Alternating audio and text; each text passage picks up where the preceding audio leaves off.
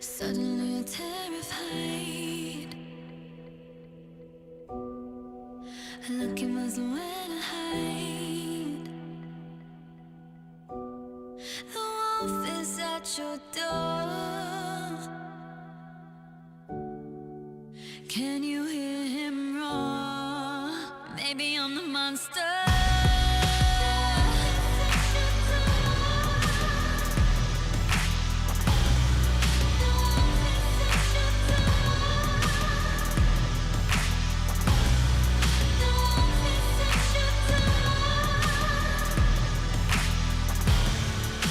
Can you hear him roar?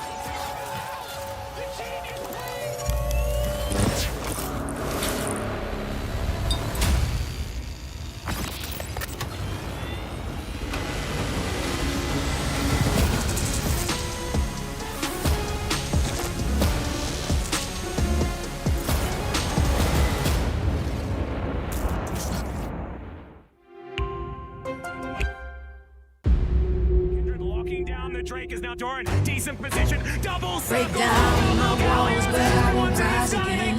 Cause I stand tall in my environment. How could I ever close my eyes as they silence sins? They try to take me down with their violence.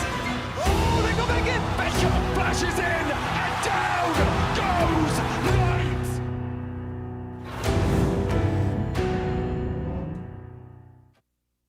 The human body was built to move.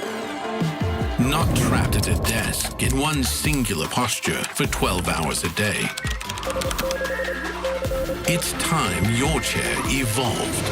This is Secret Lab Titan Evo. Ergonomically engineered for you, gamers, hybrid workers, artists, backing your every move.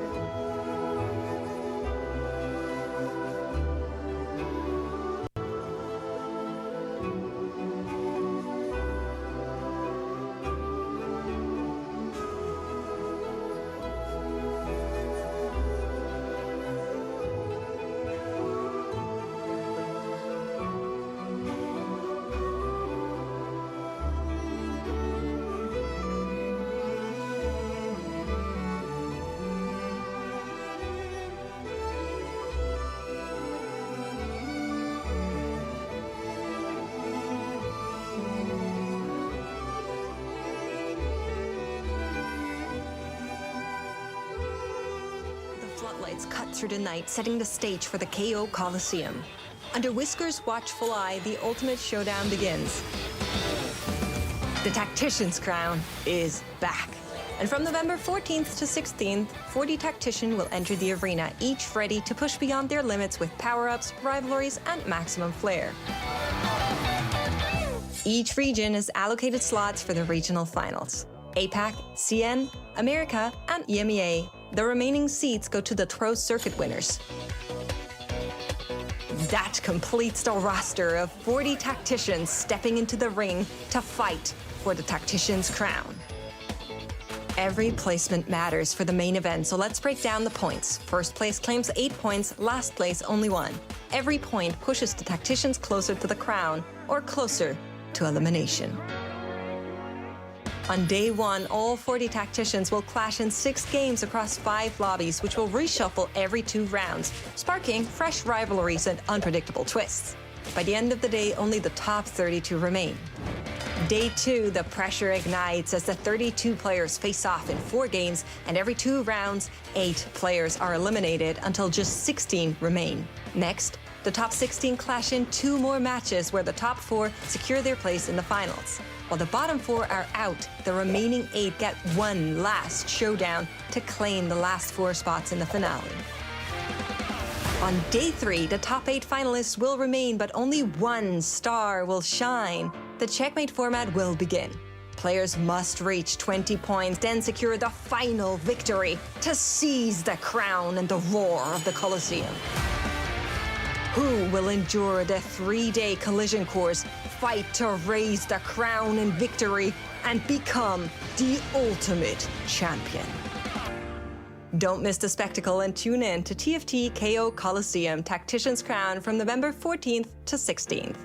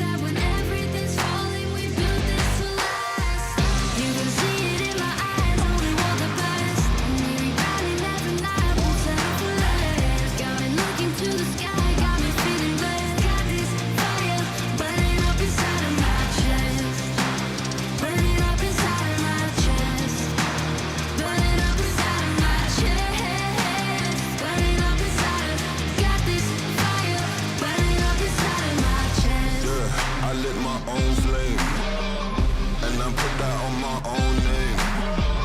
Couldn't get this way with no pain.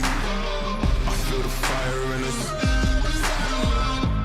Whoa, they looking for the goals. You can feel the pressure, bring it everywhere we go. And I deal with the highs, the same way I treat the lows. Oh no, don't close your eyes, I'm taking everything you owe me.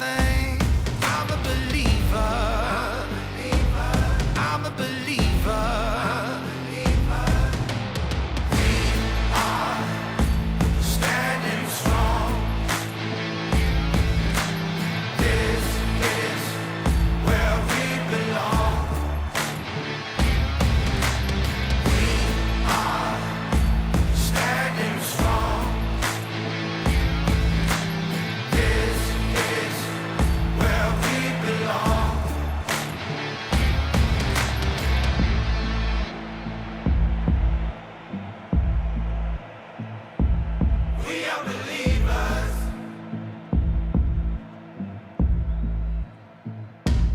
We are born for more than a thing. We going deeper. Cause we are born for more than a thing. Watch us work harder. And see us walking through the flames. Yeah, we are believers. Born for more than a thing. We are believers. We are believers. We are standing strong. This is where we belong. We are standing strong. This is where we belong.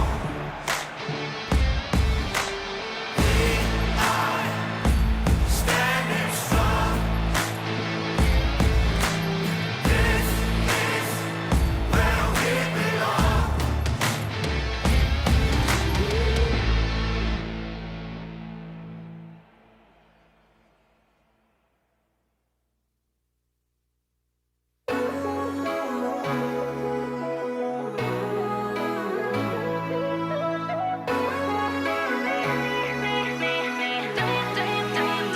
My thoughts are racing every time I see you. Since that one time I accidentally saw you in the nude. This way I'm trying to be good. Please believe me, I'm not this what's happening. Wish I could just get you off my mind, but you just pop back into my head every time. Say what you doing, what you doing, what you doing, what you doing to me. Everybody knows that I can hide it, can't deny it. It's so obvious, yeah, it's plain to see. But you seem like you don't know what's going on. Just in case, apologize if I'm coming on strong. Yeah, what you doing to me? What you doing to me? My heart beats faster every time I see you. The way you move, the way you talk, and the way you eat your food. How is it possible that you're so down? At this point, I do anything for you. Wish I could just get you off my mind, but you just pop back into my head every time. Say what you doing, what you doing, what you doing, what you doing to me. Everybody knows that I can hide it, can't deny it. It's so obvious, yeah, it's plain to see.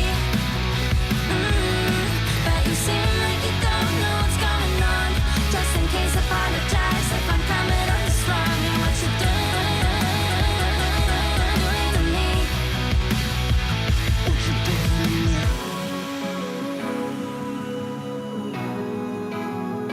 What you doing to me?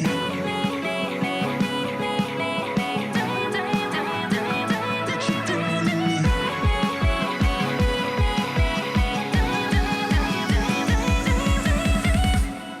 Say what you doing, what you doing, what you doing, what you doing to me. Everybody knows that I can hide it, can't deny it. It's so obvious, yeah, it's plain to see.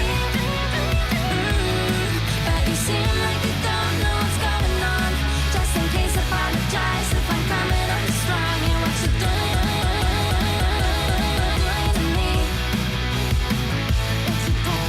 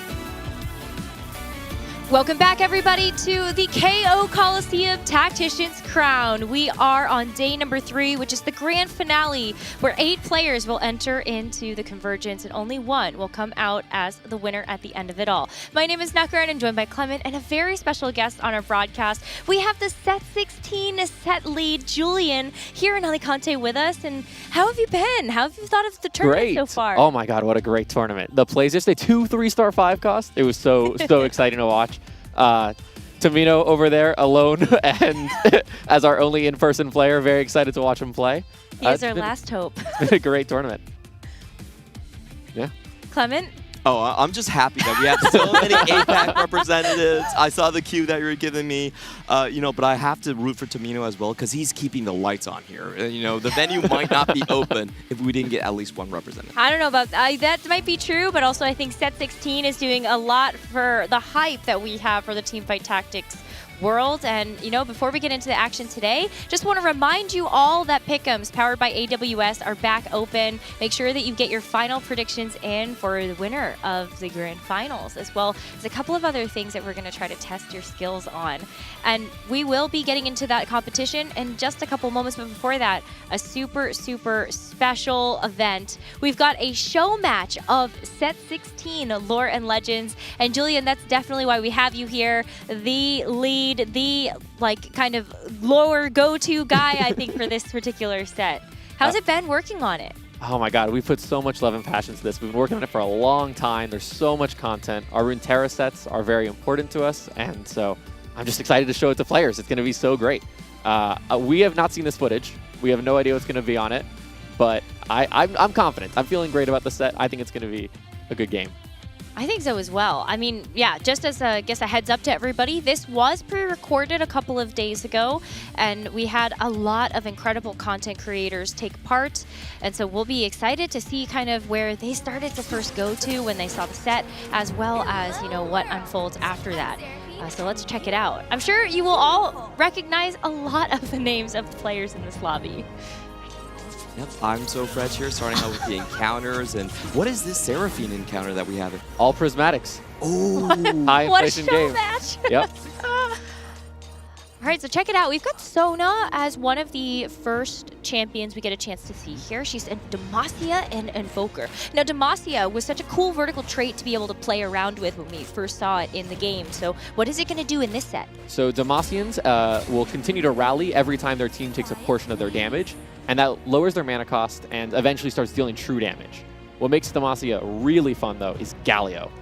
When you have enough Demacian star levels, you unlock him, and when your Demacians rally, he'll come from your bench and join your board. He is a free fawn, a free emblem, and like 2,000 effective health, good damage. He is just great to always have. How can you unlock him? He sounds like he must be very difficult to get. It's not too hard. It's 12 star levels of Demacian, so like a 2-star Sona, 2-star Jarvan, 2-star Garen, etc. up until 12. Right. You'll see I'm So Fresh is kind of hovering the traits. And when we do, you can actually see some champions who have the lock icon. That tells you this is an unlockable champion, and you can see their unlock condition from there. I'm sure he'll do it again in just a sec. Can you start unlocking things just on stage 1? Is it possible? Yes. Yes, it is? Okay. Bard's unlock condition is to reroll 4 times before the stage 2 carousel. So if you want to just send it and hit that button 4 times, it's time. You can do it. I love that. I'm no longer going to be punished for all the times that I'm trying to roll for just a 1-star upgrade. Wow, we've got Frodan already with the Lulu and the Kog'Maw. And so what can you tell us? I know Yordles is something that everybody's always so excited to see in the set. Yes, Yordles is our biggest trait ever. There are 10 units in this, the trait. There are 2 1 cost, 3 2 cost, 2 3 cost, 2 4 cost, and a 5 cost. Okay, wait, I want to see what Frodan picks here. The World Runes. Okay, we can talk about Rise. Yes! Woo! So, Rise is unlocked by playing 4 region traits together. So like Bilgewater, Demacia, Targon, Piltover. And his spell gets more and more unique depending on how many traits you have active. The World Runes just gives you 2 emblems up front. It says, hey, you should really consider playing Rise this game. Wow. I would love to hear more about Rise, but I think we also need to show off just briefly the fact that we've got some new augments that are in the game that are commemorating the winners of these major tournaments that we had from Remix Rumble there. That's Malala's, and I think that's why Frodan was smiling being able to see that as a commemoration. Yes, for all of the major TFT tournaments, the Opens and the World Championships, we are creating an augment to celebrate the victory match for those players. Malala gets 2 because he won both of the Set 10 tournaments. These augments are like, the players get input on this, right? Less so input, more it's inspired by what play style they used. So Malala famously used that 3-star Annie in the Set 10 Vegas Open. And so it boosts your 3-star 1 cost, his augments. And it's all about playing into that style. Like, what did they do? Did they get a lot of artifacts? Did they go fast 10? And it tries to really bring you into their experience as a player. That's such a huge move for esports to actually be in the game. You know, I've been casting this for 5+ sets right now to finally see what we've been through. That's just an amazing feeling. Thank you so much, Julian. Yeah, it's a really cool thing, and especially with all of the different augments that we got a chance to see, there's 300 in this set, right? It's like 350, yeah. Oh my goodness. So what was kind of like the design process? I know that you were saying, I think 140 totally brand new ones in it, so I guess some of those must be from our champions, but what else can you tell us about the augments we might see from Prismatic? I think what we're looking for this set is to open up good options across all your augments. We wanted to add a lot more 4-2 combat augments, 4-2 prismatic combats especially. We are trying to pull back on 2-1 augments that lock you into game plans. And so we did a big audit and asked ourselves, does this force me to play a certain way? And if it does, is it the most fun it could be? And if it didn't check those 2 boxes, we really cleaned them up. And we added a lot of new augments to just add more flexibility back into TFT. I love that word, flexibility. When you said this is going to be the most flexible set ever, I was so pumped. But I just want to ask you, because it seems like flexibility and unlocking, those seem like contrasting ideas. Can you kind of explain how they work together? So what's great about the unlock system is a lot of them can kind of be done whenever you need them to. So great example, Skarner. Skarner is only Ishtal, which essentially means he's a threat champion. Players love threats.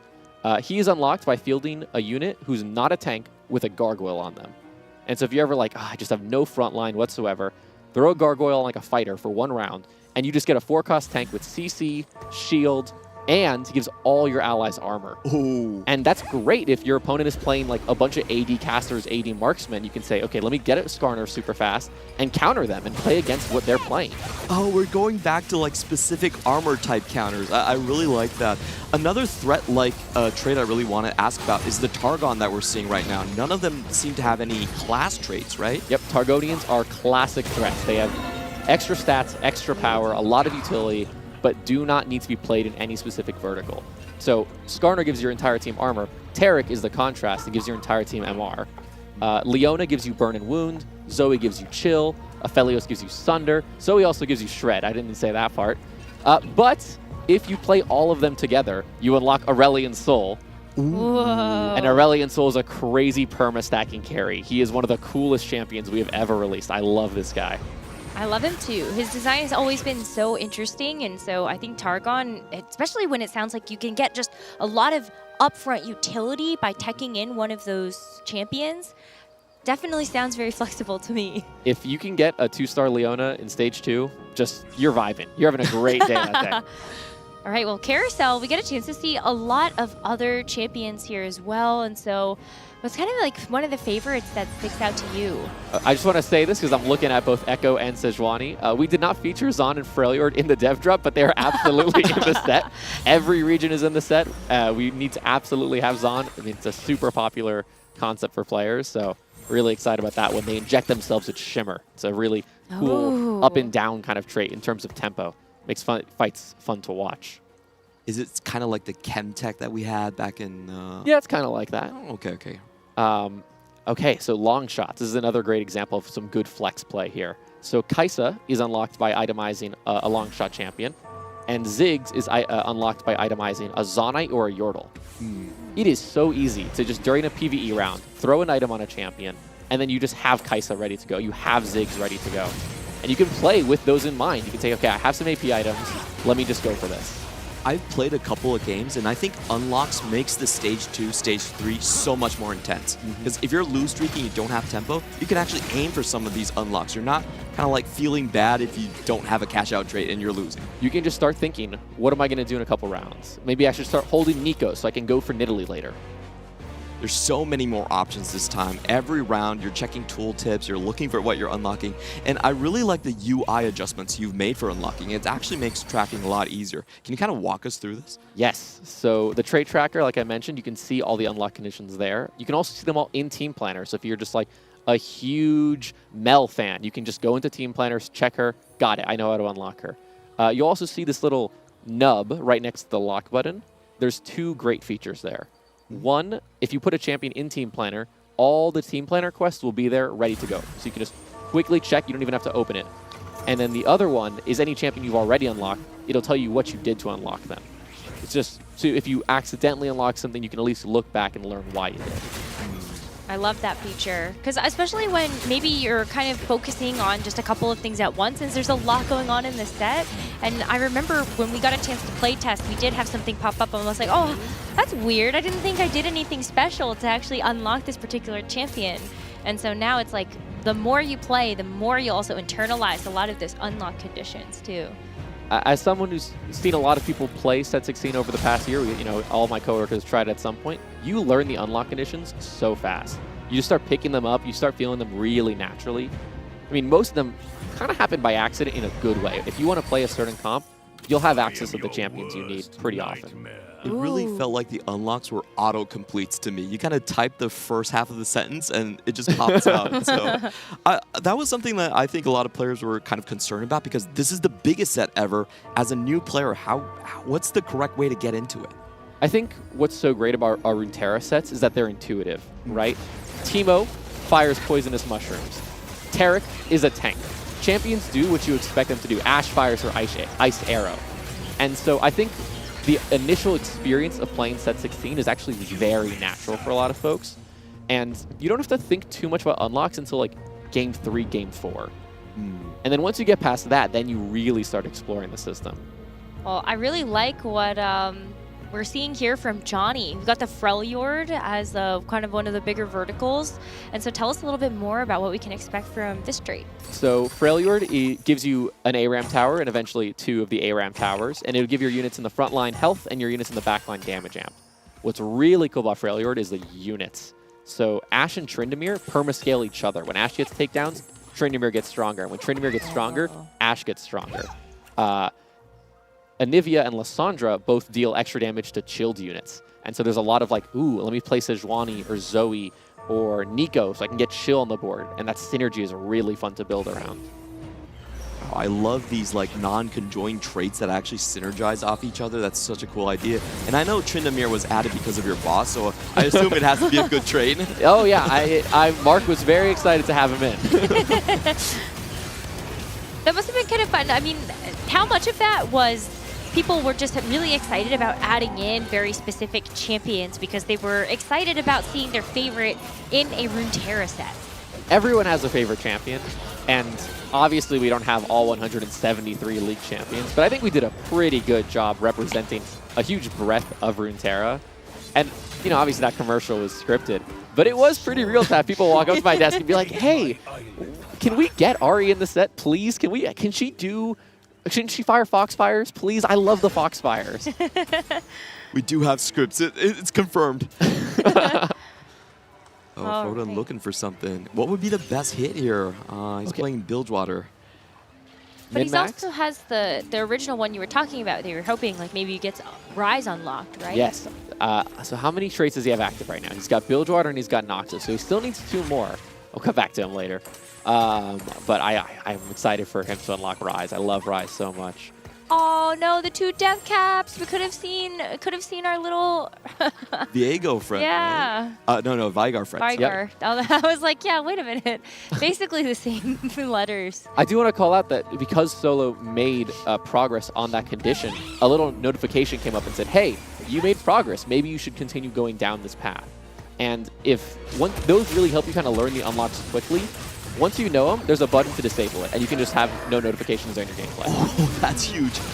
all my games, I unlocked Kennen, and I was just like, I don't want to see Kennen anymore. We can get rid of that. Once you know it, you know it. But it was really cool, something that you stated in the dev drop is that even if you unlock a champion, you won't see them bloat your shop, right? Because if you don't buy it, it doesn't actually appear later. Now, what happens if somebody unlocks something, they say, I don't want to play it right now, but they might want to play it later? So as long as the champion is never going to be completely removed from your shop, just to go back a step, we do, if you roll past an unlocked champion, suppress their odds a little bit. Just say, hey, you probably aren't interested in this. But they're never going to stop appearing. And honestly, when you're rolling down, a 2 cost you unlocked by accident in Stage 2 doesn't really affect your Stage 4 gameplay that much. If you're looking for it, you generally find it, in my experience. I've played enough. I'm like, I forgot Poppy. Let me go back and get Poppy. It works pretty cleanly. Awesome. Basically, if you really, really want to min-max, maybe you'll avoid, but it's not a big deal. Like, not a big deal at all. Yeah. The Dead's got you covered. They suppress it. One thing we saw was Revan was holding something that I think brings a lot of trepidation to set 15 players, which was the Luden's Ahri on the board. I heard the philosophy with artifacts is actually changing a little bit in set 16. We have some minor changes coming to artifacts. For one, 6 or 7, I need to check, have been removed, and 11 have been added, including the Darken weapons, which I'm really hoping we see those as well today. But then also, we've been adjusting the power of artifacts. So, for example, Blighting Jewel, we've raised the AP and lowered the MR shred as a way to make it a little closer to a completed item in design philosophy. It's still going to have an artifact level of power, but it will be a little less sharp and a little less narrow on certain champions. That's what I want to see. Look at all the chibi misfortunes, actually. I just noticed everybody has picked up some of the new in-game cosmetics that we have here. Yeah, they tested 16. They were immediately like, KDA Ahri Unbound, Chibi Prestige Misfortune. Thank you very much. I love that we get to see all those different features. And actually, that was something that wasn't mentioned yesterday. We saw a quick cinematic for the Unbound Ahri, but it looks so good in-game. It's so pretty. Take my wallet. Take my wallet. Alex hits every time. It's amazing. Whenever you place a champion, she blows a little kiss at it and like sends a the heart missile towards it. I love it. It's very nice and pleasing. And the finisher, she's great. Oh, and we also have some champions from Into the Arcane back. Not necessarily League of Legends champions. Yes, Lore and Legends is a Runeterra set. Runeterra is more than just the characters who are part of League, right? And so we have Loris from Arcane. We have... You're a big Loris fan? Dude, did you see how he saved Runeterra? Yeah. He gave up his... True. Okay, I won't spoil anything, but you should really have You should watch Arcane if you haven't seen Arcane. But then Rift Herald and Baron are both playable, itemizable Void champions. Really excited about that. Kobuko and Yuumi are one champion together to kind of represent that Yuumi classic gameplay. There's a lot of different ways we've kind of pooled and asked ourselves the question, what can be a TFT champion? Like Brock? Brock. Oh my God. We're never seeing Brock in this game. That's for sure. Maybe not, but I wanted to take this moment, maybe ask you a little bit about the Ishtal trait. We haven't really seen any of our players actually go for that, but you talked about it being kind of high risk, high reward. So how does that trait work? Yes. Ishtal is our newest high risk trait, and it's a build your own high risk trait in a lot of ways. So you activate it, and it'll say, do you want to lose 4 combats, kill 10 units, or field a 2-star Nico? And you're like, well, I don't have a lot of health right now. I can't be losing combats.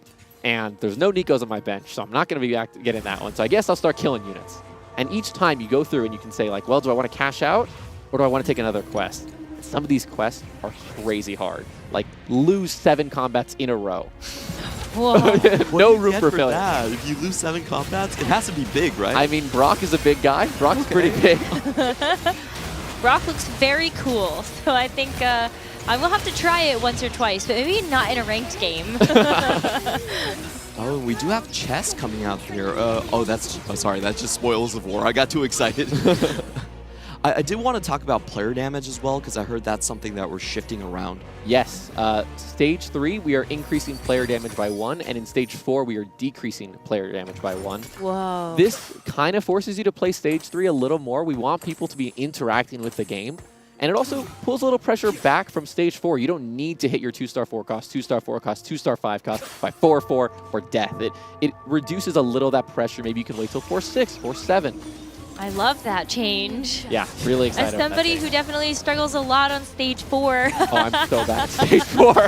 I'm like, yes, I get to actually see level 9 some games. You know, I love it for competitive because a lot of your play is decided from your roll downs 4-2 to 4-5, but now you have more time. If I can also hijack that, we are making level 8 more expensive, and we're making level 9 and 10 cheaper. This is to make level 8 the real hit your 4 cost level. We're also really pumped about that. That honestly makes more intuitive sense, it feels like, because especially when we've always had like fast 8, fast 9, kind of like that fast 8 is supposed to be like hard. Yeah. Yeah. Really excited about that. Can you give us some insight on what Revan might be playing for here? He's suddenly dropping a lot of Yordles. I believe 6 Yordles gives you some interesting stuff. So, yep, Yordle is going to help you hit your units. That's what Yordle's all about. The 4-piece gives you a Yordle in the leftmost shop slot every round. You're going to hit one every single time. The 6-piece gives you 2 free rerolls, and they can be banked, so you can save them for a big roll down later. And the 8 is going to give you a ton of loot. It'll give you components, 8 gold, really good stuff. A lot of Yordles, of course. As for what he's going for here, I'm not sure. He's got 25 health and a dream. Maybe it's just to show us all the Yordles, in which case Revan is a winner in my book. Yes, I agree. Anything to save Revan here if you were coaching him on set 16? Well, I don't really love these Xin Zhao items. Xin Zhao is a tank normally. You need a hero augment to make him use that Morello in any sort of way. Fizz is a great champion. If he wants to start cheating, I would absolutely start getting that Fizz. Fizz is a real nasty assassin. He'll jump into your backline and poke, dead. I would totally put that blue buff on him. I put a BT on him. I would get him into the front. Oh yeah, I mean JG might be good too. Yeah, okay, he's cooking, he's cooking. Oh, that looks disgusting. Actually, Fizz was one of the most terrorizing champions we had in the playtest. As a designer, what should a player do to counteract Fizz? Pray. I mean, of course, you should position. If you put multiple backline carries in a similar place, you know, that can help you a lot too. Right here, Azir is protecting Xerath a little bit, not that much. Oh my god, that was brutal to watch. Oh, I think this is common though, because everyone's reading tooltips. No one was positioning. No, of course, no. How would you even know that Fizz is coming for your backline? After you see it a couple of times, I think you get that right idea. Solo has unlocked Xerath. Xerath, Nasus, and Renekton are all unlocked by fielding Azir and going in different directions in terms of your win and loss streak. Xerath also gives you Charm, so getting him at 4-2 is really good for getting a lot of value towards the late game. I could see him capping out super hard here. That sounds fun, but I'm looking at I'm So Fresh right now with 100 win streak. Whew. And like, what a flexible play. I mean, you got 1 Targon unit in. Yep. But he also has... I mean, 2 Warden, 2 Defender, 2 Invoker. He's just playing good, great units. Zillion has an Adaptive Helm. Every 2 casts, Zillion gives you 1 XP, and that adds up real quick. That is a fast 9 board for sure. You'll also see now that he's hovering the tooltip, if Zillion casts on an enemy, and that enemy survives for 18 seconds, they instantly die. They just blow up. Zillion, it's called Visions of the End, and Zillion sees it and says, hey, you only have so much time left. Oh, wow. That's so cool. It's a really fun 5 cost. We have some of these. Can unlocked champions appear on the carousel? Nope. Unlocked champions can only be gotten by buying them from the shop, and then once you've unlocked them, they'll appear in loot orbs and stuff. But until then, if an augment says, like, get a random 4 cost, you're not going to get that unlockable champion until you've unlocked it. It's good to know. Yeah, so you can't really cheat the system on carousel and just pick something that you haven't worked for, basically. And all you people out there asking, what about Filfer, the augment that gives you a copy of a champion? If you haven't unlocked the champion, you just get gold. So, sorry guys, you have to unlock the champion. In Double Up, you have to unlock it, and your partner has to unlock it to trade the champion. Wow. We've thought about it. Okay, yeah, definitely some good thought going into that one. No cheaters out there. In I'm So Fresh spot where he's so high on HP and tempo, like what would be a potential unlock win-out condition for him? So there's so many 5 costs in this set. There's 24 5 costs. Wow. I would just start buying yellow units. I would put these mana items, you know, maybe the Morello, maybe the Nashers on Zillion, and just try to get him casting as much as I can. And you can go for Fiddlesticks, Lucian and Senna. Oh my god, there's so many. Can you talk to us about maybe the biggest legendary Exodia? I mean, Shurima is pretty Exodia, but what's so great about the 5 cost in this set is the ones who are not unlockable, the base set 5 cost, none of them have origins. And so if you see any 5 cost in your shop and like 3-5, you should consider playing them. They're all super flexible and can go into any board. I remember I hit... You were here for this. You coached me through this game when we were playing. And I was so grateful for it because I got to hit that 2-star Shyvana on like 4-1. And it was really fun because it just goes in. And I love that it just had synergy. Like even just putting in 2-piece Juggernaut felt like it made my board stronger than just having the vertical trait. This amazing finisher. Blood Moon Misfortune. This is So amazing. Poor Revan. All of the base set 5 costs also either have Econ or Auras as part of their effect. So Shyvana gives your entire team, they take 10% less damage from abilities. Very classic dragon thing to do. And 10% less damage from abilities adds up real fast. That is super useful on your board. My Fizz enjoyed that.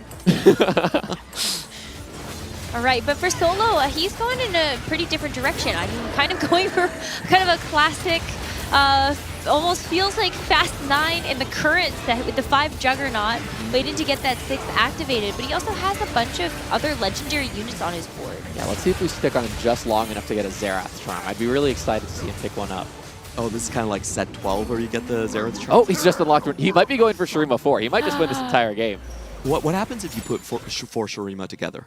Every 4 seconds, one of them becomes 3-star. Oh, so you get a 3-star Azir, 3-star Zera, 3-star Nasus, and 3-star Renekton. Oh, he put it in. But even Shurima 3 is really good. It's 50 armor and MR for the Shurimans. So Renekton is going to get health, attack speed. He is super juiced right now. I mean, look at this. This is a 5-cost board right here. Sure is. Legendary Shurima. That's my go-to comp. I play that a lot. We also saw Froden was able to unlock his Rise, so I'm so hyped about those region combinations that you were talking about. Yes, there are over 8,000 unique Rise spells that you can build, and I'm so excited to see players cook with this. Okay, here we go. 10 seconds in a combat, 25% max health. For 3 gold, that's a steal. That is pretty much win your next fight. Okay, wait, Froden, go back to the tooltip. No. What's he building? What's he building? He's got Bilgewater, so that's going to make his blast deal explosive damage. Noxus, which makes his blast pierce.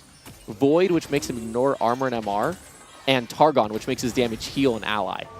So Rise really can, you just keep putting more and more traits on the board, and Rise just gets more and more special.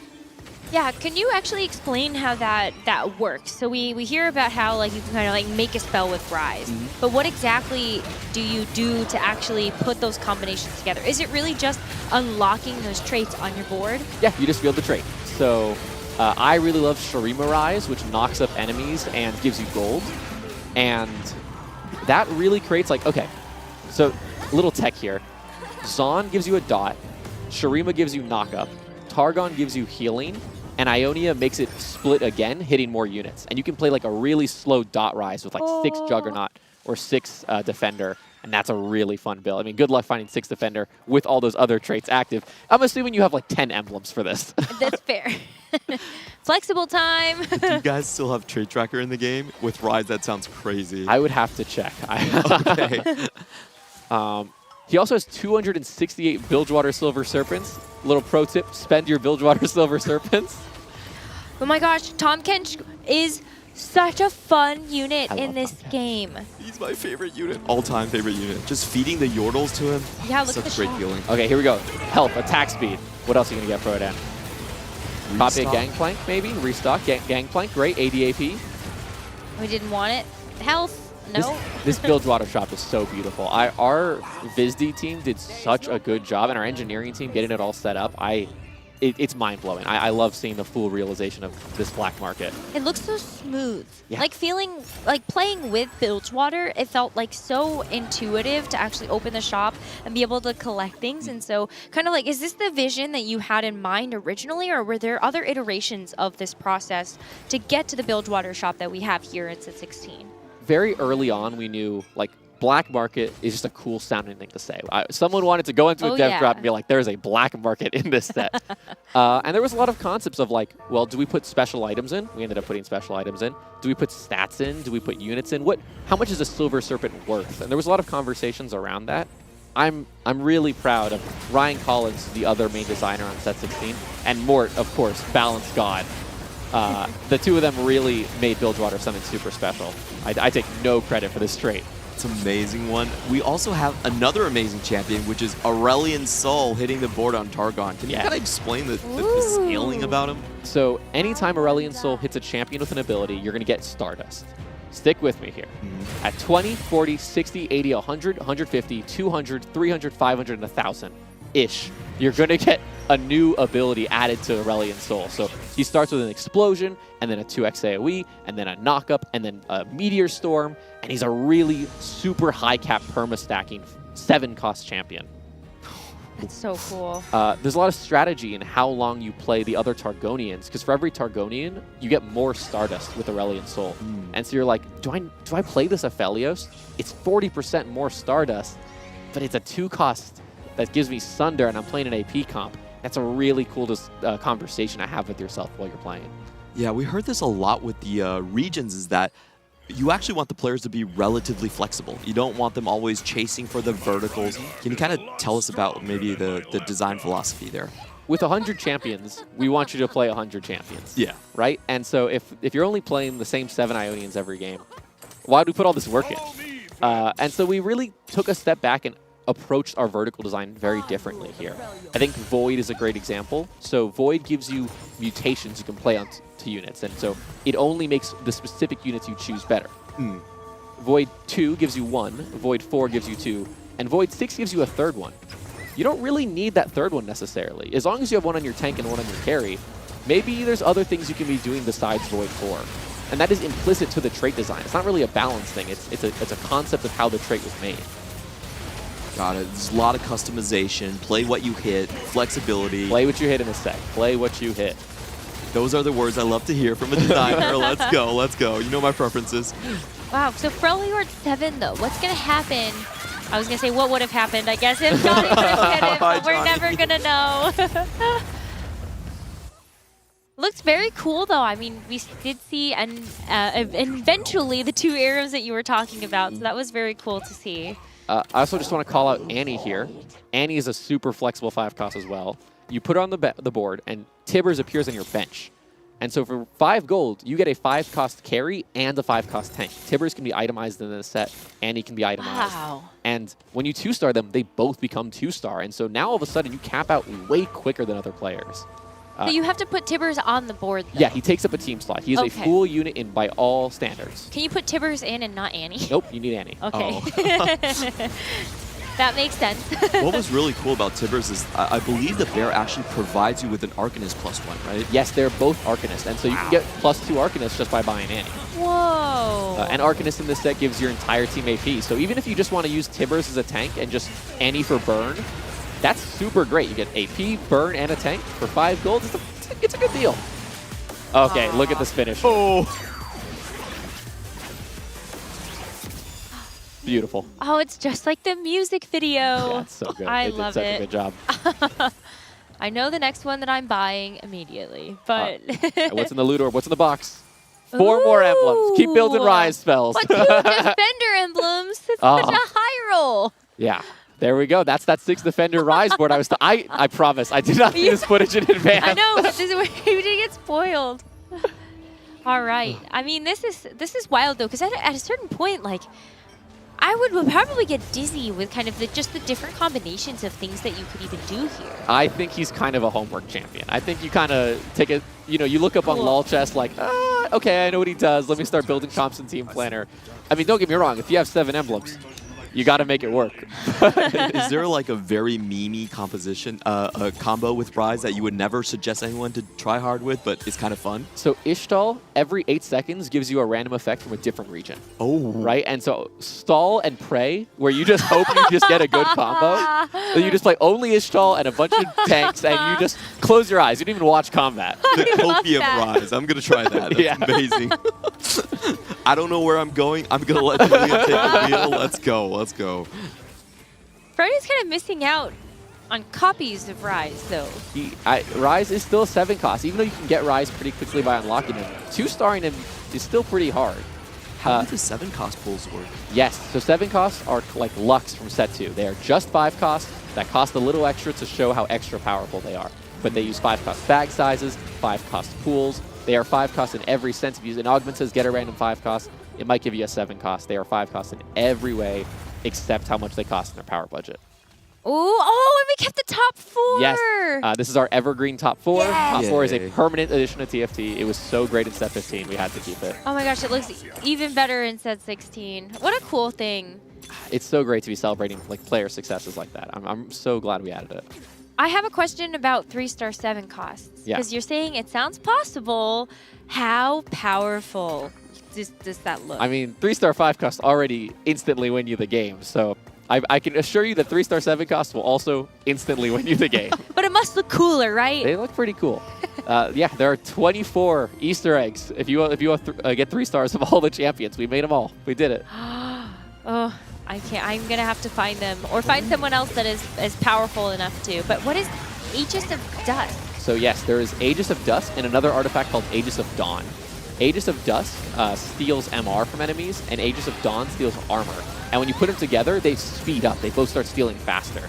And so if you get one early, you might think like, maybe I should try to find an Orn so I can just hope I can get this other one. Or maybe I pick another artifact augment later that I otherwise wouldn't have picked. Wow, A cool. really fun combo. And I heard Orn just prints out artifacts, Orn, right? Orn is back. He's printing artifacts every 4 rounds. They are permanent. You can keep them. If you get them on 3-5, you're winning stage 6. Right. We got Kindred as another 5 cost that I'm So Fresh picked up for his board. What's Kindred doing? Kindred will prevent your allies from dying and doubles her raw attack speed. So if she has 5.0 attack speed, she'll get 10.0 attack speed.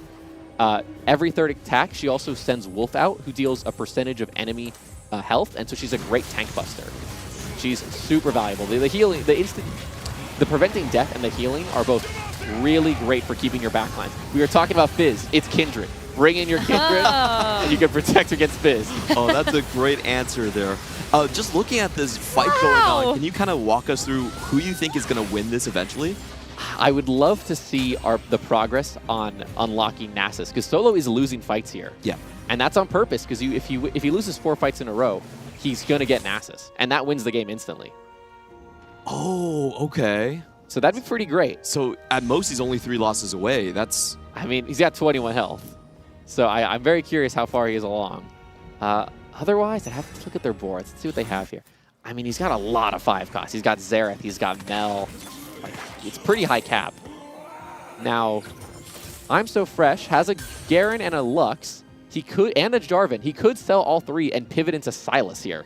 That would be You so cool. have to sell them? You have to sell a 2-star Garen, 2-star Lux, and a 2-star Jarvan to get a Sylas. But What does Sylas he is do? so strong. He will either cast the Lux ult, the beam, the Garen ult, or the Jarvan ult, the slam, whichever is based on context. So if he sees a big stun, he'll jump in, stun them all. If he can kill the enemy carry, he'll Garen ult them. If he can get a good shot and line up like 7 enemies, he'll Lux ult. And he's so smart. Auto detection on the AoE. We see I'm So Fresh actually checking the Nasus counter there. Is that something you can do to see the progress? Yep, you can scout other players anytime, and you can see their unlock quest progress. Also, of course, you can always scout them and just see what champions they have on your board. True. Once you know the unlock conditions, you can kind of intuit what people are going for pretty quickly. That's another loss, and he's still alive. Ooh, can Come Solo on, get Come on, it? Nasus. Come on. Come on. I mean, this would be this is great content. Oh, No wait. Nasus in shop. There's Oh. at least the Xerath. No, I mean, yeah, he still could go for Xerath too. I wonder if that's even stronger than what he has, but He's got a lot of good stuff on this board. doesn't seem like it. Oh, there's Xerath too. Oh, wait. Okay. It's just, yeah, I mean, sell whatever here. Go, send it. All right, positioning time. Is there anything you can do here? Is there fancy tricks? Yeah, honestly, like the fights looked kind of close. Like it was just like 1 or 2 units. Our balance team and our finalization team have been working real hard to make the set as good as it possibly could be. We are hoping fight pacing is clean this time around. All right, 1,500 magic damage from that Xerath. Let's see it. Come on, get that mana bar going. Here comes the Couple more blast. attacks. Pew, pew, pew. Woo-hoo! Is it enough? Is it enough? Oh, the Aatrox revives. Oh, Wow. What a great finish. game. That was so fun. Oh my god. wow. We were 1 round away from seeing the Ascension, right? Yeah. That would have been so cool, but I feel like we got a chance to see a lot of amazing 5 costs. We saw some of the 7 costs in action, and also a lot of those traits. And I'm so glad we got a chance to see the Rise coming out from Frodan as well. Julian, I know this has been a long project in the making. How has it been for you to like finally see players try it out, see a show match, and just be able to be here and like share in Lore and Legends with everybody? There's nothing more exciting as a game designer than seeing people play your game and get excited, right? That's we live for this. Everyone at Riot works so hard to make these sets, and I'm just so glad that players are excited about the set. I keep seeing people tweet out like, Lore and Legends Challenger, Lore and Legends World's Master, here we go, this is my set. And there's a lot of champions in this set, so I think there's plenty of space for everybody this time around. Best set ever. That's We'll my see. I'm We'll see. here for that. I'm We'll here for see. the absolute cinema, absolutely.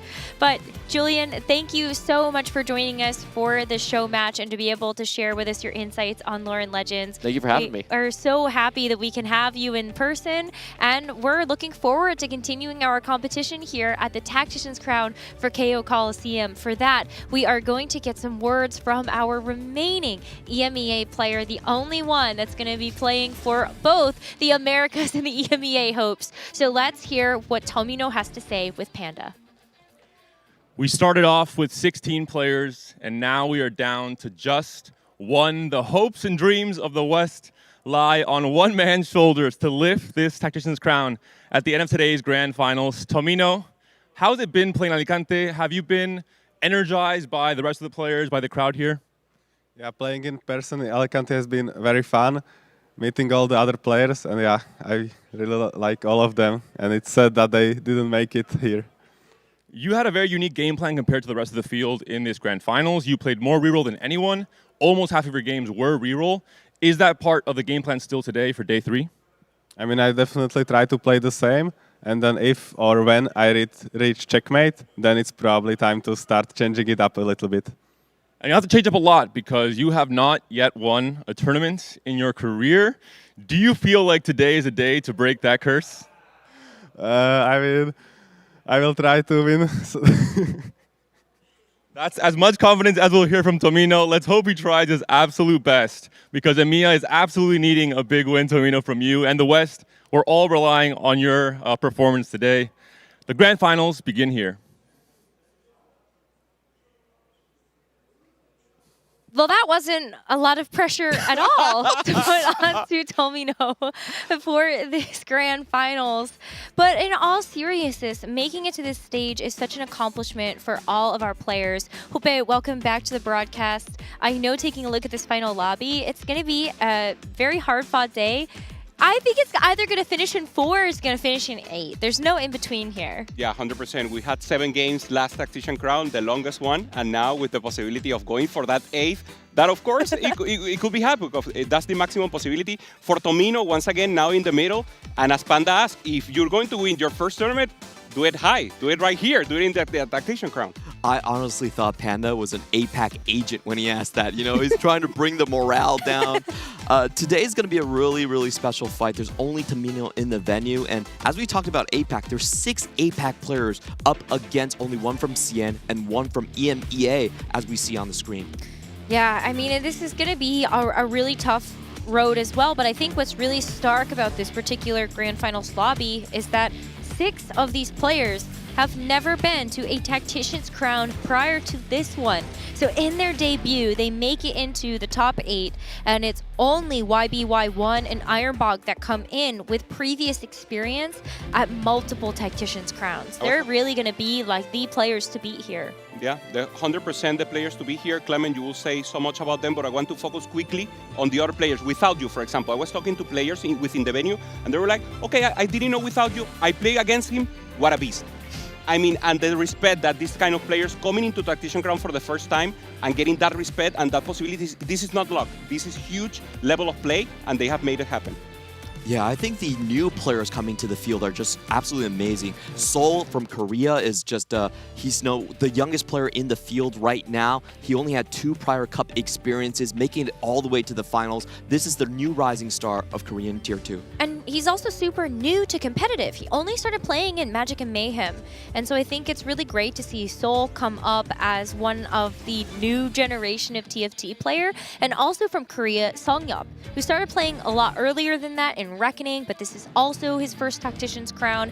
And just, I think the two of them come in with a very unique take on the meta as well. Yeah, for Sanjo, 4 times in regionals, and now having the possibility of being Tactician Crown, going all the way now for day 3, I mean, it's huge also for him. And for Korea, once again, a possibility of taking another crown. He is no stranger to the big stage. His biggest tournament win was in the Asian finals, where he beat out Tidal and Hwan Mie to take first place. So, you know, I think a lot of Korean fans are actually hyping him up. They say he's a completely different beast. He's a very top 4 player in groups, but a killer when it comes to checkmate. And he had so much compositional variety. I actually think he played some of the widest number of compositions in the entire field. He also comes into today with a 25% win rate, which will be very important for the actual checkmate format. As a reminder, players will need to hit a certain number of points. Our threshold is 20, and then after that, they need to get a first place in order to win the entire tournament. And I think it's just stellar. Like Songyup and Seoul, I think they both had incredible consistency, making it to level 9, and then just winning games from there. And being creative, right? I mean, for Sanjo, having the possibility of playing Karma Sword, sometimes getting a first in that Wonder in Trainer game. For Seoul, also the possibility of playing something different. We saw the Braun for Life. We're seeing so many comps that are niche that we didn't expect to see in Tactician Crown, making a first, making a second, and that's the aura level, right? That's the difference you need to have to not only take a 6 with a different comp, but they're taking first, second with something that everyone else was not prepared for. Yeah, and then I think we have to take a look at one of, and actually the only player remaining from China, Weimu Locho, who is coming in from the JOC, so a bit of a different tournament format from our tournament TOC players, but this is also his very first Tactician's Crown. Yeah, Weimu Locho's story is just incredible. I think I first started to pay attention to this player because of the name. It's a very poetic name. It means curtain fall in autumn, which is just like, wow, that's, you know, different levels. And he is also one of the newest faces. This is actually his first JOC competition. He comes from the mobile circuit, no prior experience whatsoever. But as the biggest circuit on the planet for TFT players in the JOC, they always have emerging talent. And I think that's just such an amazing testament to their scene, the depth, and their history, that they have just another new, just mobile player showing out of nowhere and claiming the top points in the group stage. And there's like a meta within the mobile players or within CN as a region as a whole, that is the Kyle reroll. And he played it and got first. So actually having that possibility, we have seen it so much. Here also Tomino likes to play it also in that reroll line. But he can play legendaries, he's capable of playing, he played B, by, not with good results, but he's capable of going for that hero augments also, the giving the chair Mundo. So once again, a versatile player that is not afraid to play what he believes is comfort zone. 25% first place rate though for Weimu Locho, and a lot of it with the Fast 9 with Bastions and Juggernaut legendaries. Another set of APAC players though I want to turn attention to, Terry, the APAC winner of the APAC regional finals. Started a long time ago, playing competitively since 2021, but this is also his very first Tactician's Crown. Yeah, I assign a single word to each APAC player to kind of help everyone remember. And Terry, the word for me is grit. This is the first player in our study group to go out of the region. He wanted to study with the CN players. He started scrimming with them proactively, always had a lead on the meta, and he started really quite low. He was not immediately a success on the scene. He had to go from set 9, set 8, and he was usually considered a tier 2 player. But these couple of sets, his rise has been just something to behold. A very, very steady top 4 player that can turn it on. Yeah, I think for Terry, if we at Americas, we can think of it. I think I'll get a note from you, Clement, about like Robinson. Top 4 players playing full for Fast 8 comp. He played 3 Star Guardian games. He played 3 Karma Sword games. He was the only one who played this comp so few with good results. So this is a player that is just pumping Fast 8, trying to punish the lobby, the ones that are going for that reroll, like cap line in the end or going for the Fast 9, and he's getting great results with it. He was the points leader in day 1. So on day 2, he was just going for, I don't need to win anymore, I'll take top 4 compositions. The problem is, can you actually turn it on in checkmate? Yeah. You need that first place. That's going to be the big question to all of our top 4 oriented players. And without you, I feel like that is a part of the game plan through and through, but also Fast 9 in the mix. Almost no reroll compositions coming out from without you from this particular tournament, and I think that is going to really play a role here. Either going to help you out, do you a lot of favors to get you a lot of points early, and also be able to close out in the checkmate format, or you're going to go 8th. Also playing the dramatic comps, the crew. We've seen it with different positions, and without you took a first. With crew, we know you have to reroll, you have to get a little lucky. That was the only one he rerolled, by the way. Then you have to find the Twisted Fate. It's not easy. And I mean, you have to take that risk, and on checkmate format, that's exactly what you want to do. For me, without you represent brains. He is the smartest guy in the study groups. He's very mathematically inclined. And a large reason that people don't know about him is this is actually his first set where he's going full time. He's actually competing the full way, and he's starting to stream. So if you want to send him some love, you can go find his Twitch. The last 2 players we definitely need to talk about before getting into this game are our own APAC juggernauts, Ironbog and YBY1. Now, as we said, both of them come in with multiple Tactician's Crown appearances prior to this, but it isn't just that. They both come in contesting each other for the best KO Coliseum set across the board from the TFT Pro Circuit. These two are heads and shoulders above a lot of the competition that we have here. I want to say, I feel like Ironbog is inevitable. Since he started playing, he's won half of the regionals and TPC events that he's participated in. He literally wins or he doesn't. And if you think about what happened in day 2, it's crazy. He has so far 46% first place rate. He needed exactly 16 points plus tiebreaker to make it into the finals, and he hit both of those conditions. So it just feels like there's an aura to him. There's a protagonist buff that's unstoppable. Yeah, it's like Destiny is going for Ironbog in favor fully. I mean, he's one of the players that you love to watch, right? Playing so amazing and now being a full favorite here to win it all. And for me, the most favorite for all the regions and from everyone has to be YBY1. This player is just so huge. Number 1 in NA ladder whenever he wanted to. Going there, people are learning from him. Some of these players that are here are fans of YBY1 and are also rooting for him together with Tomino. And for YBY, I mean, it's amazing, Clement. Third place, and then 9th place. Whenever he touches Tactician Crown, the probability of getting high is so huge, and he's due to getting a crown. Or is it just multiples of 3? He could go 3rd or 6th in this lobby. How about 1, you know? Maybe he can finally break that curse of triplets, you know? It's entirely possible, but I think we really do need to give YBY1 a lot of credit, especially taking a look at some of the games that he played. He was the only player in this final lobby that even tried to go for Drift Duo Senna Lucian, which is just a very unusual composition and not one that a lot of players thought would be good in this tournament. He's the only player out of the entire field that actually has success playing a majority Fast 9 composition diet. That thing is just incredible, and a lot of the players, the co-streamers that were watching him, just marvel at how good he is mechanically. He's putting items in between power-ups, he's rolling down very fast, he can stabilize on 15, 20 gold on level 9 compared to most other players. So he, for me, the word I assign him is Maestro.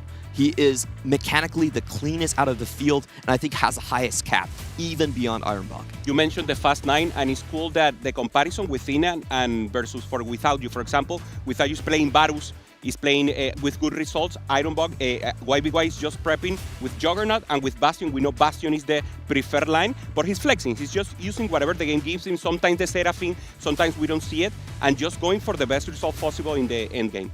And YBY1 comes into the final day with the highest first place rate from days 1 and 2 of competition. 33.33% is pretty darn high. That is a third of his game. That's a lot of threes. That is a lot of threes, I'm saying. It's the story of threes here. But it is going to be game number 1 of our final day of the KO Coliseum Tactician's Crown. We will see Lee Sin as our encounter for this first game. And let's see what is in store for our players in terms of augments and where this game will go.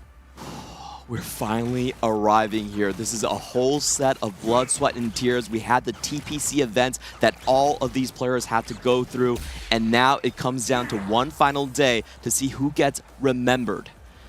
Once again here, starting with Without You, APAC representative, well, 6 of them, so we will see, we will hear a lot of APAC throughout the tournament. As we mentioned before, first time coming here and finding immediately this Nafiri 2-star that is the best early game you can ever have or you can ever request to have.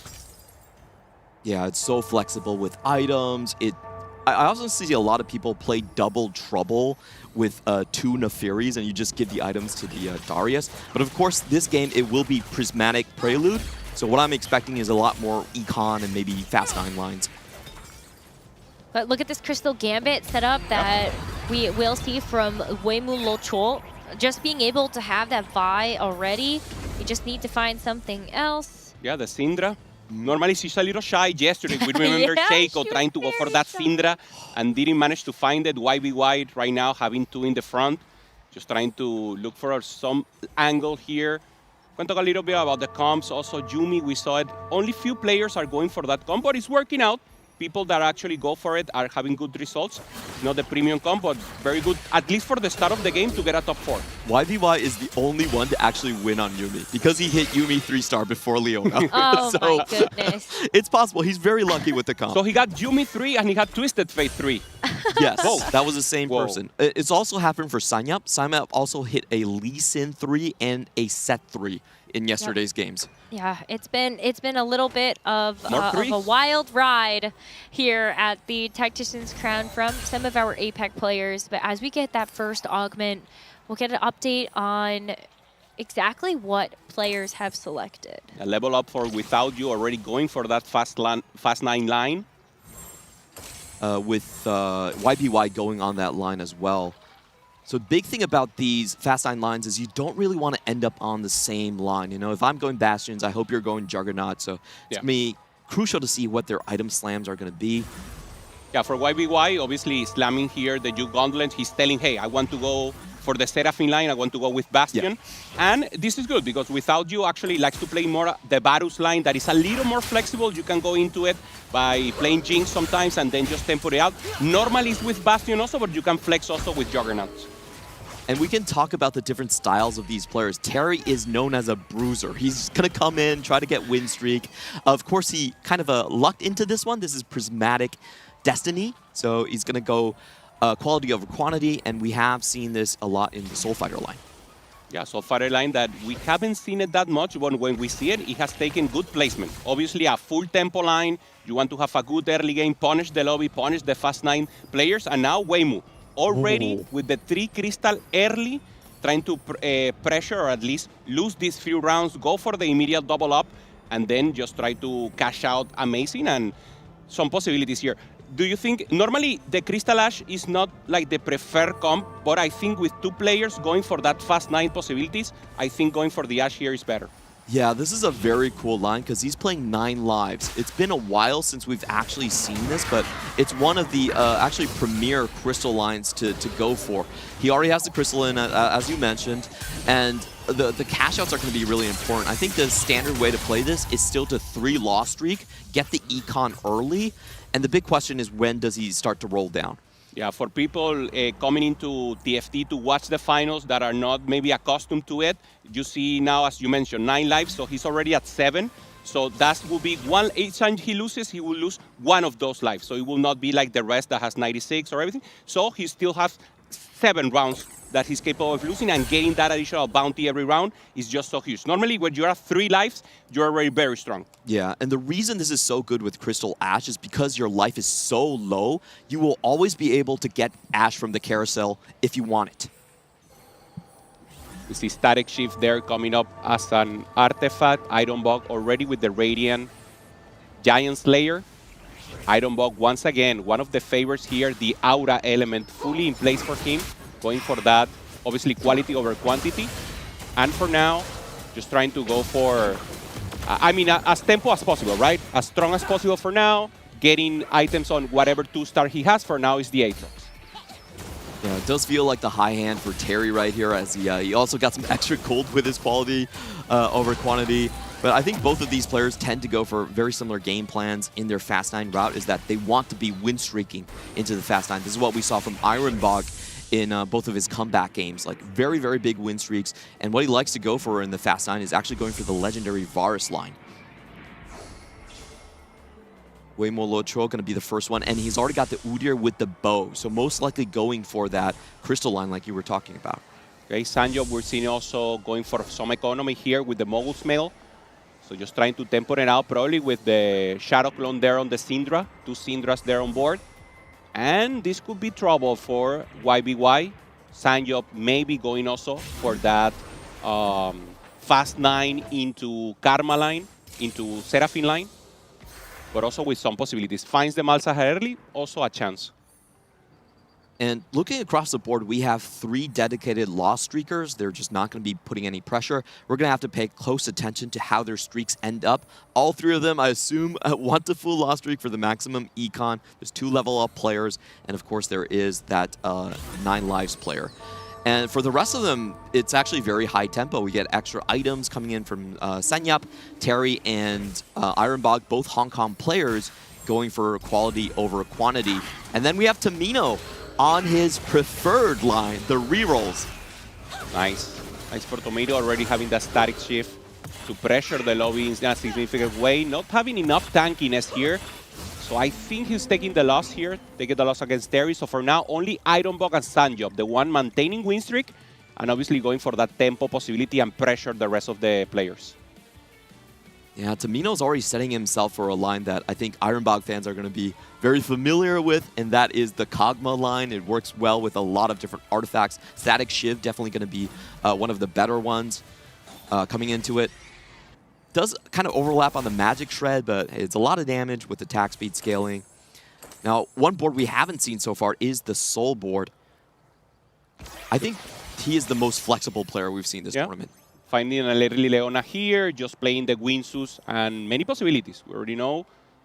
Could play around their Jinx, could go Fast 9 also, prioritizing Twisted Fate.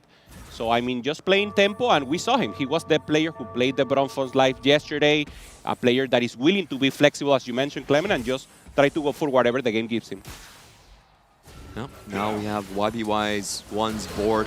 He's obviously angling for that Bastion Legendaries, has all the items for Seraphine built up, done already. It's just about his streak control and how much econ he can get from the early stages. Meanwhile, Sanyap is going to pick up this 5-win streak, the only player to do so. As for him, lose streak, we see Tomino and Weimu, so both of them will try to ramp up here. Of course, Tomino going for that reroll line, so it's perfect to do lose streak. He can even lose the next one and then try to pop off at 3-5. Or maybe wait for the 4-1. Normally it's too much. You lose too many health. Finding already one Kog'Maw. It will depend. Maybe if you get natural Kog'Maw, you start pushing a little more and go for that level 7 a little earlier maybe and try to push and get a good front line in.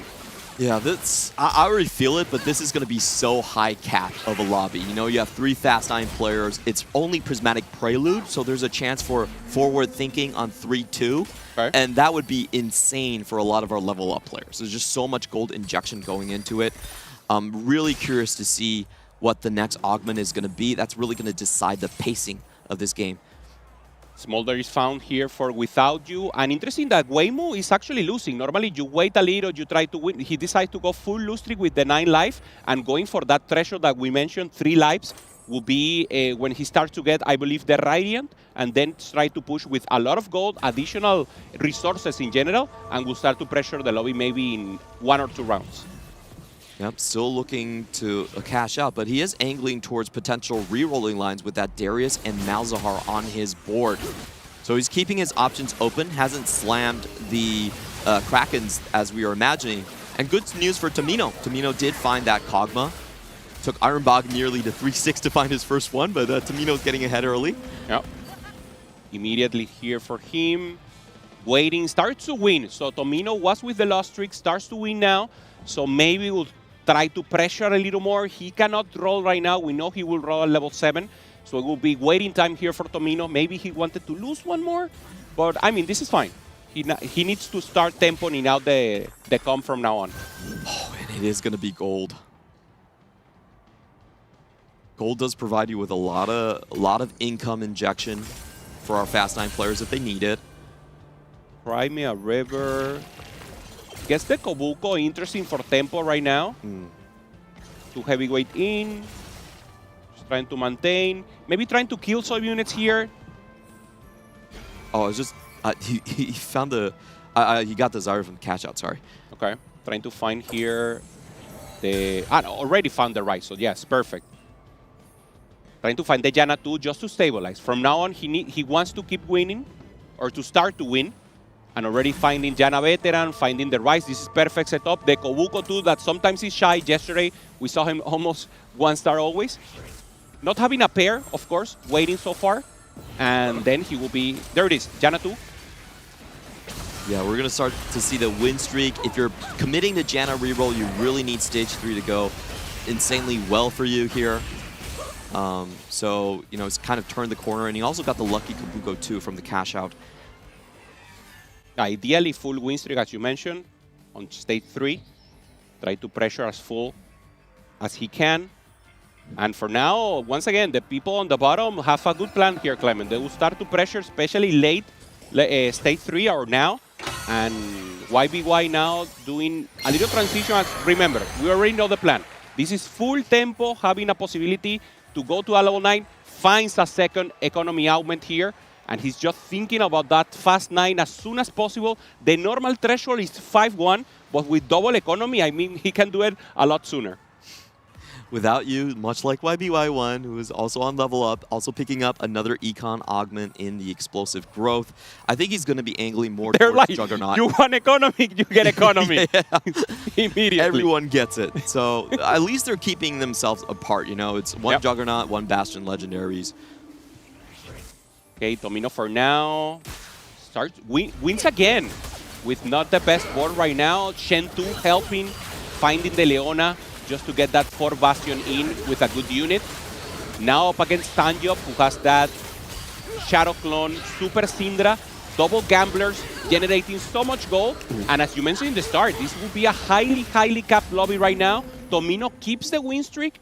And now the question, does he wants to maintain it, sacrifice gold and economy to just pressure stage 3-5, or wait the usual way, go to 4-1, and then roll, I mean, above 50 with more tranquility?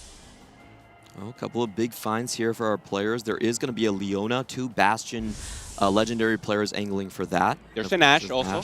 Yeah, very important for those Crystal Gambit players, especially Without You. He decided not to go for it, goes for the sword. You can see Tamino, he already has Raid Boss, but YBY1 beats him to the punch, takes away the Leona. And Tamino, being a very emotive player, I like how he's the only one in the venue here, but he's keeping his spirits up, you know? Nice. He's giving the thumbs up to YBY. Sure. Okay, the Ashe goes to Ironbog, that we know probably will not play it. He's playing quality over quantity. Normally, you have so many items. I mean, it could be, right? You have so many items that maybe you can do it for tempo. I mean, no, it just doesn't make sense at the end, having so many units and then just going for quality over quantity.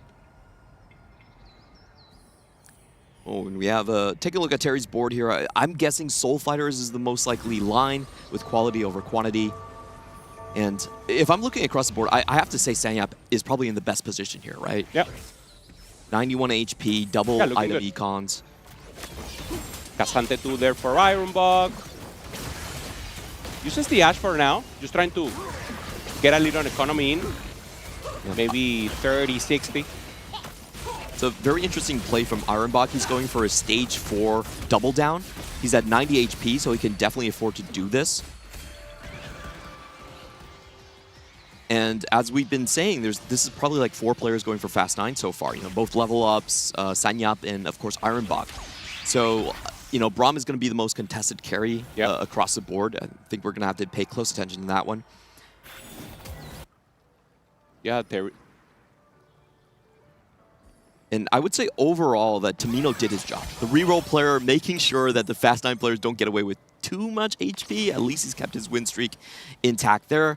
However, for Waymo Locho, kind of the same as well, getting the Janna too. So there's still hope for the reroll players, but definitely I think Sanyap and Ironbog might be running away with this one, given the HP totals they have.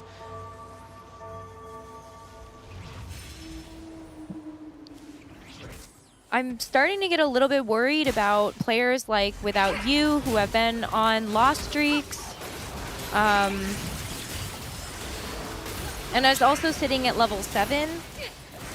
I know that he ended up taking something like Explosive Growth, but is that really more of a band-aid to the problem rather than an actual solution? It's a risk, right? It's the commitment. The commitment of going to, for that fast line and getting as early as possible, but both of them getting that economy will be actually, I mean, a good contest, right? Whoever gets there first will have the priority.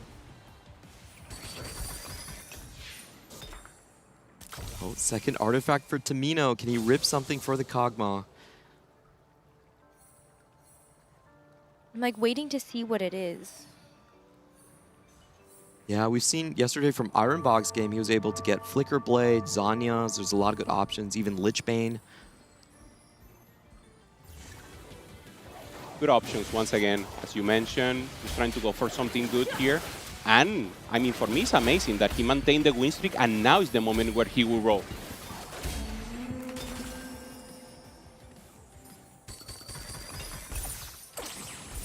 Just checking his components before he rips his artifact. Value rolling now. I mean, he hit what he wanted. He got the natural Kog'Maw right now, so doesn't need to roll. Maybe find the Swain 2 a little better. Rolling for Swain, rolling for Xin Zhao also. Yep, gets 6 Bastion in and does find something relatively good, Lichbane, as we were mentioning. Do you like Lichbane, Static, and Shojin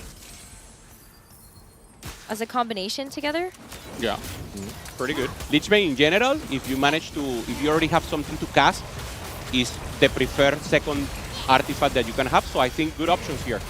Looking very good, the Kog'Maw.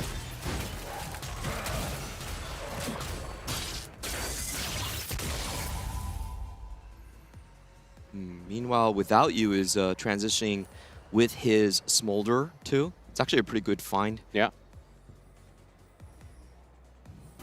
It's the volley also. Last augment. Ooh, it's going to be Prismatic as the final one. Sponging.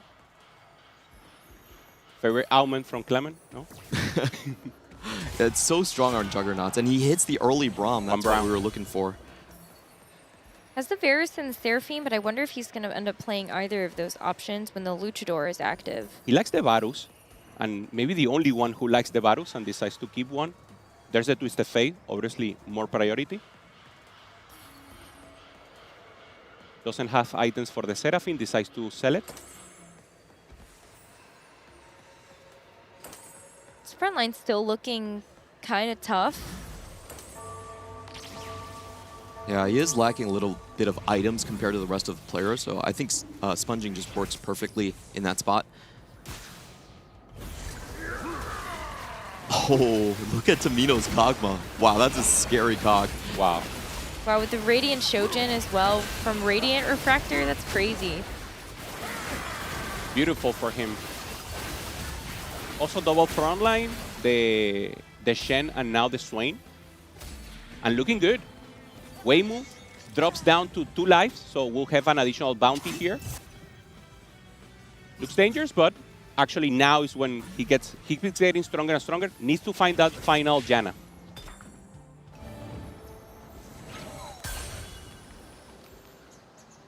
Also having the big roll down from Ironbog here. Oh, looks like he's going for the Varus line. This is one of his best lines so far in the tournament, averaging 3.0 AVP. But the main star of the show has not appeared. Jinx 2, very good for now. Trying to find that Casante, a good front line. Front line lacking, right? Damage is pretty decent, especially with the Radiance. Yeah, I should correct myself. This is more of a Star Guardian line for sure. I mean, the Varus will get in sometime.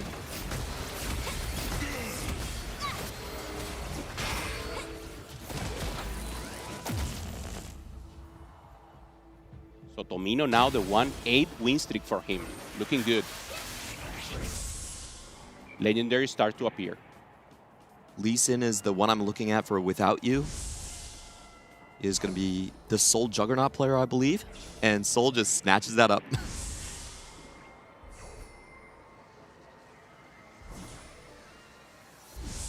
Good access on the denial. It's a relatively calm legendary situation. Yeah, the calm before the storm. And Weimu that already found the Janna, so he will pressure right now. He had to find it maybe a little before.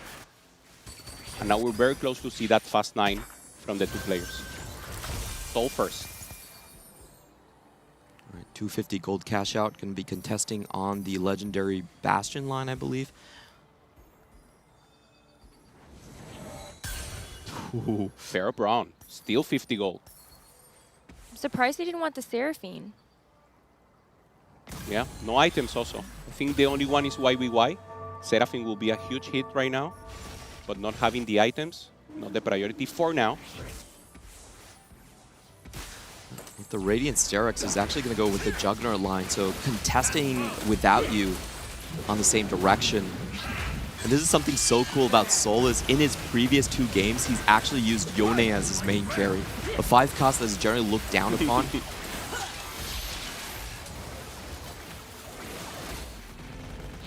Wow. Down to 1 life. He needs to stabilize. We need to see his roll. That's Braum 2. Whoa. No Ashprio. Needs to find TF2. 2 big legendary hits here. Can he find the 3rd?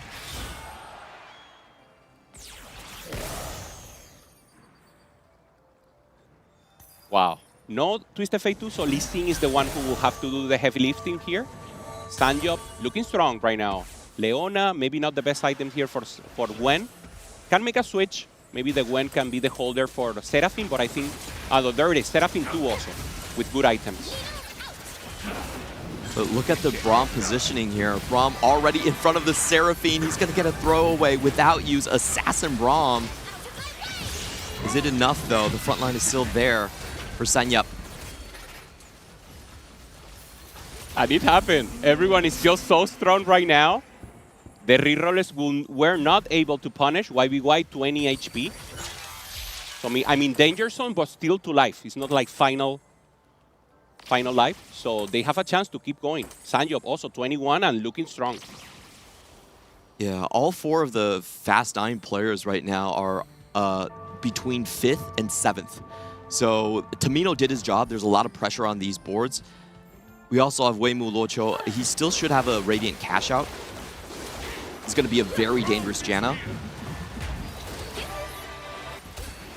For both YBY and Without You, the real problem is can they find the Braum too? That's going to be the missing carry. So contested in this lobby. Also needs Seraphine as well. Gets the pair. Already 5 Seraphines out of the pool. Only pair of Zaira, pair of Seraphine, pair of... everything paired. Even the Leona. Even the Shen. He really needs one of and these now carries. The Twisted Fate. Oh no.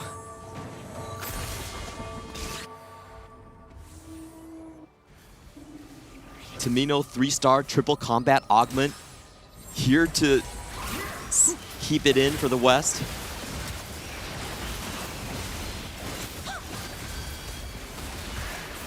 Terry with the Soul Fighter. Trying to hold on. Front line, both front to back. Ooh. There's the Ascension.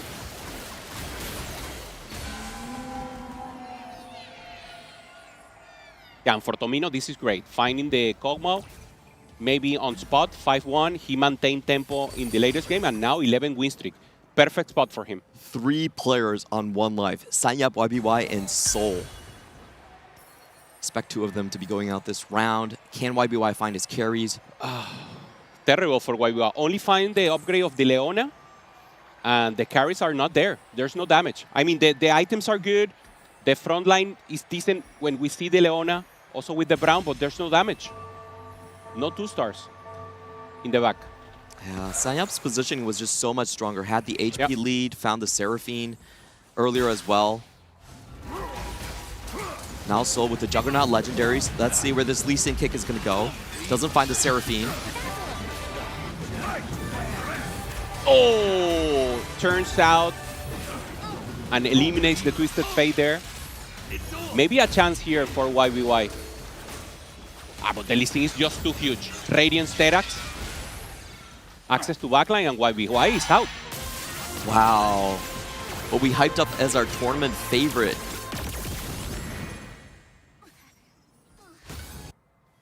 Is the only one out as well. Like, he had a lot of econ this game to work with, but I think Sanyap just had a much stronger position, going from win streak, fast 9. Yeah, I mean, double economy augments, additional pump with the win streak as you mentioned. And YBY did what he could. Double economy also. Then going for combat with the overflow belt just wasn't enough. And this is an interesting one from Ironbog. The Prismatic, you need to get everyone in the front row to get the stat bonuses. So no one in between. It's going to be hard to run a bruiser carry in this situation. On the left, Soul going up against Tomino. Looking very, very strong. Twisted Fate 1 is the only carry. And Weimu looking very, very big here against Ironbog. Ironbog is out. Weimu winning with the 9 life. And Tomino taking also the win on the left. I think Soul dropped as well. All right, so this is going to be a very interesting lobby because we have our front runners, YBY and Ironbog, going out 7-8. Tomino looking great. Without you also being the one with the preferred fast 9 line. And Terry just playing tempo with Soul Fighter. Great to see. Yeah, I think we had both of our, more fast 8-oriented players, Terry and Sanyap, showing up really nicely in this lobby. I love the Gwen pickup from Sanyap. That's something you don't really see players go for. Goes well in the comp, especially when you have the Swain, that additional sword for everyone, a little AP. But yeah, it's not the pick that we normally see. Yeah, very good unit to carry the Shred with. Now without you, looks like he's on the chopping block. Soul, his competitor, has already fallen down, but he has not been able to find the Braum or the Lee Sin. Major carries missing on his board. Who does he run into? Okay, Sanjo gets a goal. And it's without you against the veteran Janna.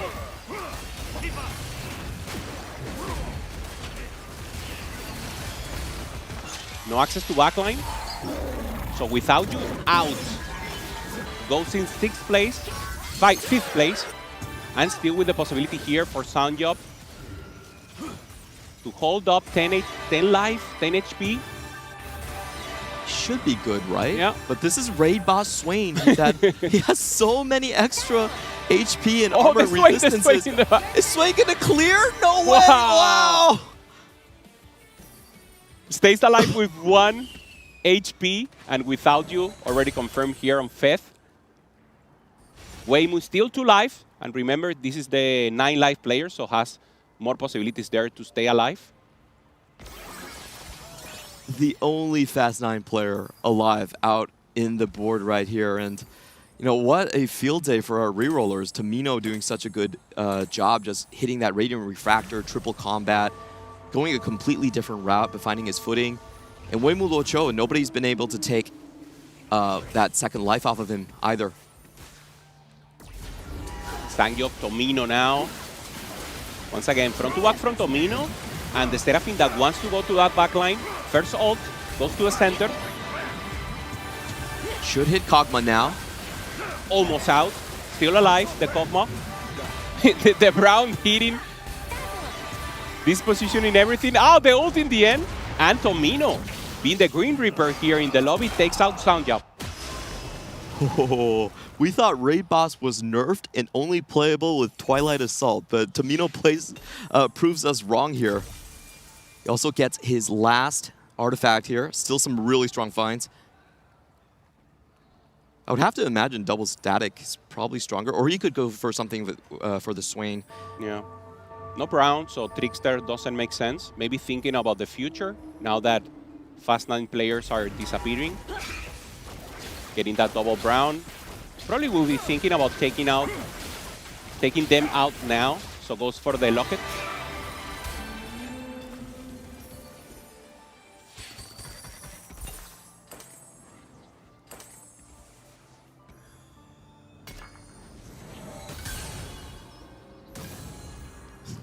Honestly, Terry has to be so happy with the results here. He's playing the Soul Fighter line with, you know, not a lot of upsides, not a lot of extra emblems, still making it all the way into a top 3.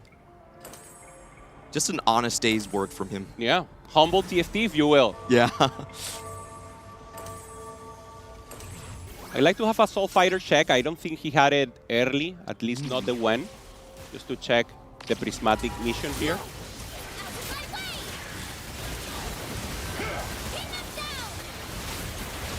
Going up against a lobby leader and Tomino. Let's see if this Samira can find something in the back line. Oh. Huh? Wow. I mean, the Ascension. Punishing the rest. So many stats from the Soul Fighter, and then the Ascension is just too much damage. So that was a ghost, but I'm so surprised about that result. Wow. It's very rare to see Soul Fighters being able to hang when it's coming into stage 6. That's one of the comps you liked the most, Necra, on Americas, the Soul Fighter. I just thought it was a nice option when everyone else was contesting Jinx. You may as well use those same items on something like the Samira when all the other units are available. And I think that's something that is a problem that a lot of our players ran into, is the Fast 9 boards are not working because everybody wanted to angle towards that from the very beginning, and nobody could hit the upgrades in time. Way too much contest, and oh, it wasn't a fluke. It wasn't a fluke. There's the Ascension. Wait. Oh. Okay, it was a fluke. It was close. The fluke was very close. I thought it would have actually been a win because the Kog'Maw started to get walked on by something. And so that, when you're stopping all of that damage from being applied to the rest of the units, like it almost felt like that Kog'Maw lived on like 1 HP in a dream. Yeah, the importance, right, of having them. I mean, good base HP, now 3-star. But yeah, very, very close fight. How do you two think this Weimul Troll veteran Janna reroll board is going to fare up against the Kog'Maw? What's the important thing to look at for who will win the fight? Definitely going to be positioning for me if the Kabuko can find the back line. And of course, Janna can't snipe you if they're on the same side. So we see the stack here. But, oh, I think he bets correctly. Yeah, directly. We see there the ult from the Kabuko you mentioned. Only the first one. Now the Kog'Maw totally free there, hitting. But not enough. Oh. Janna's unit. Kog'Maw is down. Now he knows. So maybe a switch here. Also putting the Leone in the middle. just to make sure that he can switch the back lane and doesn't have a weak side. Yeah, I wonder if he does put the Kog'Maw more, like you said, into the middle and like strong tanks on the side. Maybe. Make sure you keep that distance. What ideally do you want the Kog'Maw to be doing in this? Like, are you trying to actually kill the weak side of Weimu's board, or are you trying to deal with the Kobuko first? Ideally, I mean, you have Sunfire Cape, you have the Seraphine, Kog'Maw is ramping, so maybe Seraphine taking a hit and then the Kog'Maw cleaning, and maybe like maximizing, maybe not having the overkill there on the Seraphine will be important. Seraphine won. So, I mean, it's full front to back, right? You have to go. If you go weak side, it's fine. I mean, the importance here is more for the other part, right? Avoiding the Jarvan, avoiding the CC from the Kobuko. Oh, and Tamino gets the fake out without moving whatsoever. I do want to point out Weimu Luocha also still has 2 lives, so he still has another massive cash out waiting for him. How much do you think that cash out is going to make a difference here? It's going to be another, I believe it's Radiant Refractor. Okay, there it is. Let's see Weimu. So it's almost like a prismatic in terms of power for him. Oh, he does get gold. No significant upgrades for him. So yeah, as you mentioned, Necra, not significant help maybe. Sorry, it's been too long since I played 9 lives. It looks like it's just an item, completed item, anvil, and gold. There should be one. I mean, it's still helpful though, isn't it? Just another tank item. Yeah, 100%, especially with the Kog'Maw being that front to back. You want to get that additional time. Any time is important here. Last second swap. Oh, yeah. Ooh, but he doesn't get it the right position. The Kobuko, he's here.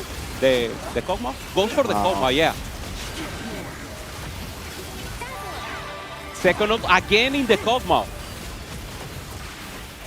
Ah, great positioning for Weimu. Oh, Kabuko finally down.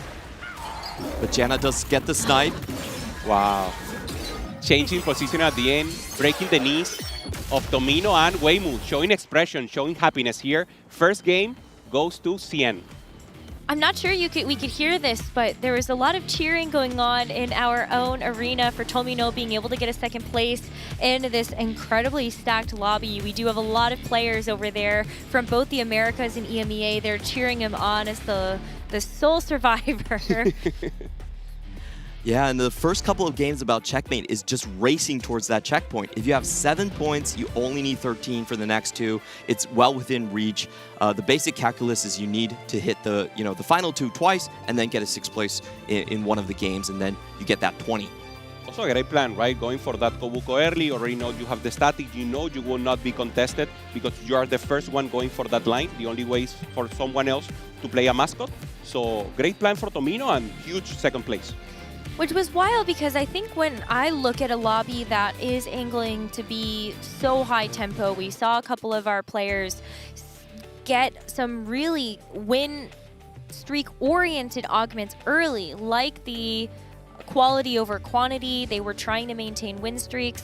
I wasn't sure that some of these reroll boards would actually be able to keep up, but it was the reroll from the Janna and the Kog'Maw that ended up getting first and second in that lobby. They also had the chance to preserve a lot of HP, right? Because they were temporing out the fast 9 players who were not making presence. So that saving HP, being comfortable when rolling, and then getting to the peak of the form, if you will. Then obviously the fast 9 player, only one got in a good form. The rest maybe drop out a little. Yeah, we had 4 of our Fast 9 players going from all the way from 4th to 7th. Actually, YBY was there as well. So it looked very, very dire. It's just the tempo wasn't there for them. And they were also contesting the same units. You know, Braum, Twisted Fate, Zyra, just couldn't hit 2 of them. I think you guys both made a great point, especially when it was a Gwen 2 for one of the Bastion legendary boards. I love just being able to see that unique take on it because that was a legendary unit that was uncontested. No one else really wanted to play it outside of the Soul Fighter board. And when you take a look at how some of our other players have approached going for Fast 9s, seeing the Varus variation yesterday, as well as being able to see some flex play around Yone as a main carry in that legendary line, I think there are still some options available for our players to explore that don't necessarily involve contesting each other, right? Yeah, 100%. And It's we saw the counter logic. I think that's what you have to do, you know? Well, there was one player that was able to accomplish that, and that is what we were going to show you on the tactical breakdown presented by HyperX. Yesterday, Soul, one of our players in this final lobby, was able to put together a masterful Fast 9 board filled with legendaries utilizing this prismatic bronze for life augment. And this game was just so impressive, wasn't it? Absolutely. For a lot of our PBE players, they're going to be familiar with this line. This is the Fast 9 Xin line with the maximum amount of trades possible. And if you look at his Bronze for Life, I believe he ended with like 27% extra damage amp. It was a blast from the past. And just a showcase of how these players can really cook up new compositions on some of these new patches. Yeah, we don't know, right? Did he have it cooked? Did he prepare it for now? We talked to all players here at the venue. None of them knew that this was a tech. Bronze for Life Johnny was not something they prepared, and taking a first place here for Soul is just amazing. I mean, Clevin just said it. It was a PBE patch, like master comp. So it's kind of wild to see that. But wow, I mean, and just another fun thing to show everyone. I think this is going to be difficult to accomplish when all of our players are trying to go Fast 9 in our lobbies today. But the fact that we saw a Twisted Fate 3, look how cool this animation is. That's so beautiful. Taking the full board away, and there's Brosila, one of our core streamers, just enjoying it. I mean, we had Twisted Fate 3. We also had the Listing 3. And I mean, it's always a blast. It's so hyped to see them in action. And both of those 3-star 5 costs came for our players in the final lobby. It was Sanyup with the Lee Sin 3, also putting off a show yesterday. So I gotta say, we got some high rollers here. maybe just a little bit, but I think it's also going to take a lot of skill in terms of trying to figure out how you can weave in your own place into the lobby tempo. I think we saw a lot of lessons from this first game, and so I want to ask the two of you, when you know that accumulating points, maybe you are the type of player that wants to go Fast 8, Fast 9. We have 5 players right now that are very used to that style or really want to go down that direction. How do you change that? Do you even want to play that game of chicken and actually say, oh, you know what, I will let the other players have Fast 9? Because then that gives them the edge. Yeah, maybe having the ideal position, right? Maybe scouting, knowing that you know when someone is going Fast 9 since the beginning. You know the augments, you know the possibilities. So maybe just get a line that is uncontested, going for your comfort. So we see Tomino going for the Kog'Maw, going for a reroll line. I mean, you said it, Necra, Soul Fighter. There's the Jeans comp that is volatile and is pretty good. So, I mean, a lot of options. Yeah, I think for this lobby, the reroll players really did get a little bit lucky. Both of them hit Radiant augments to kind of take them over the top. So if I'm a Fast 9 player, I'm sticking to my guns. This is why they're in the finals. If you look across our field, the players that did best at Fast 9 are in the finals. That was the biggest difference maker in terms of their AVP categories. You know what, Tomino, if you hit 3 good artifacts in a row, we'll let you have that one. But, you know, I'm still trusting in it. I think the artifacts were certainly a problem, but I wonder if it's also knowing that you have so much support behind you.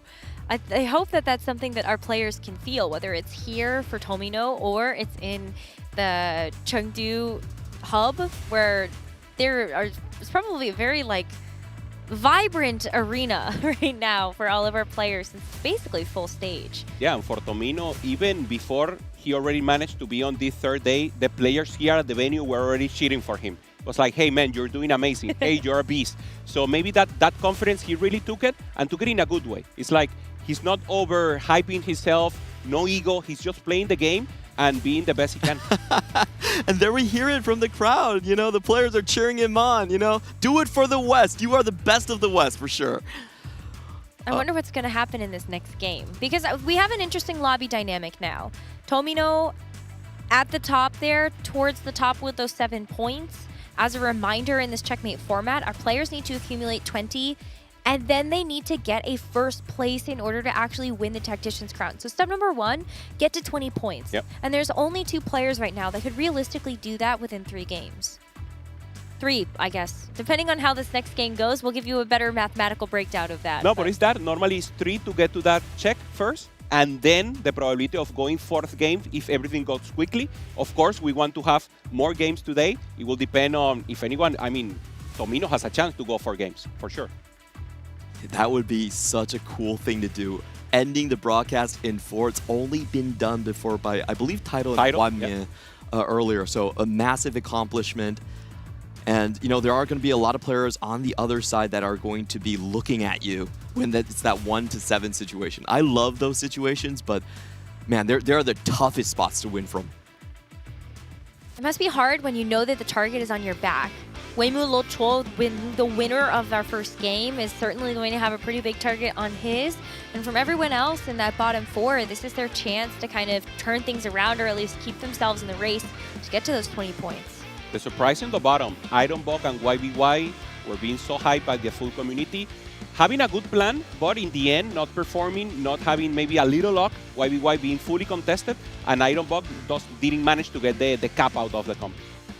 And this is the worst APAC is going to do all day. You know, I have bottom 6? Yeah, bottom 6. We'll bounce back. We'll bounce back. I'm really happy for the CN crowd because in terms of group stage, this is one of the worst group stages they have ever done, and they have only 1 player to root for. Starting out on a win is going to make that crowd so much more happy. And what a way to do it. I think the Veteran Janna reroll has been one of those compositions that a lot of the players, especially in the Americas, have really favored throughout the first 2 days of competition here in the TAC Crown. So I'm excited to see if that's a composition that continues to rear its head. But who knows? As we enter this game to game number 2, it's going to be a whole new portal. It's going to be a whole new set of augment selection as well. We're not going to have the prismatic part of the start, right? Or maybe we will. Or maybe we get prismatic party. I can't wish that on them. They're accustomed, right? I mean, historically, as you said, maybe they didn't like to have it that kind of variance, but I think they're very accustomed to it, especially going for that economy, prismatic, maybe making sure what we saw before, tempo versus fast 9. Oh, well, we get Twisted Fate, so that'll be kind of fun. It's just anvils to start the game. Also gives you a push. You can prioritize something good. You can already tell the rest of the lobby, hey, I have this unit with this item. This is what I will play. So it's like you just get the reserve of that comp for you. I think Tomino is getting a hint from his muse right here. It is going to be Janna. This is his most played composition. He's as we heard Panda say in the interview, AP reroll focused player. And I think extra components is really good for rerollers. You know, you can build your BISs early on. It matters a lot more if you're going down those reroll lines. I like the hero augments too. If it comes to reroll, I feel like just being able to tailor your items is always something that I look out for. And maybe we'll see another give him the chair. Yeah, we saw it with the Shen Twilight yesterday that he didn't have a bow, so everything got messy. So yeah, good options there to get the perfect spot. Don't remind me, Hupei. That was hard to watch. Oh, well, I wonder if it's just crew. I think for a lot of the players that finish 6, 7, 8, you're mathematically impossible to be in check in game 4. So you kind of settle yourself down into a longer game plan. Okay. You're looking at, you know, rerolls that maybe not top first, fast 8 compositions that give you a steady points. I probably would have gotten baited by the 3 Sivers in the shop, but I know the Malphite's the important one. He's not a believer. Just in case. There we go. Well, if he doesn't get the Malphite, though, that's a problem, isn't it? Oh, but it's gold. I saw Starfall and Nico, and I got there's excited. giving the chair for without you. Knuckle? Oh, yeah, true. Gold Destiny is just too good. Oh, Gold Destiny into Aura farming Zaira. That's just messed up. Pretty good. I wonder how many hero augments we're going to have across the board. We did see, like, given the chair, Twilight Assault, across the board here, and we are getting component anvils, so...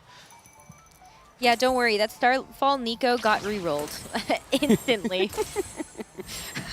She had a patch. I know. She had a patch. And then she's gone. Okay, Ironbog with the Twilight Chain, and Weimu finds the double trouble, will go for the premium Malzahar, and he already got a first, so looking for another one.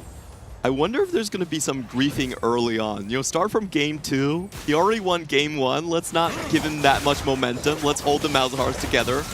I wonder, though, if Songyeo can do that naturally, though. He actually has the Wandering Trainer with the Heavyweight, and the Executioner emblem is not, I think, amazing, but the Heavyweight emblem is pretty good, right? Yeah.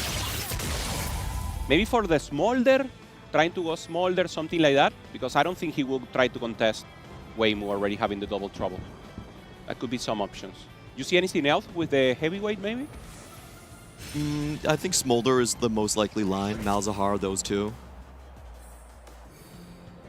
I say do it anyway. Yeah. Weimu already has in 8 case. points.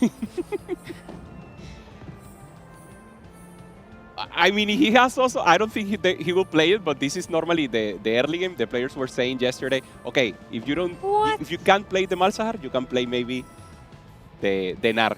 I think Seoul has like an illegal spot, by the way.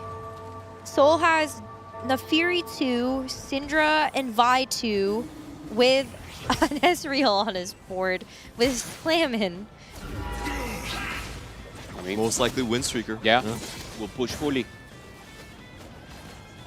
Also remember, Shadow Clone applies to the double trouble, so those two Nars have that additional stats. You know what I think Weimu is doing? I think he's trying to bait everyone out. It's like, no, guys. Don't worry, I'm not playing Malzahar. There's a heavyweight emblem. I'm not even popping my anvils, okay? Chill. I don't think anyone is fooled, though. No. I don't think you can fool anybody with that. But there has to... Oh, so this is the Soul board, by the way. This is what you mentioned, Necra. I mean, so many so upgrades good. here. Yeah. Too much upgrades, decent synergies also. And I mean, the highly above tempo versus the rest. Yeah, he could angle for a lot of different comps there. I think Star Guardians with the Shojin, Samira really is the most flexible line. Sanjot finds an early Smolder. Tomino finds Juggernaut here. So probably going for that fast 9 also. It's going to be a couple of players, I think, because, you know, without you also having the aura farming, slammed 80 items onto the Nefiri 2. Yep. Soul wants to play for the win streak. And I wonder, yeah, if Songyop and Tomino also want to consider trying to go a little bit further than that. But Terry with calculated loss only has 1 champion on his board. Doesn't want anyone to grief him, you know? He wants to make sure he gets all of the extra resources. And this is the first look across the board at all the augments from the players. Without you, going to go for high cap, fast 9 play, and then we have Ironbog clearly going for just, you know, Twilight Assault, so getting those bows are going to be really important for him. Now, at least he got the 1 here. So that's a Rage Blade onto the Shen, right? Yep. Looking good. Already 1 bow is always good news. And Terry just full open, as you mentioned, Necra, just trying to achieve this. No one else with Crystal yet? No. So I think they all just saw in case. Terry's spot and they went, I don't think we can do this. I don't trust that. Yeah. Maybe you already have it in rotation, but you will get him later. Tomino is the one Terry is really afraid about, because Tomino could actually full sell. There he goes. That's why Terry's playing it safe. Last second sell. Being sneaky, Tomino. Taking a huge hit here from Without You, the tempo player. Still with 100, so is Seoul. I see what you're doing, Tomino. We play with the Korean players. They always try to grief us, so... It's not a bad plan, though. It's what he should do, but it's against APAC's interests. I'll just put it that way. Oh, I see. So Clement just doesn't want Tomino to go against APAC here. I got it. But this is kind of risky, right? I know that a lot of it is about generating the econ, and actually Terry has started to put some things on his board now after with the calculated loss. But Tomino, what kind of board is he now going to look to put together? Or is he? Maybe he will do the same. Yeah, you're right, actually. Terry could just full sell his board again. For your question, Necra, Tomino's board, I mean, trying to go for jogs, just maybe flex the backlane. Tomino does it again. He can't sell the dummy. Do they face each other? That's a big question I want to know. That's so interesting. If they do, that would be nuts. So who is Tomino going up against? Yeah, it could be the fake out into the double fake out. You know, Terry slamming items like, you know, I'm just going to play a normal board. And then he sells and Tomino loses because he has one emblem. Oh, YBY1 is going to snap without use win streak, and it looks like Tomino and Terry both come out as losers in that last round, so not going to be a snap streak there. Okay, without you taking out, so no one with win streak. Will be maybe less pressure from the lobby, less economy also for now, not being prismatic the first one. So it will be more difficult for the Fast 9 players. I think a lot of the Fast 9 players have kind of learned their lesson. We're not going full loss streak. We're going to go into more tempo-oriented styles here. Like I said, players that started off 6, 7, 8, you have to go for a long game plan. You have to hope for a game 5, game 6. So even if it caps you lower, you know, just go for a tempo game plan here. Do you think YBY1 is actually going to play the crew here? No, right? Because he's already level 5? Already 5. Normally you want to stay for 3-1 roll. I'm just smirking because he's holding on to the Darius. He knows that what Wei Mu Luoqiu is going for. You ain't fooling me. He has blue buff IE, so maybe Smolder also. But he has Salvage Bin, so he can actually pick apart those items and then make like Shojin and something else. Also having the Lulu and not taking it. Nice call there, Necra. Terry now, also with the blue buff. Terry wasn't able to play Crystal early on because Tomino was somewhat griefing him. And I think he's going to be settling into the Janna reroll line. His BIS for Janna already built up.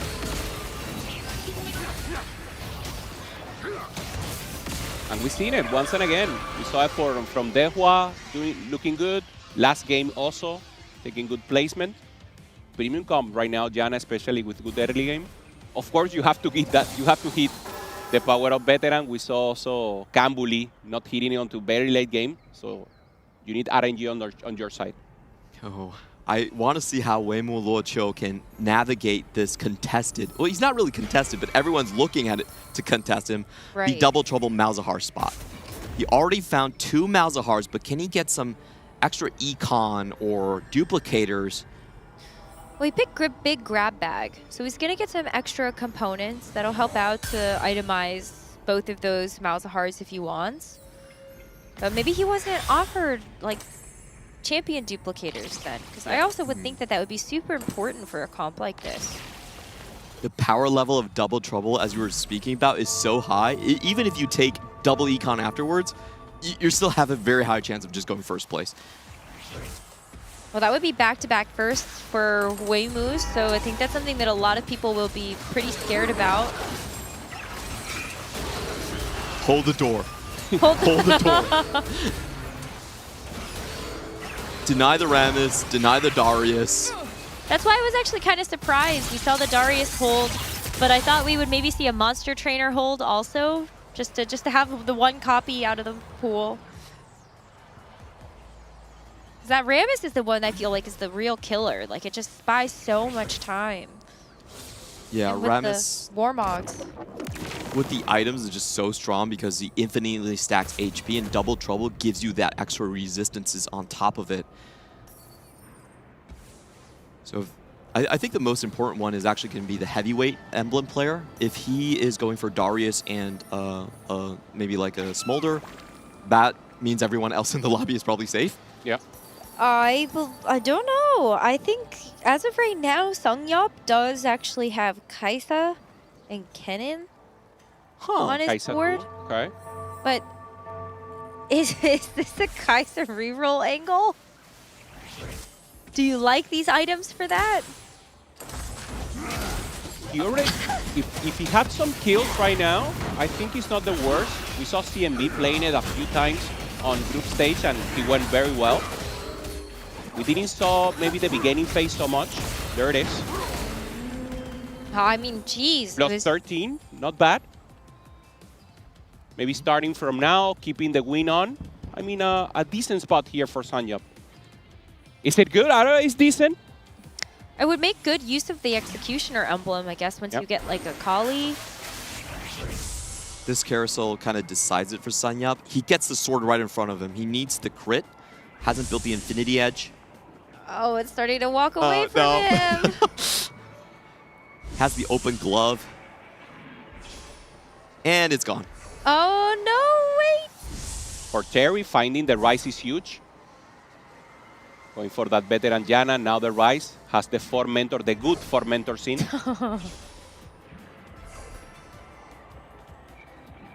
I mean, the fact that Songyup ended up getting the sword at the end of the day, that's pretty nice. True. Instantly swap and finds a free Kai'Sa there in the shop.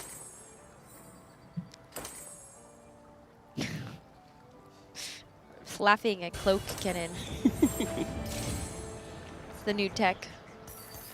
This is a bit of a low roll from Ironbog. It took him 46 rolls for Shen 2. Wow. 46? You can see over the... It might be 46 gold spent on rolls, I think. Either way, that's a lot of gold to just get a Shen 2.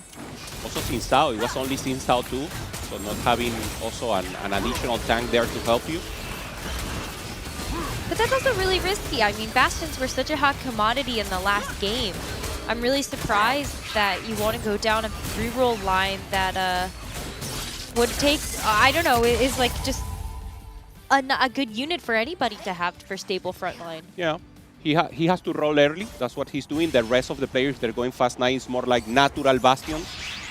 But for sure, it's units that will be taken off, and then you need to be the one taking the rest. Without you, for example, having a Shen 2 here, indirectly griefing him.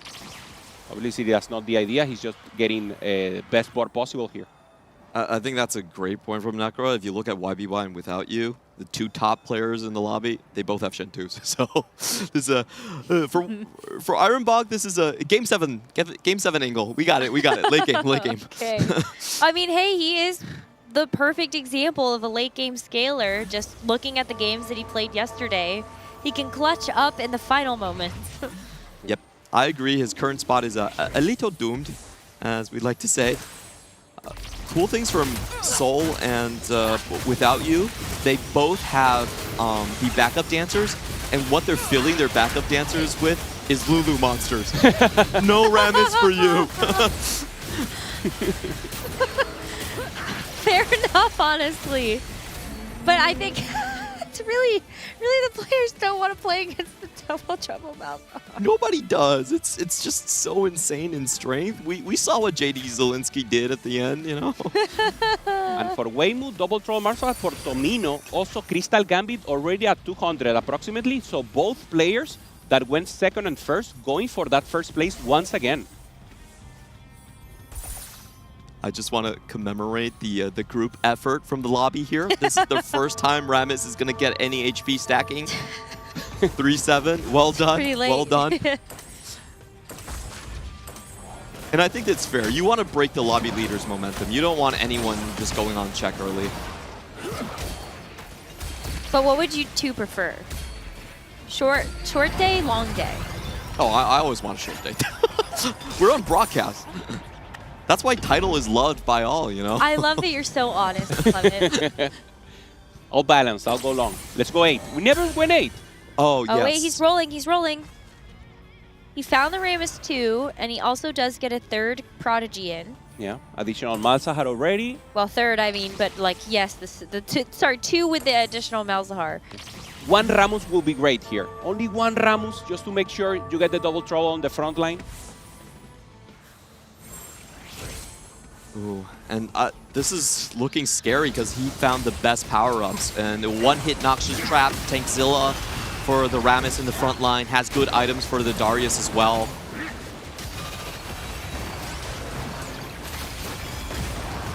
Terry looking strong also with the veteran Yana. Perfect positioning from the Kobuko, but it's just not enough. Wow, even found the Yumi. That's insane. Yeah, getting some extra Prodigy in for the entire composition. Yeah, 2 Prodigy normally. Good enough. Oh. Does he get invested? I think that would scare everyone. Oh my goodness. Would you just instantly send all of that gold? I would, because well, it depends on, I would have to look out at the other boards at how hard they're denying me. Yes, scout first. Okay, so Tamino clearly not doing his job, not holding the mouses. But he's holding other important things, so I think we can't hold it against him too much. True. Trying to find that Samira. There's the pair. Bolivar, huge.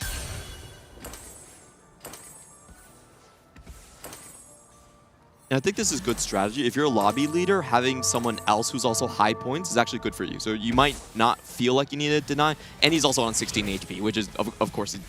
Yeah, he has yeah. Oh, true. Yeah, it's so weird to see how far Tomino 3 fell. Yeah, he was playing full open stage 2, and then was he the one doing Crystal? He did Crystals, yeah. He did a little Crystal. 180 in a moment he had.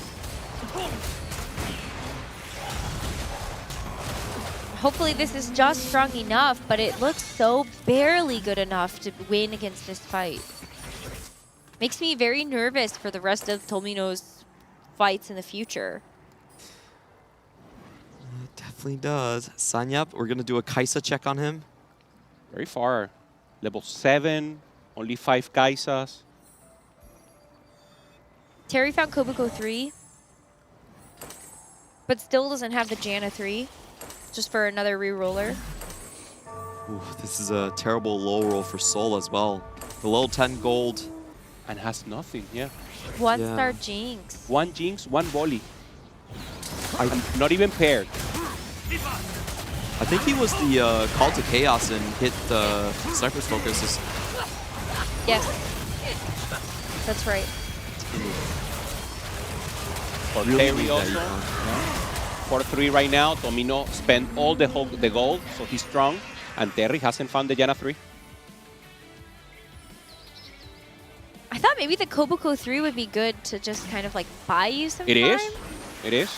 And it's helping a lot, but he needs to position well. He needs to make sure the CC is doing things. I'm less nervous about Tomino now. He might have rounded the corner. For Uemu Luoqiu, Oh, he denies the pan. that's huge. You know, the heavyweight Rammus is one of the scariest units in the world. See, he's doing his job. He's doing his part. Yep. Doesn't have to hold the units. Oh, both going for that Seraphine. And I do want to get an econ check onto Uemu Luoqiu. He didn't find the econ augment on the final one. So that means, you know, the sudden chance of him just getting a 3-star Malzahar on stage 4 is greatly diminished.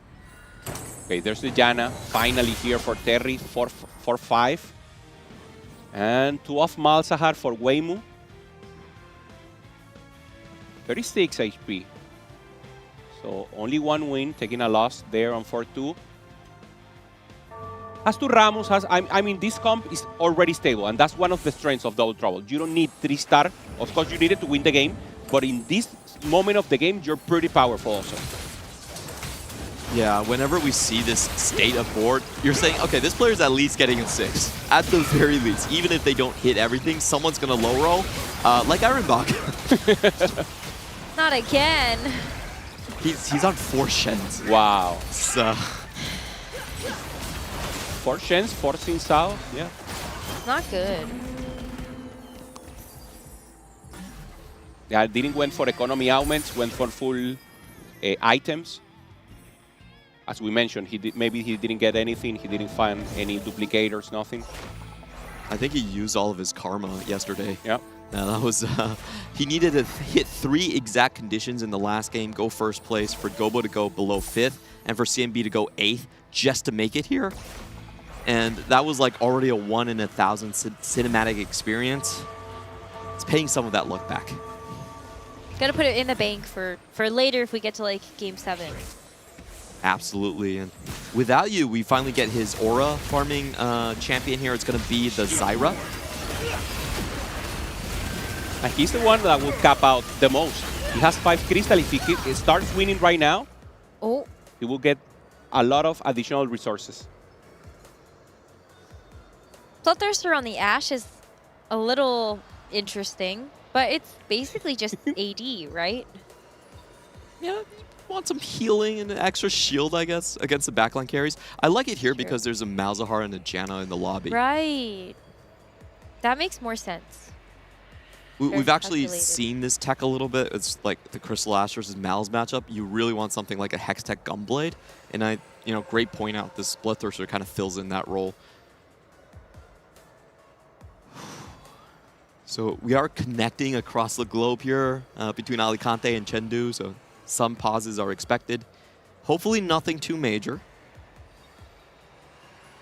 When we see the HP, everything is very close. YBY 49, 36 for Weimu. Only one in the bottom is Tomino, who is also strong, so should be able to maintain at least a few rounds here. Playing the Edgelord, Bastion, Edgelord Juggernaut. Yep, trying to look for his Lee Sin for Tomino to stabilize. He did go into this rather low cap line with a lot of loss streaking early on. So I think his situation is rather dire. I think the cool thing about this lobby is that there really is only one Fast 9 player, more of like the high cap Fast 9 line in without you. So if he can stabilize, he should be favored. And of course, Weimu Locho. Those two are the players I'm really looking at with probably the best chances to take this game. 2 first places back-to-back would be insane. I'm down to explore Alicante early. Yeah. I mean, also for the CN region, right? The possibility of coming back to the Garden of Greatness that they had a few sets ago.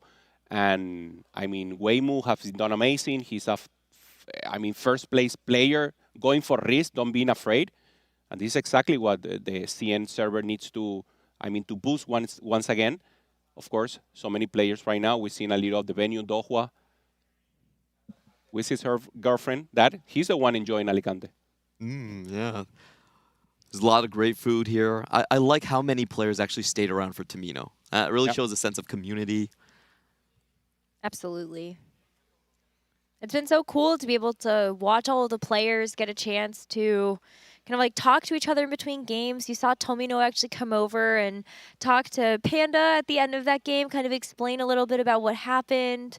And I don't know, it's kind of nice that you know that you're playing TFT not alone in this whole experience. I think that's something that we often miss when we see our competitors playing from home for these regional finals or even for the TFT Pro Circuit, where it is so nice to be able to know that like all the study groups you have here, well, some of that might be with you in person and you can bounce ideas off of. Yeah, normally you do it by Discord or you're like just talking, hey guy, I went like this. But having it face to face, getting that human contact is just different. It's different.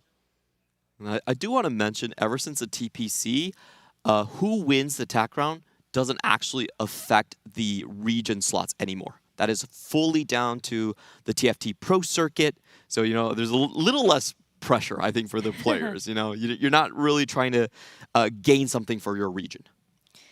But maybe just pride. I think pride is still a very dominating factor for a lot of our competitors. I mean, even just hearing some of the, the quote-unquote bias that some of us have on the desk, it's just hard not to champion the players from your region because it is just like a cool team building exercise in a lot of ways.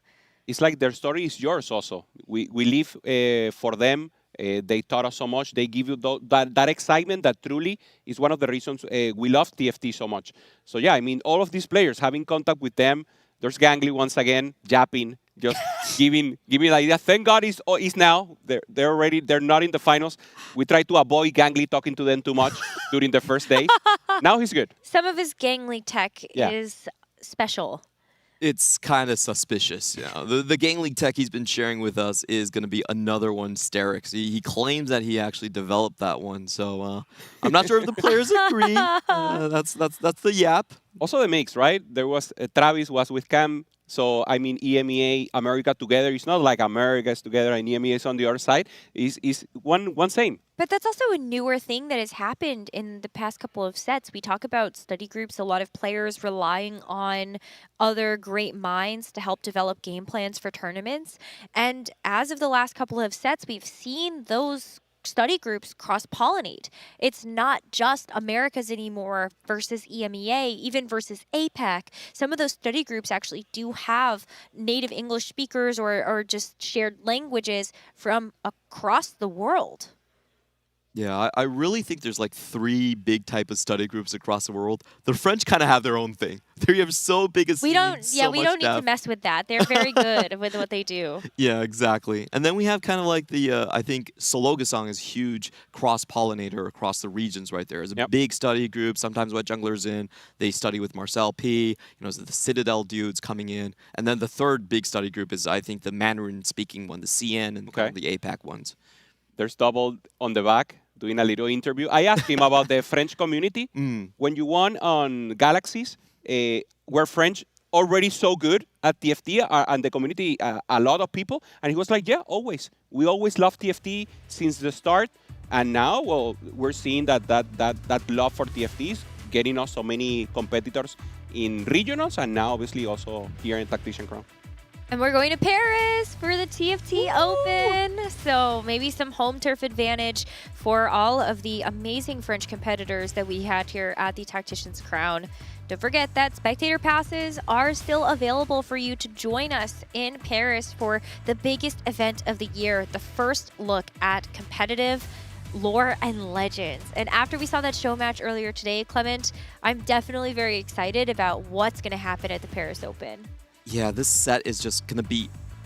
I feel like I'm repeating myself, but it's going to be amazing. It's going to be one of the best sets of all ever. time. We've been praising this since, like, say 8 months ago, but don't worry. We still have our tournament at hand, and we are now back into the action. That was a super close loss, but you can see that 3-star Janna really paying off dividends here for Terry. Yeah, now with a chance to get a bounty, additional gold here for Without You. Just being very, very strong, maintaining 33, and now is when he pops off. Full front line, trying to find the third item for Casante, and he's good. Oh, I think I know what the pause might have been. Ironbog asking, what's wrong with my shop? Where are the Shens? He's still only on 5 copies.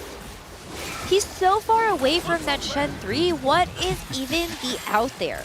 There is no out. He's kind of racing Tamino to see who avoids 8th. I see. That's kind of the big question we're asking. Oh, that's so painful.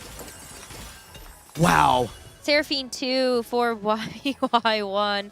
And now every single person in the lobby is on watch. Big roll down. Oh my gosh. Maybe we spoke too soon. Maybe it's a Seraphine 3 angle in this game. Clement's like, no, stop talking. The Pick'ems are already gone. They've been decimated. Who else had 0? Raise your hand. Mate. Me too. He's holding the Malzahars. That I like. Nice. 9-2 from the pool. Good job. Tamino survive. Pairing the Twisted Blade, pairing also the Brown. And against Domino here. Domino looking to regain economy, even though he's very low in HP. Oh, the Samira step forward, like right into that. No damage now. This is typically one of the worst matchups for Tamino's board because he's playing a lot of melees. They run right into the Seraphine. Wow. Look at the fight. Keeps going. De Leona is holding strong, but no damage. That's kind of like holding his own against it. Oh, never mind. That just did... Oh, they took him out! The tower got it! The change of expression there, the emotion from Tomino. What was that? The whole venue just popped off, by the way. That was such a crazy fight. I was thinking that of all of the damage that was coming through from the Seraphine, Set was just shrugging it off, and then there was that just major bomb that put Set in just a low enough HP. I don't know, he just kind of finished everyone off. That was wild. And he found it. There it is. Malzahar 3, Rammus 3 here for Waymo. Also pair of Seraphine to get that additional splashing damage. Ooh. This is terrifying. Even with all the effort from YBY, you cannot deny him. He didn't even take an econ. Well, if there is going to be one way to deal with it, it might be Braum throwing one of these Rammuses off the board. But the Seraphine being as weak as it is, I mean, I'm having some hope here that this Rammus is actually going to get cleaned up. Unfortunately, the Casante's second life is just not nearly enough to get access to that Malzahar, but with how late this Rammus got hit, and also with how late we even saw the first copy, do you think there's hope for the rest of this lobby? Do you see hope, Clement? I don't see hope. I'm going for you for the hope. I think Without You is probably the best chance now because he has the multiple cash outs. Okay. He has the Radiant item on the Ashe. But it's typically not a very favored matchup. You really need Braum to be doing most of the work like you were mentioning in the fights. Yeah, the access to the backline for Malzahar is just too strong. He spreads, he goes to the backline. If you don't have anything 3-star, maybe the Janna can hold a little. But again, there's no cap out for the Janna. Oh, I forgot we also talked about that Bloodthirster on the Ashe as well. So that was, yeah, great call there, Clement. Yeah, really wants to keep his backline topped off. It's not really about racing the front. It's about keeping your backline away from that Noxus trap, which also burns, by the way. Anything here for our competitors? Yeah, Ironbog with the huge low roll, confirming 8th. So not the best start for him. Songyup did end up finding the Kaisa 3, but unfortunately not very much more than that, as he is on last life. It's not looking super easy, but as I say that and I look at the rest of the players in this lobby, everybody's on really low HP. It's like 2 combats and you're out. Yeah, this is an incredibly tight spot for a lot of players right here. I do think some have turned the corner, but the lobby dynamic changes because of how strong Waymu Locho is. He currently has the most HP. He's hit everything he needs. Yeah. Even if you turned, if you like full upgrade YBY board, you still have to fear that Rammus. Yeah, from Samju that you mentioned, Necra, nothing else. He doesn't have something, trying to find the Darius here 2 off. And the games gave him the Akali, gave him the additional frontline, but he lacks damage. I want to say that it was because Waymu Locho is also playing the Darius and is holding several copies. It's been harder for either of them to actually find the star version. Okay, for Sanjop, going up against the Janna veteran. It's 1 life for both of our players here. Sanyap does get past the front. Ooh. Oh no, but the backline is gone for YBY. Oh, even though the Malzahar actually did get taken down, the Rammus was just so strong in the front. But that fight was close. But now look at how close it is. Songyup, Terry, Sol, and YBY1 all 1 fight away from being eliminated. And there is a very big point spread available for our players. A lot of matchmaking that they need to be careful of. Overall, Tamino needs a top 4. If he gets 12 points, that means he can get in check in the next game. That's what he's playing for. That's what we hear the players cheering all across the board. They want to see their boy make it. Maybe a good chance. But on the right-hand side, YBY1 up against Sol. Sol has finally found the Jinx as well as the Volley Bear and applied those 2 snipers focuses to it. But with the cast from the Seraphine, it's doing so much splash damage. And with this Twisted Fate still being ramped up, fortunately, that is going to be a knockout onto Sol and Terry and Songyup all fall in the bottom 4. So Tomino does get the top 4. There is that chance for check next time. And with every extra placement he gets, he can go a little bit lower in that next game. So absolutely pivotal. We have both of our front runners still alive right now. We could be looking at a very fast day. Especially with Weimu Luochuo, I don't think there's much anymore that people might be able to do. Even without you, has taken losses.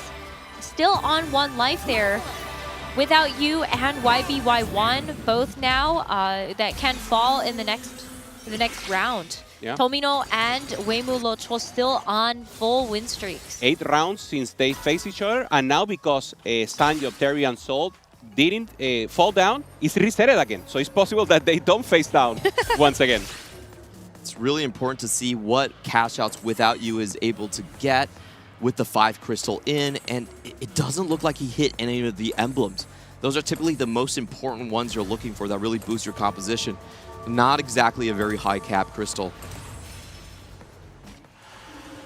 And that was even with like the aura farming. So I'm really surprised that we didn't actually see that go a little bit further. That's the 50-50s with those 5 crystal. This is going to be the battle for 3rd place. Well, the Ashe is still alive. No second ult from the Seraphine. Oh, just needs 1 more damage!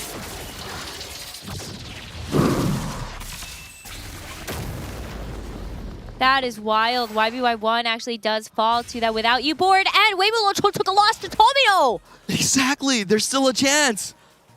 No way! Could Tomino win with this board? Maybe it was just the lack of HP scaling that we've seen from the Rammus. There are some really cool things about this board is he does have a chance for backline access in both of his Samiras and his Lee Sin.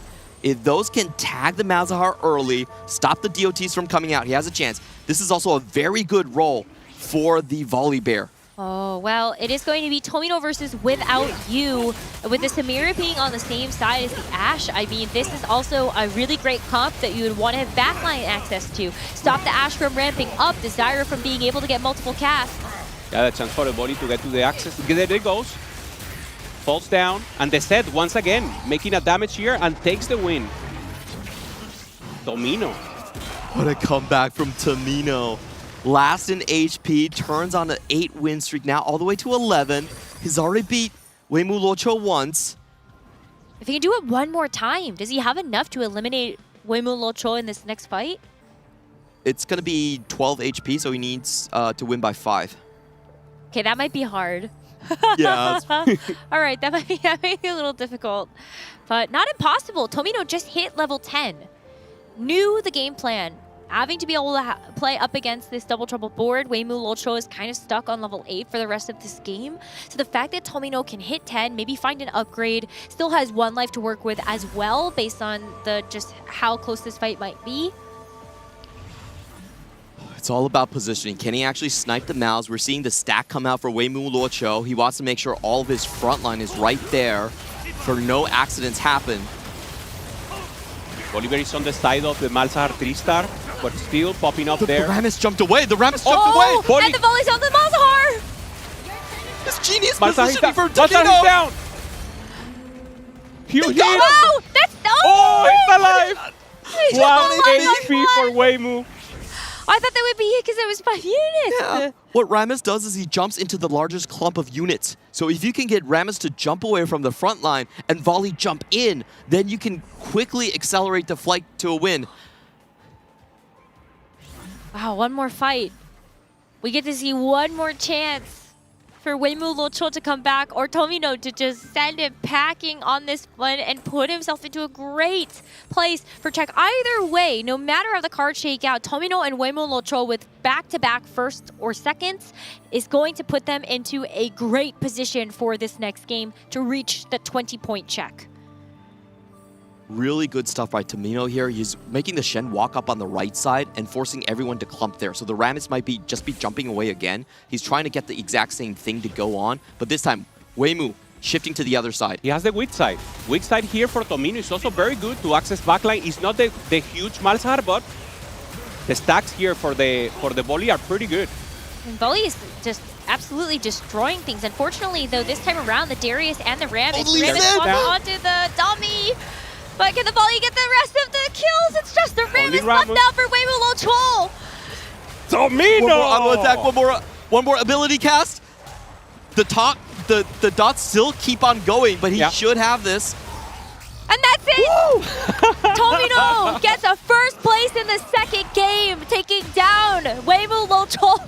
Double trouble Malzahar, the one composition that everyone has looked at to be one of the scariest and the best poised to be able to take first places. And Tomino found a way to do it with Soul Fighter Samira, no less.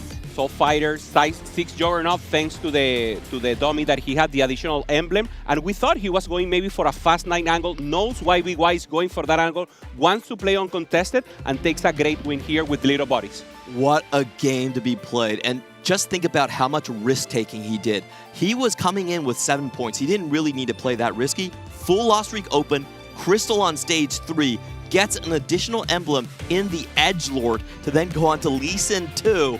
And he comes back from, I think, 16 HP, never loses a round afterwards, to clinch this. That has to be a confidence booster. Absolutely. Look at the big smiles on his face right now. And the cheers, you can hear every single player supporting him right now. And what a performance for these first 2 games. Still needs to hit 20 points for Czech, and then we need to see a first place for Tomino or Weiwu Chol to actually take this title, or any of our other competitors. It's only been 2 games. Who knows what's going to happen after this? I mean, the boost of confidence is there. We've been talking so much throughout the tournament that if you start bad, normally it keeps going bad. That's happening for Ironbuck. The mental for Tomino is the opposite. All the field is with him. He's doing great. His plans are doing amazing and being creative. I mean, I'm so happy for him. It's been such a wild ride for our first 2 games. Only so much more in store for us after this break. So please don't go anywhere. You're watching the Tactician's Crown for KO Coliseum.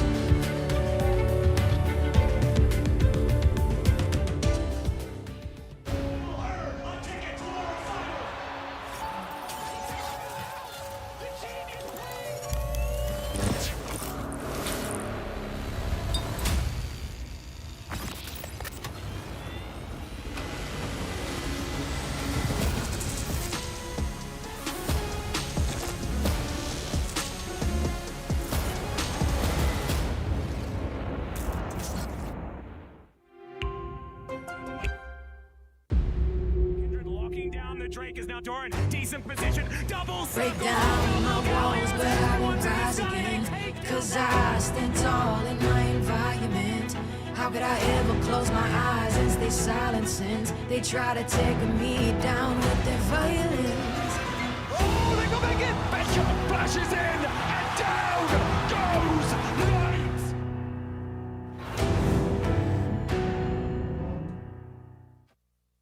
The human body was built to move. Not trapped at a desk in one singular posture for 12 hours a day. It's time your chair evolved. This is Secret Lab Titan Evo. Ergonomically engineered for you, gamers, hybrid workers, artists, backing your every move.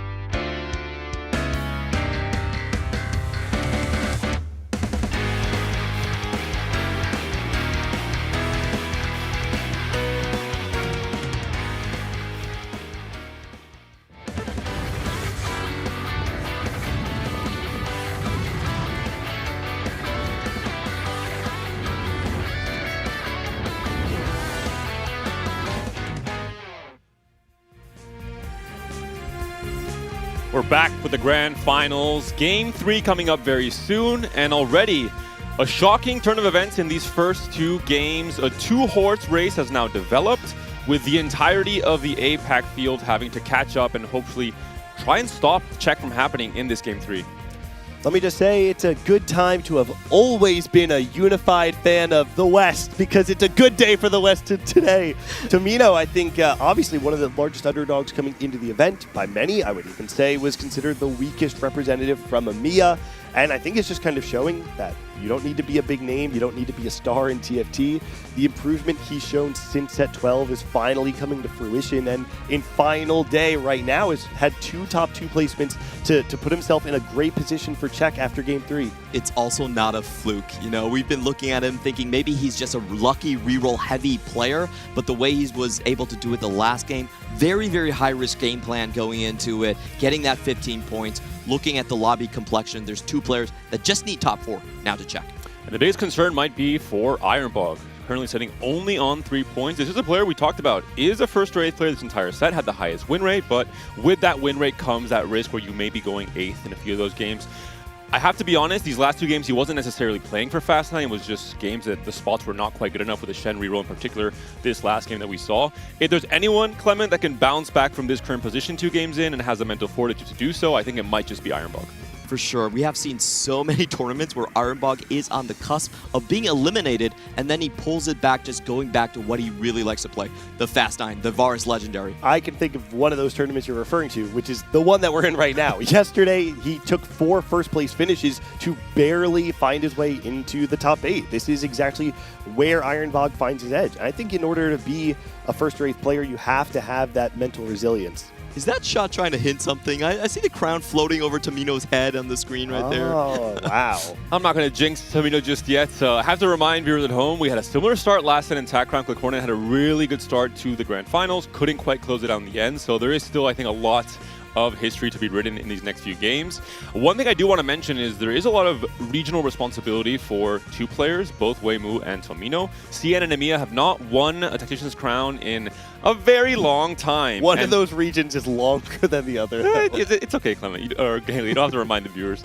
And these are the players who maybe have the most pressure to perform. They're the only players obviously representing each of their regions in this grand finals, and to start off at 15 points just 2 games in is absolutely fantastic.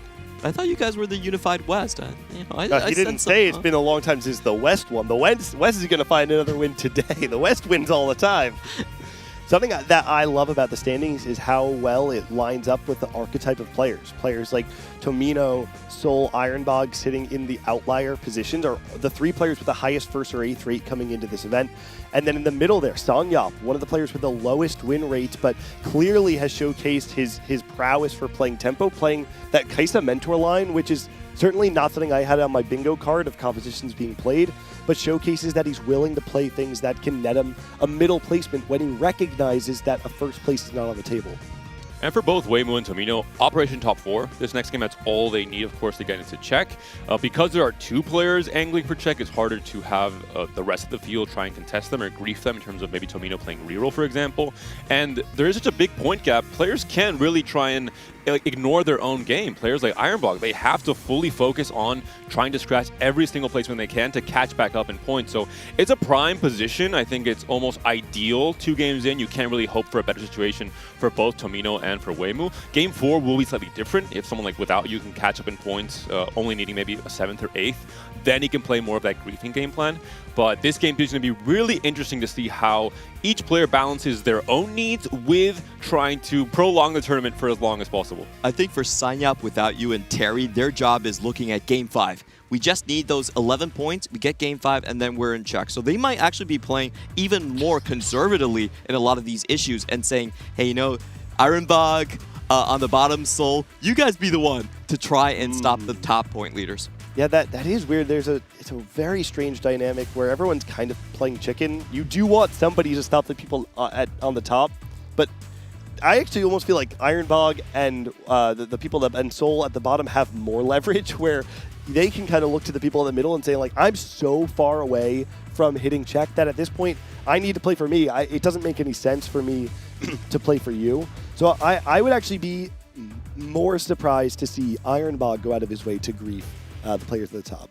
And Tech Crown is, of course, about winning the crown. That's the big goal in most cases, but there's a lot of prize pool for each different placement that you end up on as well. So it is very hard to take the responsibility on yourself and be kind of selfless in that way to try and prolong a tournament, when most of the times you have to be playing for your own placements. And then if you have the right spot to grief, maybe a double Malzahar when a player's in check, that's the easy way to do it, of course. And this does come into calculations at the end of the day sometimes. If you can secure a second place, hey, it's still $50,000 in terms of the prize pool. I think that's a very respectable decision to kind of lock that in. I never look at players and go like, oh, you should only play for first places. We saw all the way back in Remix Rumble. I remember when Malala had a very good position to win the game. Relic could have, I think, griefed his lose streak and then ended up not doing so because he was playing for his own placement and his own position on the standings leading up to that game. So we might see something similar happening here today.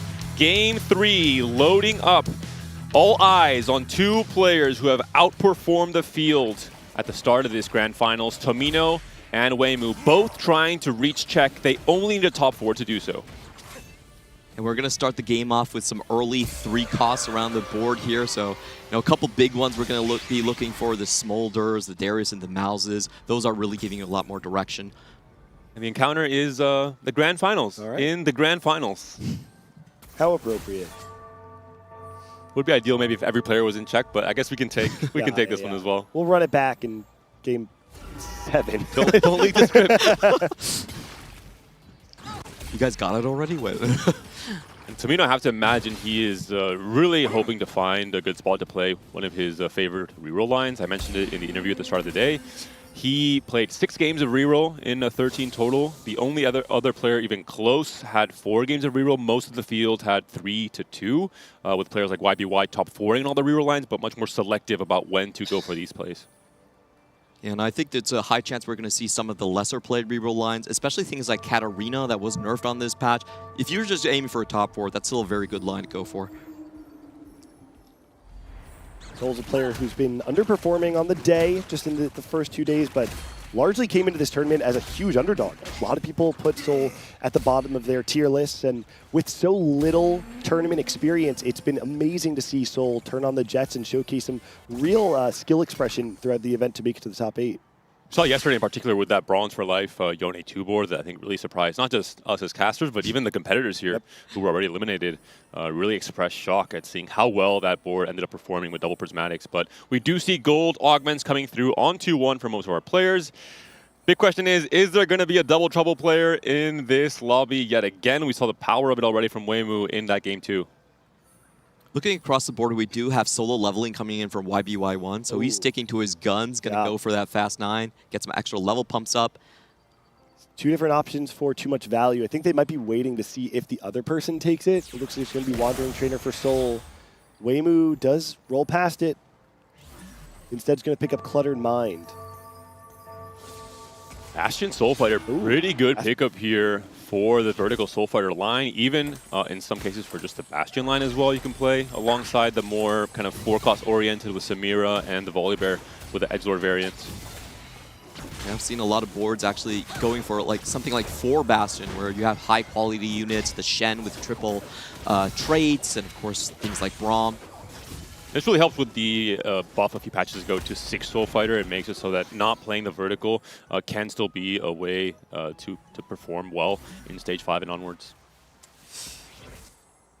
YBY not hitting the Neferi 2 and not getting a single kill there. Yeah, I mean, it's also solo leveling with 3 components is quite different than solo leveling with 4 components or 2, to be honest. When you're in this halfway point, you're not able to get the same amount of value or as much value as you would if you could have 2 full items on this kind of giga unit of the solo leveling. And Without You is going to be angling most likely towards that crew reroll. Does pick up Sivir on the Worth the Wait. One of the key conditions to have a just much easier time playing into the crew, where if you find the Sivir 3 early, it can really snowball your e-composition with the reroll. Weimu Luoqiu might be going for points overload already with Crystal in. And a very strong board, so this is getting dicey for everyone else in the lobby. believe Ironbog also has picked up Crystal Gambit +1 on 2-1, so there could be a contest on the lose streak there in Stage 2 and Stage 3. Obviously, Ironbog, he's on 3 points. He has nothing to lose. He has to start playing that traditional first or ace style very early on into the tournament. Oh, and Tomino also angling toward Crystal Gambit. So we could have 3 players. We'll see when we are at the carousel to see the full scope of the lobby, but 3 potential players all looking to stay in that Crystal Gambit line. Someone is going to have to not loss streak. We're going to have a much harder time going for the lose streak because of the Cluttered Mine there. Going to be kind of forced to hold. Ton of units can't obviously sell and play only 2 until he has a Crystal Gambit online anyway. Tomino, I think he's incentivized to try and obviously grief his own player that's trying to get into check, try and send away move bot 4. If Tomino is the sole player in check, it would be a huge advantage going into game 4, despite obviously the target being on his back. And I do wonder if they want to pivot for lower risk compositions, because all they need is top 4. They don't really need to ride this crystal line to the very end. So it could just be a small, okay, I don't have a tempo line, small cash out, we'll go somewhere else. Nefiri doing Nefiri things in Stage 2. We had a whole different array of items slammed onto this unit. Just can do everything, DPS, tank, and win a lot of fights usually as well. One of the most dependable units in terms of trying to go for that 5-win streak in Stage 2. Let's see if there's a crystal unit for Tomino here. I believe he's still missing one. Either the Vi or the Swain. Neither appear. Ironbog also notably, though he is the Crystal Gambit +1, he's just playing full tempo right now. Doesn't have the ability to actually get that in. And Sanyap's build is quite interesting. He's going with the Deathblade here. This is not something we see a lot. Doesn't really stack that much power, so almost a full tempo play.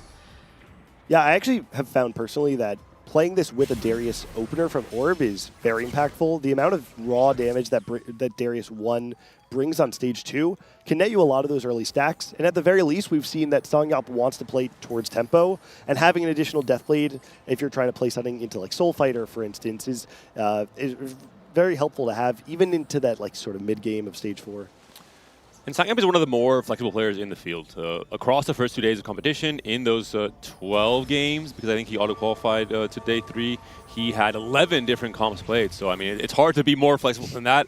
The only comp he doubled up on was the Fast 9 Bastions, understandably so, with its strength in the meta. Yeah. And he's also a player who had played a lot of AD flex as well. I think the DB fits in so many different comps. It really fits the playstyle and the vision that Sanyap has in terms of how to play TFT, at the very least this weekend. Waymu does commit to the double down, by the way. And I don't know, let's see, I'm trying to see he's on 3 loss, which means he hasn't fought Tomino yet. And I don't know if I agree with this. I mean, we've kind of outlined already how hard it is for Waymu to actually force a loss against some of the other loss streakers. And at some point in time, there's a world where Ironbog pivots into Crystal as well. He's on a 1 loss already. And so this feels like a very dangerous double down. Definitely does. And I want to point out the lobby that no one is running away with that win streak. Yeah. Econ-wise, this is going to be everyone in the mosh pit, or Mosher pit, if I want to apply my TFT accent. Nice. This also could just be a straight-up heavyweight game. That's what it looks like for Songyop. This is a good line. It really is. Darius, when played from ahead, is significantly better than Darius when played from behind, especially with the nerfs that Malzahar has gotten, though he's so powerful with things like Double Trouble. When you're just kind of playing it raw, it's a lot weaker. All right, here it is. The 2 loss streakers up against each other. We can see Waymu not able to full sell his board, and Tomino does. So the double down from Waymu is going to be snapped, and we're seeing exactly what we called out. It's so dangerous to try and double down when you know that someone has the ability to outsack you. Obviously, you can't, if you sell your entire bench, you even can't proc it the turn after. I guess maybe with PV you can, but you lose a lot of those 1 costs, then you maybe lose Econ in the future, so it's too much to sacrifice. I think Weibo just hoping that luck would be in his favor. Not the case, unfortunately. And Tomino going to come out ahead in terms of the lose streak gold at the very least. The 3-2 augments, I think, will dictate a lot of what the game plan might be for Tomino for now, just with Trade Sector. Not too committed in either direction. I'm trying to see what Waymu Locho has held on his bench, because when you find yourself in the position where the streak is broken, you kind of have to pivot into like a level 7, especially with him having the Cluttered Mine. Just go on a reroll line. And I don't think he has a lot of good components there. The Yasuo is probably the closest thing we see to potential Bastion Edgelord. I think that's probably the direction. Also, solo leveling from YBY did lead him to a 4-win after we saw that first loss on 2-1. And so YBY is going to be sitting with a lot of experience built in from the kills he got from solo leveling.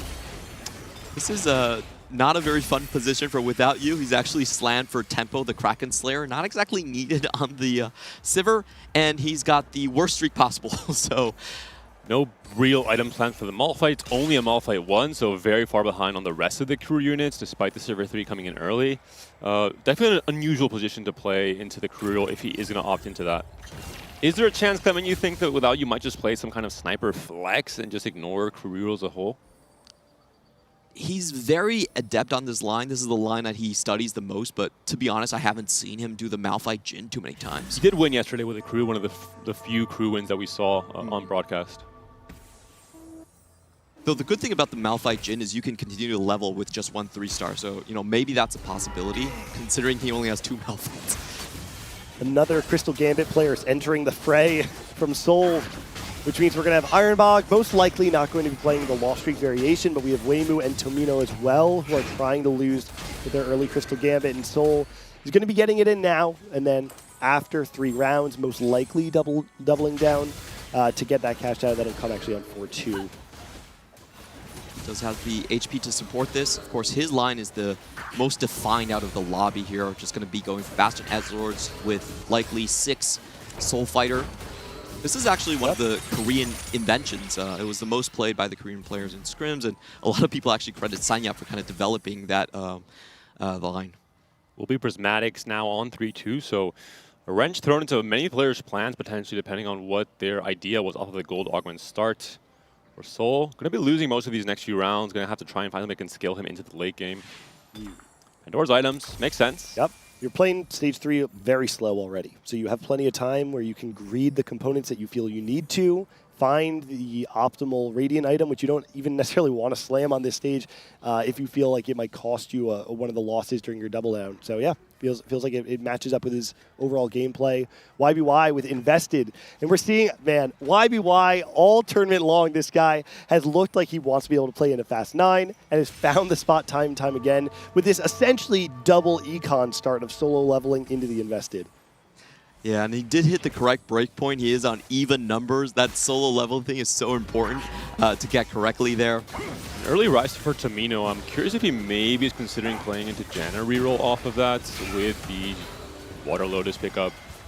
It would be very difficult because Weimu Luoqiu has already pretty much put his foot into that line, getting the Janna and full items onto it. So after the streak was broken, he needed a reroll line to land, and he's found it. Fluttered Mind with Janna reroll. Feels a little pretty strange to me, I'm not going to lie. I think it's maybe just a spot that he saw he had on stage 3.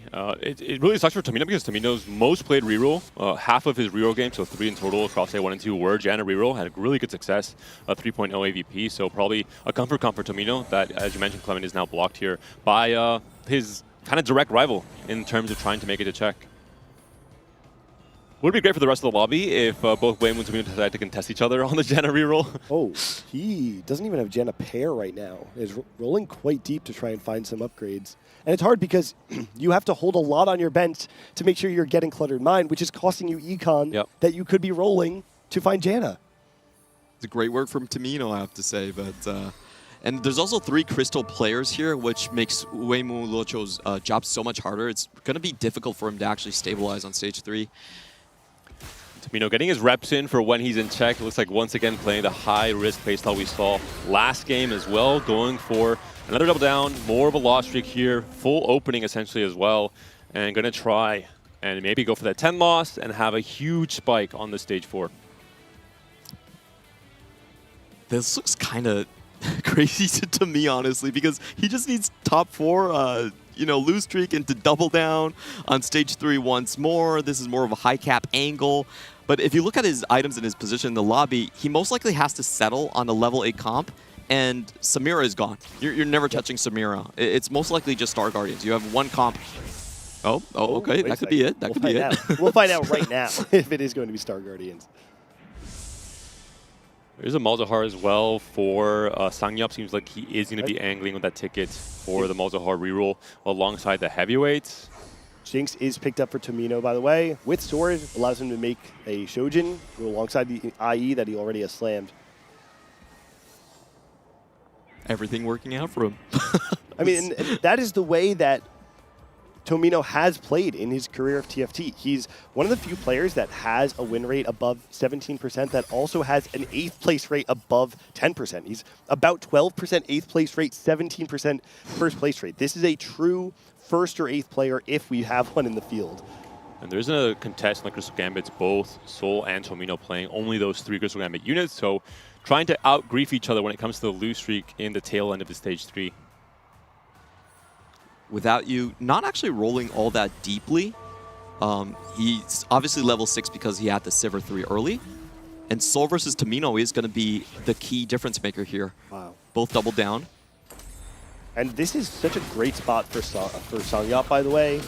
I was saying before how good the Deadlier Blades is when you're playing it from tempo, and granted, having fewer units on the field technically means you're getting fewer stacks. What's most important, though, is that you have tempo, that you have the ability to save HP, that you are able to go to level 7 more freely. Although, I do want to say he's level 6 30 gold. So that implies that he rolled relatively heavily on level 6 in order to get the board he has now, which is, though he has a Jace 2, it's still Darius 1 and Malzahar 1. This is one of the big deals with 3-cost reroll. You're really trying to wait, obviously, until stage 4 to go 7 and start rolling. And winning the fights in stage 3 is one of the key parts of feeling like you're stable and healthy coming into your stage 4 roll down. Having so many Crystal Gambit players who are essentially opening is a huge deal. A lot less pressure on the 3-cost reroll overall. Did see Tomino cash out here. I think it was one of the smaller ones, not the 210s. And he did sell the Jinx in order to try and guarantee the loss that last fight as well. Wow. So really trying to value going for the 10 loss here and break Sol's streak in the process. All the players coming, just checking his board. I think he's going for HP preservation, so he's kind of okay if Sol continues his double down. You see even some frustration there.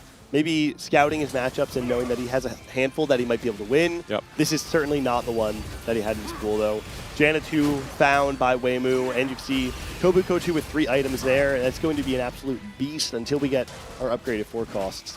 Would have been a huge win to preserve HP here. Now Tomino down to what should probably be 2 lives, depending on how big those losses are in stage 4.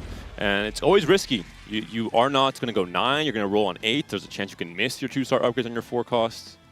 And you have players like YBY who are playing into the late game, trying to secure the top end of the lobby. And at some point in time, if you're assuming YBY hits that critical mass, Tomino just has to rotate into YBY 2 times in order to be eliminated. And you mentioned it, Clement. Tomino does not have to play for a first tier. He only needs a top 4. So this riskier 10-loss strategy across the early game could come back to bite him. I just feel like he's boxed in. He's going Bastions with IE and Shojin, but that's exactly what Sol is going for. And Sol has a 20 HP lead. He has the Emblem lead as well. He needs to pray that Sol actually low rolls incredibly hard to survive. We know rolling early, the humble roll down on creeps, making sure to try and have all his decision made across 2 different turns. Also, in the lobby, Terry is really planted in the Jinx line as well, so either direction, he is going to be facing contests, less than 20 gold. He needs to find the 2-star carry. As both a paired Leona and the paired Jinx here. There's a Jinx upgrade that could be absolutely massive in terms of trying to turn around this lose streak and stabilize, obviously, on the rest of the stage 4. I mean, he has some upgraded front line, some upgraded back line. There are pieces here and a lot of items. That definitely does not feel like he's out of the woods yet, though. But this matchup is going to be very good for him up against Sol, who's still losing, though. He doesn't actually have, he's not cashing out, or he doesn't have an additional double down. So he's going to be stabilizing next turn. This is the perfect time for you to fight him if you're Tomino. Especially if you have this next augment help Tomino stabilize even further, where we didn't see a full roll into 0 because of that. So very fortunate. Sol to pick up the second Soul Fighter emblem, so gonna be a pretty scary board, especially if a chance for a prismatic Soul Fighter win maybe if Sol really takes over the game. And invested here back to save some econ for him. He's good, but I think he went for the Star Guardian. No, I think it's Rascal's Gloves. Oh, okay. For the Volibear. Yeah, that makes a lot more sense. Yeah. So he just needs to hit the volley. If he can hit the volley, I'm pretty sure he's out of danger. Sangyop rolling pretty deep. Still just on Malzahar 1. 5 copies of Darius as well. Does pick up the Radiant Refractor. Really want to find the rod off of this anvil for the JHG for Malzahar. But more importantly, the Malzahar 2, I think, is the key thing he's looking for. I mean, this is a strong board. And able to find the Lee Sin, which slots in really well when you don't have the Poppy, because you can play it for the Juggernaut that you have with the Aatrox.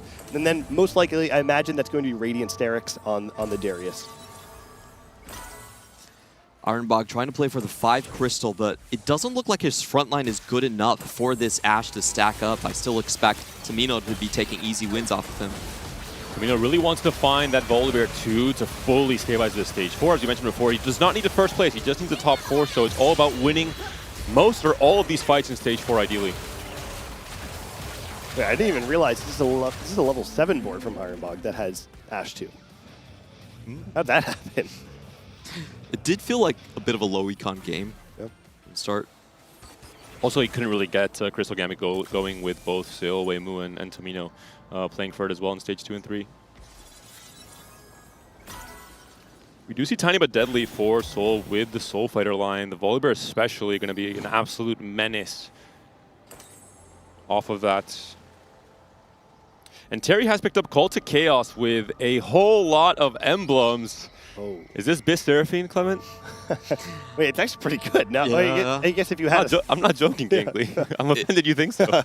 It's a lot of damage amp for sure going into this position, but I can't imagine this is the thing that he wanted to hit, you know.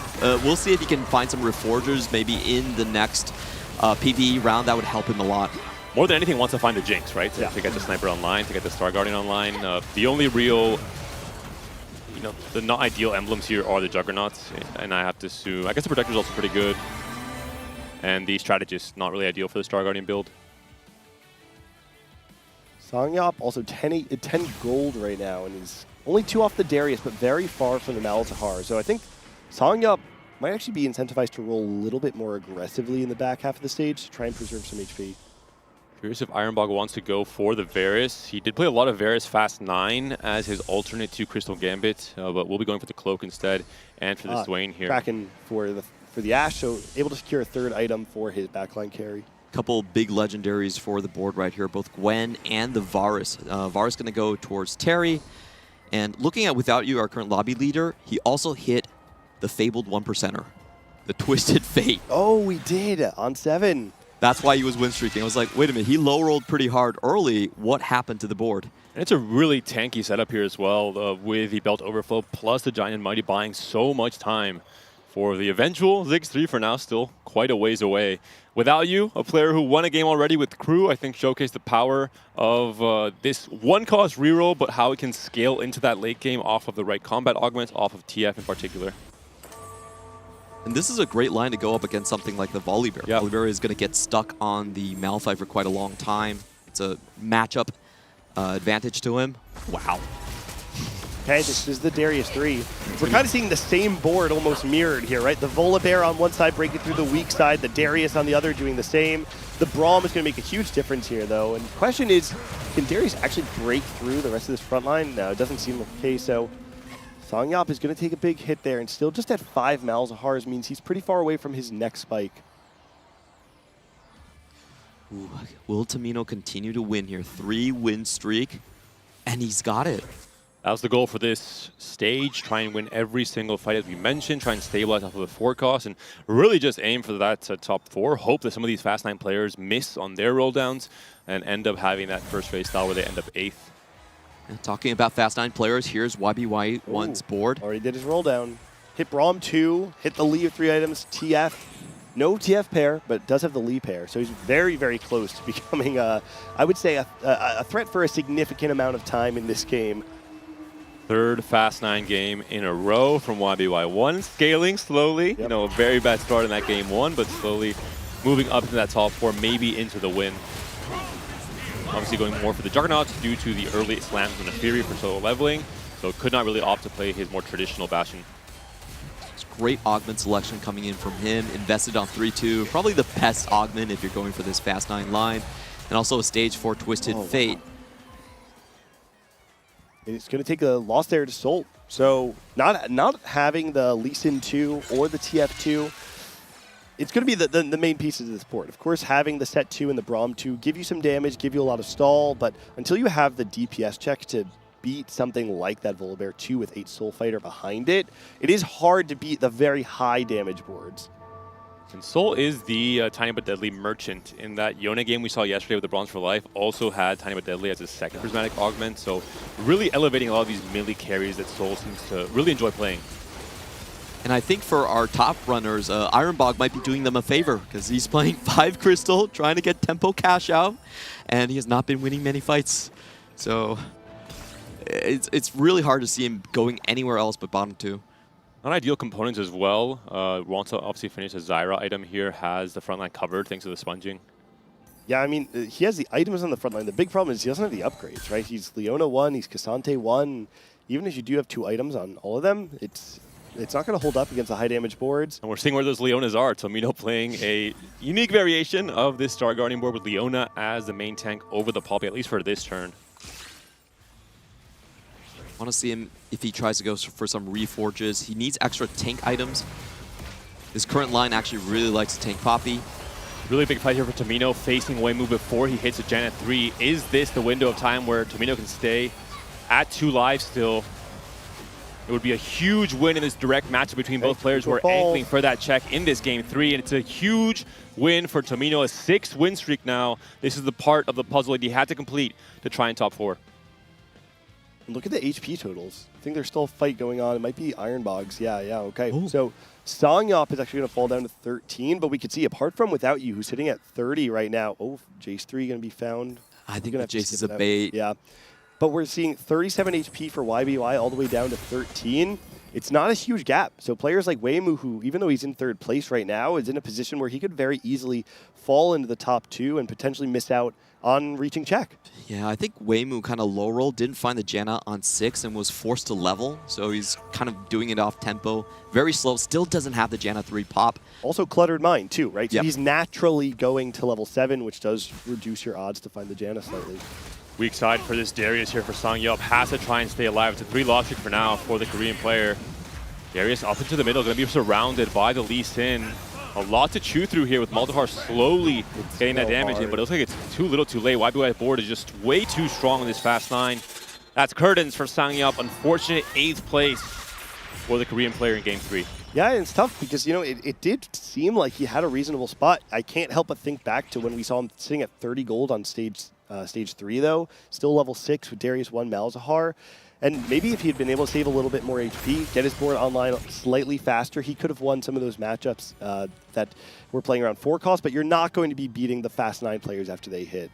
Waymu Locho now on 1 life. If he goes down here, that means no check, and Tomino might be the only one everyone needs to focus on. But actually, both players just took big losses. Yep. Big win from Ironbog. The part of the puzzle, he's currently sitting at 4th place, trying to hold a line, not allow check to be reached here in this game 3. Waymu up against Soul here. Looks like it's going to be the Ghost. Yep, that is a huge high roll for Waymu to be able to play against the Ghost right now. Not nearly going to be as powerful as it would be otherwise. And it's just a Samira 1 sitting on the other side. So it looks like the Volibear, it's about to fault extremely close. It does. Kobuko's barely staying alive. Yeah, there's no more damage on the other side. Does Tomino win? That's the big question. We have to check out his fight, the result of it. Because if so, Tomino's out. Waymu now the only player who can reach check in this game 3. He has the top 4. So the rest of the lobby, only 1 real player with a target on their back. They have to, if they can, try and outposition this Jan at the Kabuko. Soul is about to pick up, he's thinking about it, another Soul Fighter spat. And we have Terry denying the Twisted Fate plus the Infinity Edge from Without You. That probably just kills off a lot of the bottom part of the lobby. I do have a hard time seeing Waymu Locho coming out on 4th. Ironbog, I feel like, might have turned the corner here. Depending on the matchmaking, though. Yeah, that's the big question. You run into YBY right now if you're Ironbog. I don't know if you have enough juice. Also, I feel like Ironbog loves this sponging augment, by the way. I feel like every game I see Ironbog play, he has sponging. I think it really favors the fast 9 line in particular because you can just get full frontline value with a ton of items while equipping 2 or 3 main carries like the Seraphine, like the TF, earlier into stage 5. Gets the strongest matchup in the lobby, YBY1's board. This is bad news for Weimu Luoqiu and potentially good news for everyone else, but Ironbog and Seoul, this also means they don't have to fight YBY, at least not the real one. Yeah. There is a lot of damage on this Janna board, but it looks like the front line's still holding up for right now. Yeah, it's going to crumble, so Weimu's going to go out. Looks like it is going to be a 5th place finish, and it's going to be 1 point away from check, but 19 does not get you there. Question is, does Ironbog lose, actually? Because if Ironbog goes out, no, Ironbog did find a win there. Ironbog saves the tournament, at least extending it, guaranteeing that there won't be a player in check after this game 3. Bad news for Tomino, though. Weimu will be sitting on 19 points once this game is over. He can obviously get 8th in game 4 and still reach check, so Tomino will have a very hard time playing any kind of rebro and will most likely be target griefed by Weimu throughout the entirety of that game 4. Yeah, I do feel like Tomino's game plan in his spot within the tournament was probably a little bit too risky. He actually had the lead on the Janna. We saw him angling towards it, but because he broke Weimu's streak, he actually incentivized him to go there. Ironbog, the player with the most pressure on his shoulders, sitting on only 3 points, needs to play for a first, ideally, in this game 3 to try and catch back up to the rest of the pack. This Ash is in trouble already. The set gone. moved in, and it looks like that's going to be the end of the road for Ironbog as well. A top 4, we're moving up in the world, but definitely not what Ironbog was hoping for. And look at the rest of the players that are in this field and their point totals right now, right? 6 points, 10 points, 9 points. Nobody's really threatening check. And in fact, some of them, even if you go first in the next game, you need another strong finish in order to reach check for the game after that. So we're going to see the lobby start to slow down a bit in the standings as it starts to materialize more in that center point. We get players who are potentially going to reach check in game 4, and game 5 comes around. We might actually have 3 players in check. I think Terry without you is definitely going to be in check by game 5, so we're looking at potentially a 4 open man lobby that is going to end the series rather quickly. And I love that YBY stuck to his guns, right? Had 2 relatively weak finishes on the day, but stuck with the game plan. And it shows a certain level of confidence that you know the game plan that got you here to the finals. And also, on top of that, that gave you one of the strongest TPC runs we've seen in the entire world all set long. YBY has dominated the domestic scene of APAC for set 15, and I love to see that confidence being shown on game 3, even if games 1 and 2 didn't go your way. I do think for YBY1 it was much easier in this game 3 because the setup for Fast 9 was almost as good as it can be off of a gold prismatic start, solo leveling with a perfect streak into invested on 3-2. You can't really ask for more off of this augment category start, so really, really strong game here from YBY1. Definitely getting his reps in for the rest of the day. I think it's going to be Fast 9 all the way for the APAC player. I'm genuinely curious how many players with Justin and Fury 1 would have taken solo leveling in that spot, and how much of that is YBY kind of showcasing his preference for it.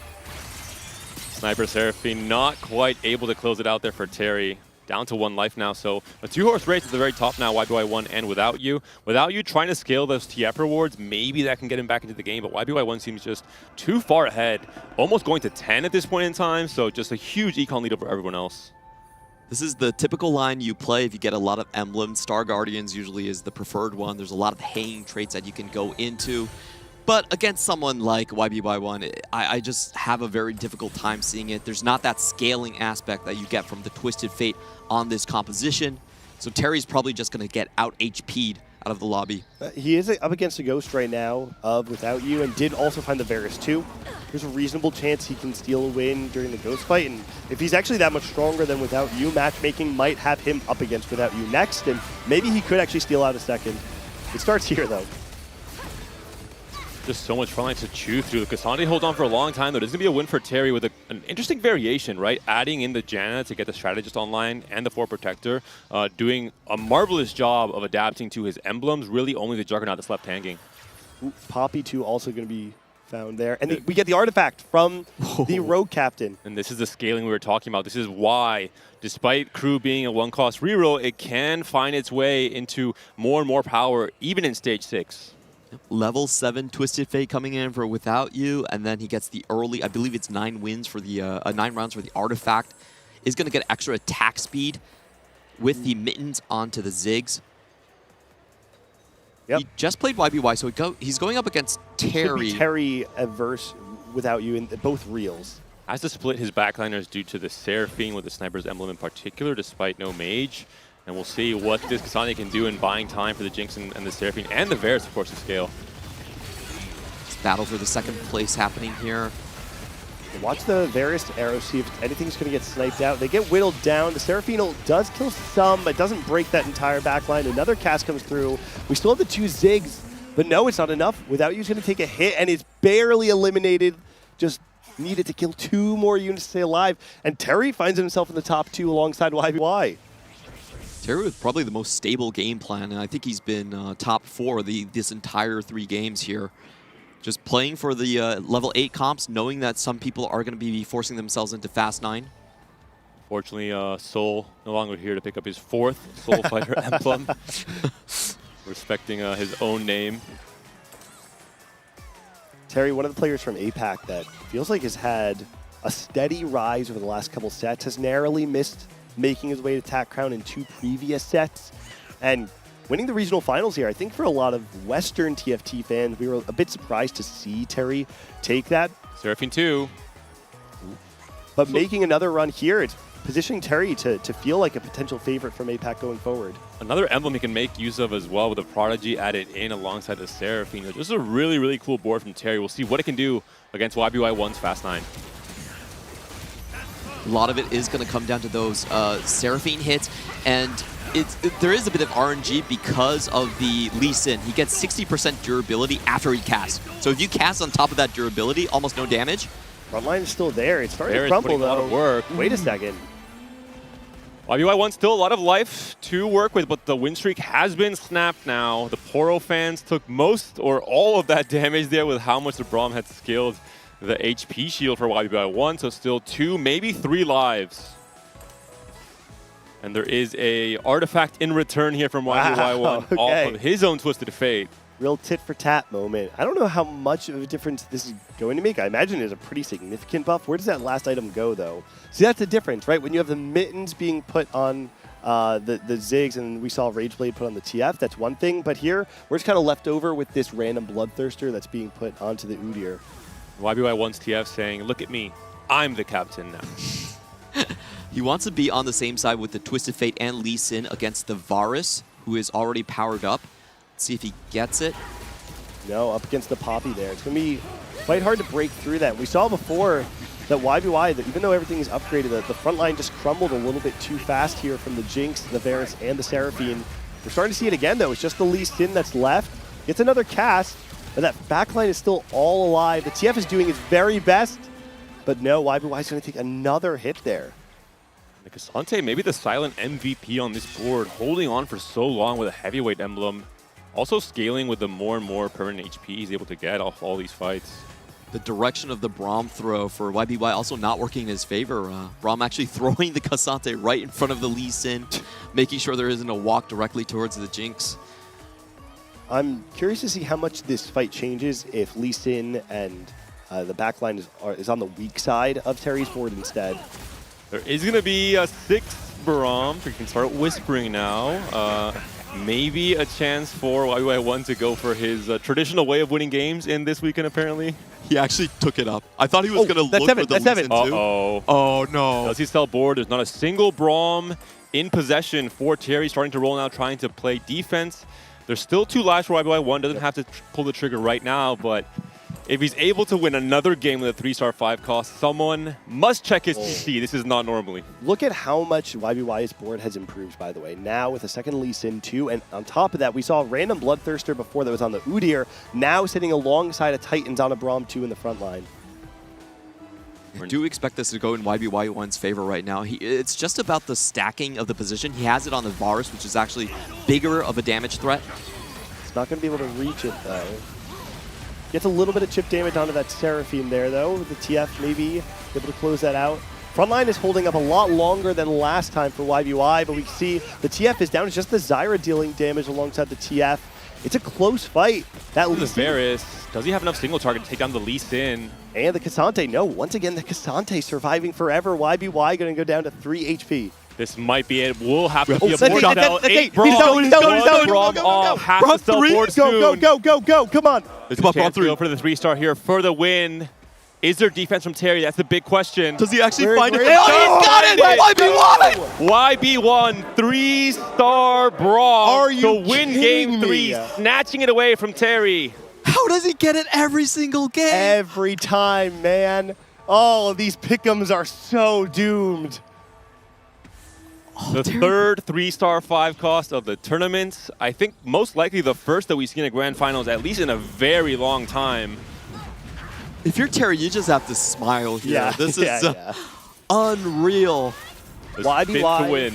has felt like a superhero all weekend long, truly superhuman, and this is just the perfect manifestation of that. Back up against the wall, loses fight after fight, making small optimizations at the end of the day. He gambles it all, and he hits. Even the delay in buying the 6th copy of Braum to not let Terry know that this might be his only chance at winning the game. But the foreshadowing, right? We've seen this before. Yesterday we saw it in day 1. YBY1 has found a major 3-star every day of this tournament. He does it yet again.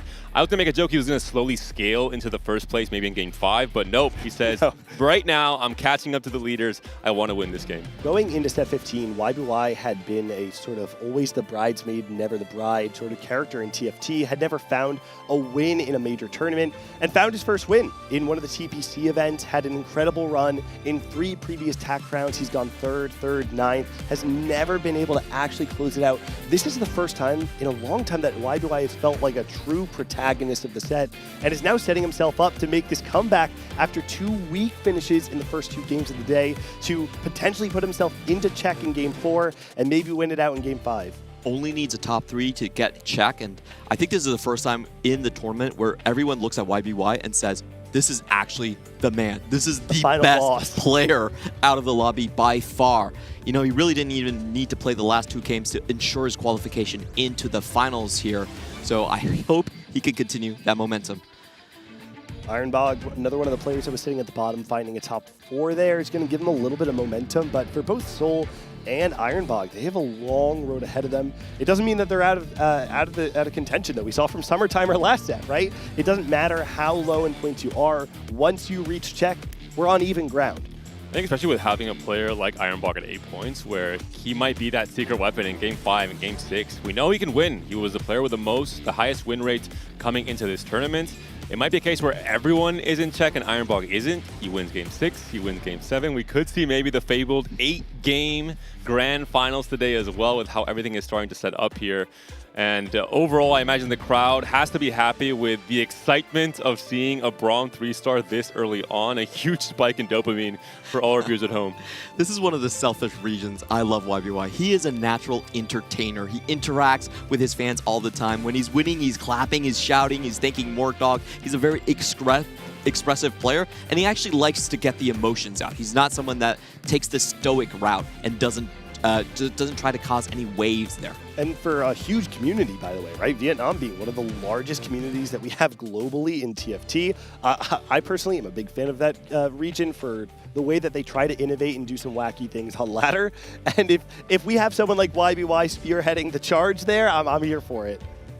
The big question now for game 4, not a single player in check, but Weimu's on 19 points, which means that he has freedom to, target grief any specific player. Most likely will be Tomino due to his own proximity, but Terry, without you, also sitting on 16 points, so maybe a good thing for Tomino to now share the load of that griefing bullseye.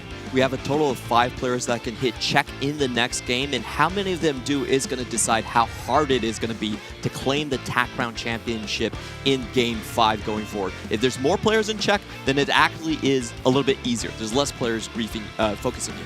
I love the point you brought up, David. I just want to kind of nail on that for a moment, that we really did think that Weimu was in a position to target grief Tomino, but we can see it here. So many players all in check. I don't think Weimu has a potential to target grief any one player. And even if he does, it doesn't actually give him any sort of edge. So it almost feels like a sort of non-game for Weimu coming up.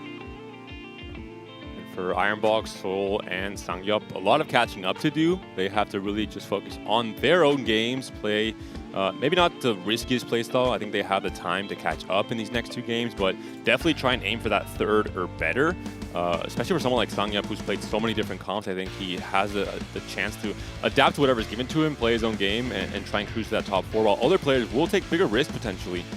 I do want to say Songyop, one of the players I'm a bit concerned about in the position right now. Songyop is the lowest win rate coming into the tournament of all the players in the field already. And so even if you do make it to Czech, on average it takes Songyop more games to find a first place position than the average player. That said, Songyop has played in many Korean domestic tournaments where he has showcased the prowess in checkmate. So what I wonder is if Songyop is going to be able to fully pivot away from this tempo-oriented playstyle and find a first or eighth position that he otherwise just is not willing to opt into throughout this tournament. I think for Terry as well, it's a similar question. Terry has a very unique playstyle across the first phase of the tournament. He played, I think, very little, maybe no Fast 9 whatsoever. He was only relying on a whole different variety of 4-cost game plans, which you saw here as well, with the Star Guardian setup, alongside some reroll, but also from selective spots similar to YBY1. I'm curious if he can also flip the switch when he is in check. Can he play for Fast 9? Can he find ways to maybe with double triple Malzahar or different augments enable himself to play for a first as well when he needs to? That's the big question. Some of the players that we've seen, like Robin Song's last set, where you can play for top 4, you're playing more humble TFT. Can you play confident, cocky TFT when you're trying to play for the big win? Big question for our top 4 oriented players. And historically, Terry actually has a 20% first place rate throughout the APAC tournament. He's been a top 10 player in our region for a very, very long time. The issue is, this is the first time at Tech Round. Yep. Do the nerves get to him? Do the checkmate environment changes his game plan and how he views his position in the leaderboard? Even just playing on land, too. We've kind of talked about it more on day 1, but just playing 2 additional days on land doesn't necessarily mean that you're suddenly comfortable for it. There are players in this field that have played in Chengdu before. I know Ironbog is one of those players that when they're under the lights, when there's a crowd in front of them, I imagine that has to have some level of distraction to your gameplay. Just looking at our bottom players, Seoul, Ironbog there, they really want to hit 12 points the next game. You want to be in striking distance to deny someone with the first place and also be in check yourself. So that's kind of the game plan there. You don't need to rush yourself. You're just trying to play the long game, elongate the series, and also deny. Predictions, are we going to see a 5-game attack on this time? Is it going to be 6? We had 7, which was, I believe, the record. Was the last record, set. yeah, it was. We have never reached that far. It was obviously the most excitement you can ever hope for with every single player and every single region in contention for the big win. I'm feeling 5, to be honest. I feel like it's going to be a 4-man race going into game 5. I'll go out on a limb and say I want to see 8. And by then, it's no longer checkmate. It's just who has the highest points. Yep. We've Basically never seen that before. Clement is all in on Ironbog, taking over from game 6 onwards. Maybe a few more Living Forge Kog'Maw games. You got my secret message. Game 8 comes along. It's just Clement on the couch. No one else. Everyone's tired. Everyone's just going home. It's just Clement here rooting for Ironbog alone. Something about Terry I wanted to ask you, actually, Clement. This is a perfect time. If you looked at just the stats alone and didn't watch TFT, you would think that Terry is like a baby YBY or Ironbog. Perception domestically, though, it feels like you're saying top 10, maybe more of like A- tier player. What do you feel like is the differentiator between them? Well, I think YBY is just much more flexible in his style. He can play a lot more lose streak situations. Terry, we call him TW Shunge, who is known to just play win streak all the time. He's much more flowcharty, much more Robin Songs-like in terms of the player archetype. While, YBY and Lakoko, they're kind of in a different category where they're super flexible, they can loss streak, they have a lot more of their edge coming from things like the rerolls. While Terry's kind of more of a dead set, I'm playing for a cost, and I'm playing for a stable game plan and just trying to be strong early. Doesn't mean Terry's not flexible, just not flexible within multiple play styles. Yeah. I think you hit the nail on the coffin there, Clement, because that's what we've been seeing this entire tournament.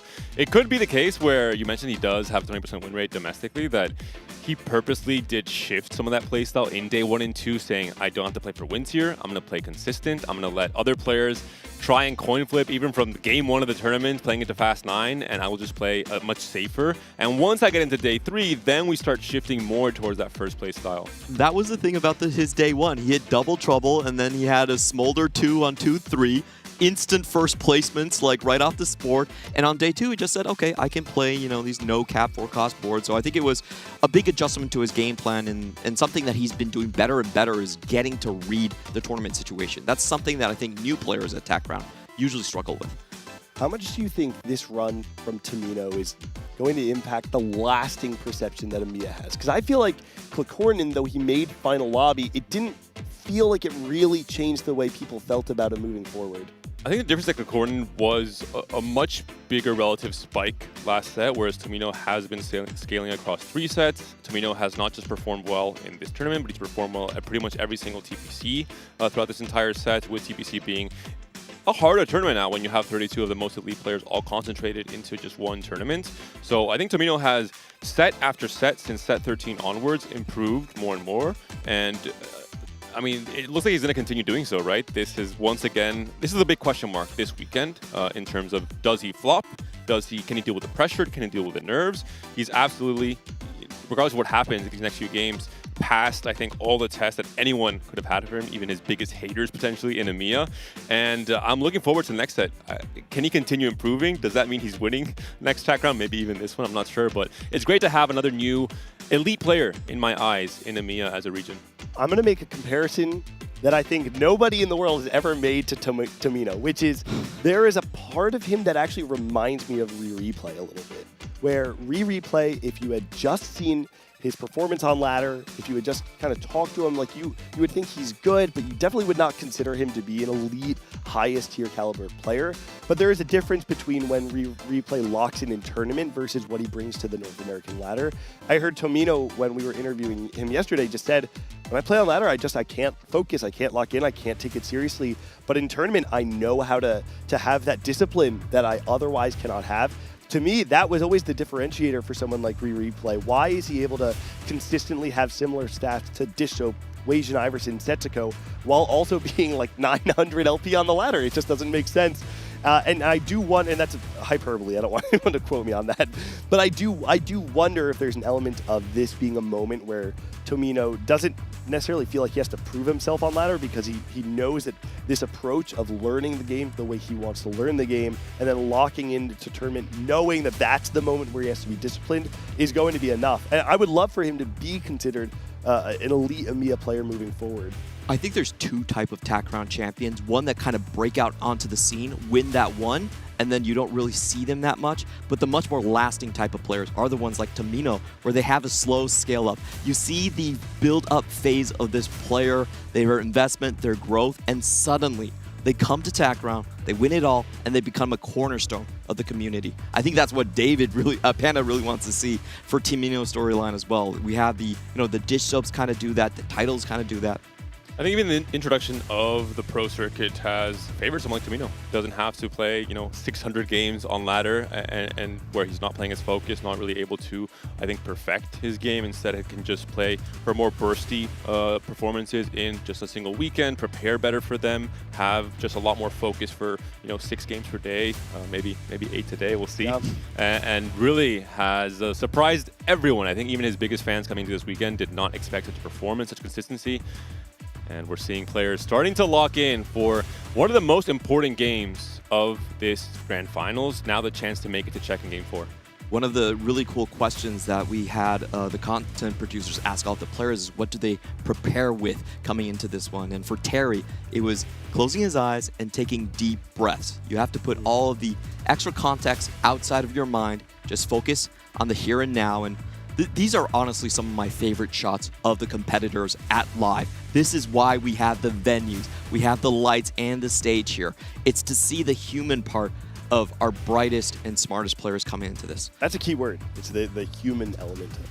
Because TFT, it's a decision-making game. It's something I love about this game is that the same decision that a bronze player makes punishes them in the same way that a mistake that a challenger player makes. You don't have the mechanics where you can aim better than your opponents. It's truly just decision making. And when you are playing in different circumstances, when you're playing in a different time zone, when you're playing at a setup that you're not used to, all of these things have the ability to make you not play like yourself. And that's one of the greatest edges you can have in this game. We've said it every single TAC round. Which player is going to play the most like themselves? Because at the end of the day, it's not necessarily about playing better than your opponents, it's who on this field is making fewer mistakes than their opponents. The consideration for these players of The amount of games they've played in the sets to try and master every small thing, the amount of times they had to beat variants, they had to outperform in a game where you don't have total control of all the variables all throughout, all the different TPCs they had to perform in to make it to top 12, to make it to week 2 of regionals, to perform there, make final lobby, to fight against the strongest players in the world, to make it to this position in the final lobby, in this game 4. Everything on the line here. So much prize pool, so much of the expected stability that you can really fight for in TFT as an esport is concentrated in this day, in this game, trying to make it to Czech, trying to be just one step away, one game away from crowning yourself champion. We're going to start with the Ezreal start here, and it's just going to be a 1-cost 2-star. We're going to be seeing which champion people get, but usually the most preferred ones are the Malphites and the Kales. I would say those are the high rolls. These are also some high rolls there. We're seeing the Lulu offered up for Thierry as well as the Malzahar. Maybe a double trouble can come in on the gold augments. For someone like Without You in particular, definitely would love for him to get a crew unit like the Malphite or the Sivir. I want to say, even if I can make interest interval, I'm keeping that pair right there just to high roll on the double trouble. If I get it, GG. No, you're a better player than I thought, Clement, because that is a very sound decision in terms of the power we've been seeing from Malzahar in all its variations across this tournament. Even Ironbog, I think he played a game of Perfect Form Zac going into Malzahar reroll as well, and that was the first place, so truly one of the main carries we'll be seeing, maybe even for that checkmate situation. I came back to shade being thrown between the two of you on broadcast. I knew I was right back where I belonged. Necker's like, I'm happy that shade is not directed my way. Yeah. What a crazy game we have in like a very interesting circumstance now for our players that are in the top 5 of the standings. Yeah, 5 of them in Czech already. It really decides a lot about the next game, how hard it is to be the Tactician champion, how many players are going to be focusing on you.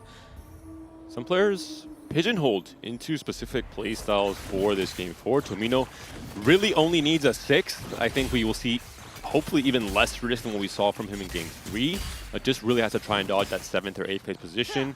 YBY1 off of his win last game only needs a 3rd to make it into Czech, so I think that's his magic number, right? 3rd, so he should be able to do it. Don't jinx my boy. And it is going to be gold, so the double trouble thing, if Terry does hold on to it, could just give him a massive lead.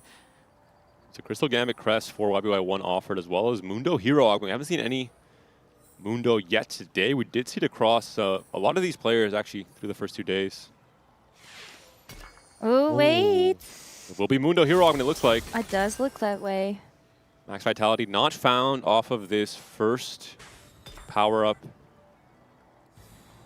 I do have to say Mundo Augment is generally considered a little bit weaker on this patch because you have so many Juggernaut Fast 9 players contesting you on the same thing. Like we saw in the Shen Hero Augment game. Same thing, yep. Ironbog taking a page out of YB1's book, going for the solo leveling, going for the Sterax Slam, this time with Aatrox instead of Fear, but also just a very strong opener. If Ironbog goes and manages that 5 win streak, a very strong econ position off of a gold augment start. There's also a chance you could get Mecha Blade there, so I want to see if that can pop up. That's one of the strongest starts you could get. The moment you mention Mecha Blade, you're summoning Gangly to come back onto the cast. I'm waiting for him to just pop up behind the couch. Gangly was right now. I know. I was like, wait a bragging minute. this morning. Every time there was another one, Sterax player, he was like, yeah, that's all me. Oh my goodness. No. A Mundo 2 just in the shop. YBY, that's not a 5 cost. You're not supposed to be rolling these. Also has very, very strong component start. At least half components for Mundo's bits with both the Rage Blade potential and the IE potentially as well. It was funny because like I thought maybe he wasn't slamming items because he thought he would lose anyway. And also like I guess keeping the components open, you give yourself better priority on something like the carousel. But now that he has got the Mundo 2, I do wonder if you consider like tempoing with that. With hero augments, because of the importance of getting your base items, there's a lot of value in purposely having a 3 loss to start things off to have either first pick, especially when you're looking for a bow on carousel for that Rage Blade. And we have seen the main line for the give him the chair B6 Juggernaut with an additional Mundo 3 carry. And you just kind of go for the Zyra and the Lee Sin later on. very similar endgame board to the Juggernaut Legendaries.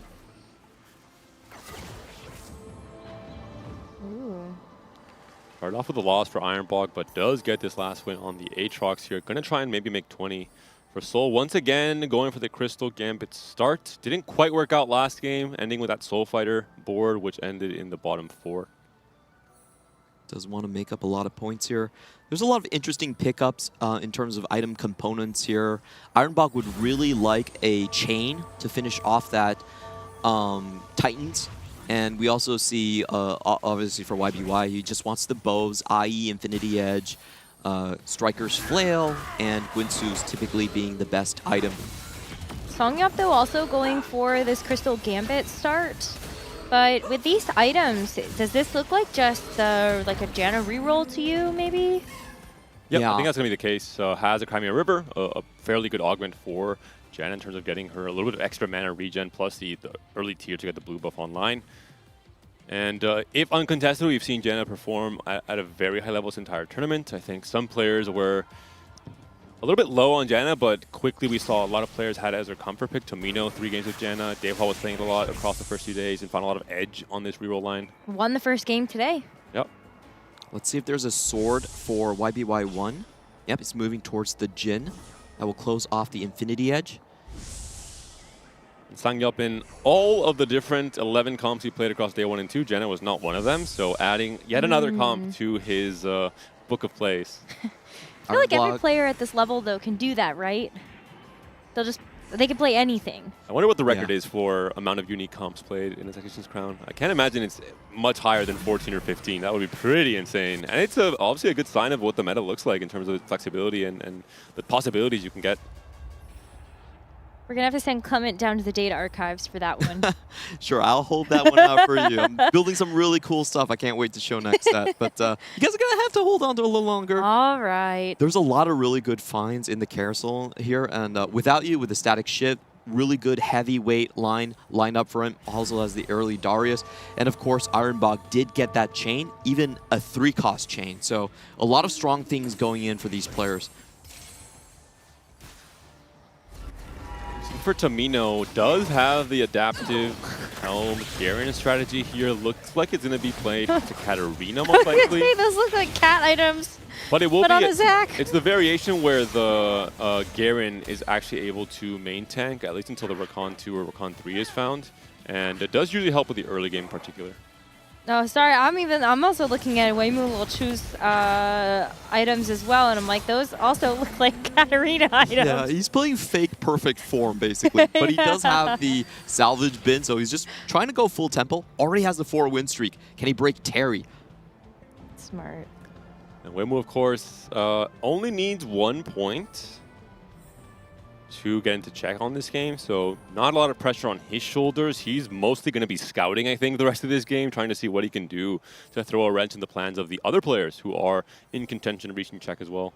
Yeah. Tomino, this is a very interesting style to play the Katarina. We have actually seen Garen 3s with fully adopted be kind of the main tank instead of the Rakan on the Katarina line. So it's an interesting way he can play this. The one sacrifice is you are using your power up on the Garen in the early game, so you're sacrificing the chance to scale into the late game with the Katarina. Maybe not a big concern for Tomino. He's looking more to stabilize and finish in the 6th place position. Doesn't really have to fight for that first or second. Yeah, I've seen a lot of Katarinas pick things like Crimson Veil or like Hemorrhage. Hemorrhage is a really good one. Yeah. Even Finalists potentially coming into the later stages.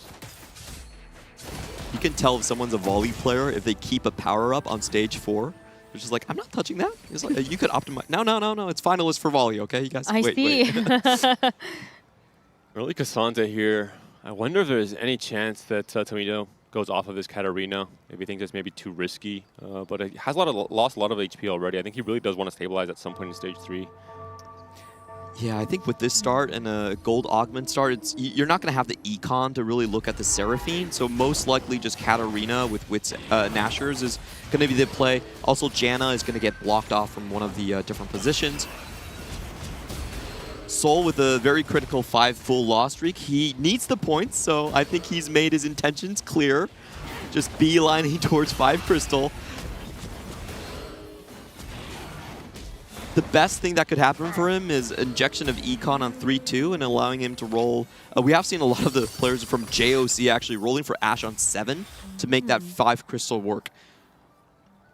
They also roll on 6, but I don't really advise that. That sounds like really difficult to hit the Ashe. That's the I need first place this game type of playstyle. We have seen it happen at TechRound already. Waymo does have the salvage bin, so the item build we saw earlier was just temporary, just trying to get a few of the kills in stage 2, not lose too much HP. Coming to stage 3 now with 93 HP, playing now for the Callista, Nefiri combo, the early Soul Fighter. We'll see what he ends up on. Obviously, you can play into anything. This is maybe one of the augments you want to have when you are in check, actually, because you can pivot and you're pretty much uncontestable in terms of playing one line, having unit players hold these units, and then just switching off into something else in stage 4. Yeah, for me, Waymu has one of the best spots going into a Fast 9 board. He can pivot into anyone because he can just rebuild his items on a whim, and he's still fairly healthy early on. So, and he's also keeping the crystal. So I think a big thing is find the crystal, keep on doing this streak, play very high tempo, and then hopefully go for the double down on stage 4. Prismatic, though, does this change anything for the tempo of the players in the lobby so far? It's actually huge for Soul if he can get invested. Huge injection of gold. He can immediately switch into tempo with Ashe. It's also really big for Tomino if he commits to Katarina, if he finds Radiant Refractor or just a Radiant to just make that Katarina really unstoppable in this stage 3. He took mess food fight. Messy food fight. You're like me. I call that food fight too. I know. Well, I just want to clarify that originally it was actually food fight. You know, when we were doing the set 15, it was. That's why we have the same. Sure, but then they couldn't put food fight tactics into the game True. yet. True. It's actually true. It's actually the lore of the game. The double down here from Sangyup, one of the players who has to take a big risk. Also for Seoul, both of the Korean players trying to find ways to get these extra resources online for their stage 4 roll downs. Waymu happy to fight one of these players now. Going to be an easy win for him, trying to preserve as much HP as possible. Yeah, Waymu's most likely going for the 3-5 double down route. He already has the 3 crystal ready to go for that. So he's just HP preservation. We're going to cash out on 4-7 and just make things very, very smooth for ourselves. Soul, for him, the most important thing is the next carousel. Can he find the Ashe? And if not, the 3-7 roll down is going to determine his game. Tomino did get his win, picked up unlimited power on 3-2, trying to, as we mentioned, preserve HP. He only needs a 6th place in this game 4 to make it to check going into game 5. So the key is not losing any more fights in stage 3, letting other player take those bigger risks and scavenging placements here or there coming into stage 4. If he's able to win every fight in stage 3 and maybe 4-1 and 4-2, I think it's almost guaranteed that he'll be in a spot to at the very least finish 6th. And he is holding on to the extra Garens is something I really like about the line, playing fully adapted here. Also pre-levels to 6, so really trying to play for more econ. Any fight he's able to win here on 5 is a really big deal. Ooh, a scary setup here from IBY1. Really helps pick up the sponging, buying so much more time for this Mundo. It's actually really good sponging because he's getting the Warmogs onto the Mundo as well. Mundo scales with max HP. Something we do have to check is his power-up. If he gets the scaling max vitality one, it's the best augment possible for the Mundo. It takes the comp to an entirely different level. But he's kind of like doesn't have many coffees. No, he hasn't rolled too much just yet, it looks like. Oh, that's true. After you natural the 2-star. But oh, there's a spat on the carousel. Also going to be a Mundo for IBY1. Sangyup right off the bat picks up that spatula.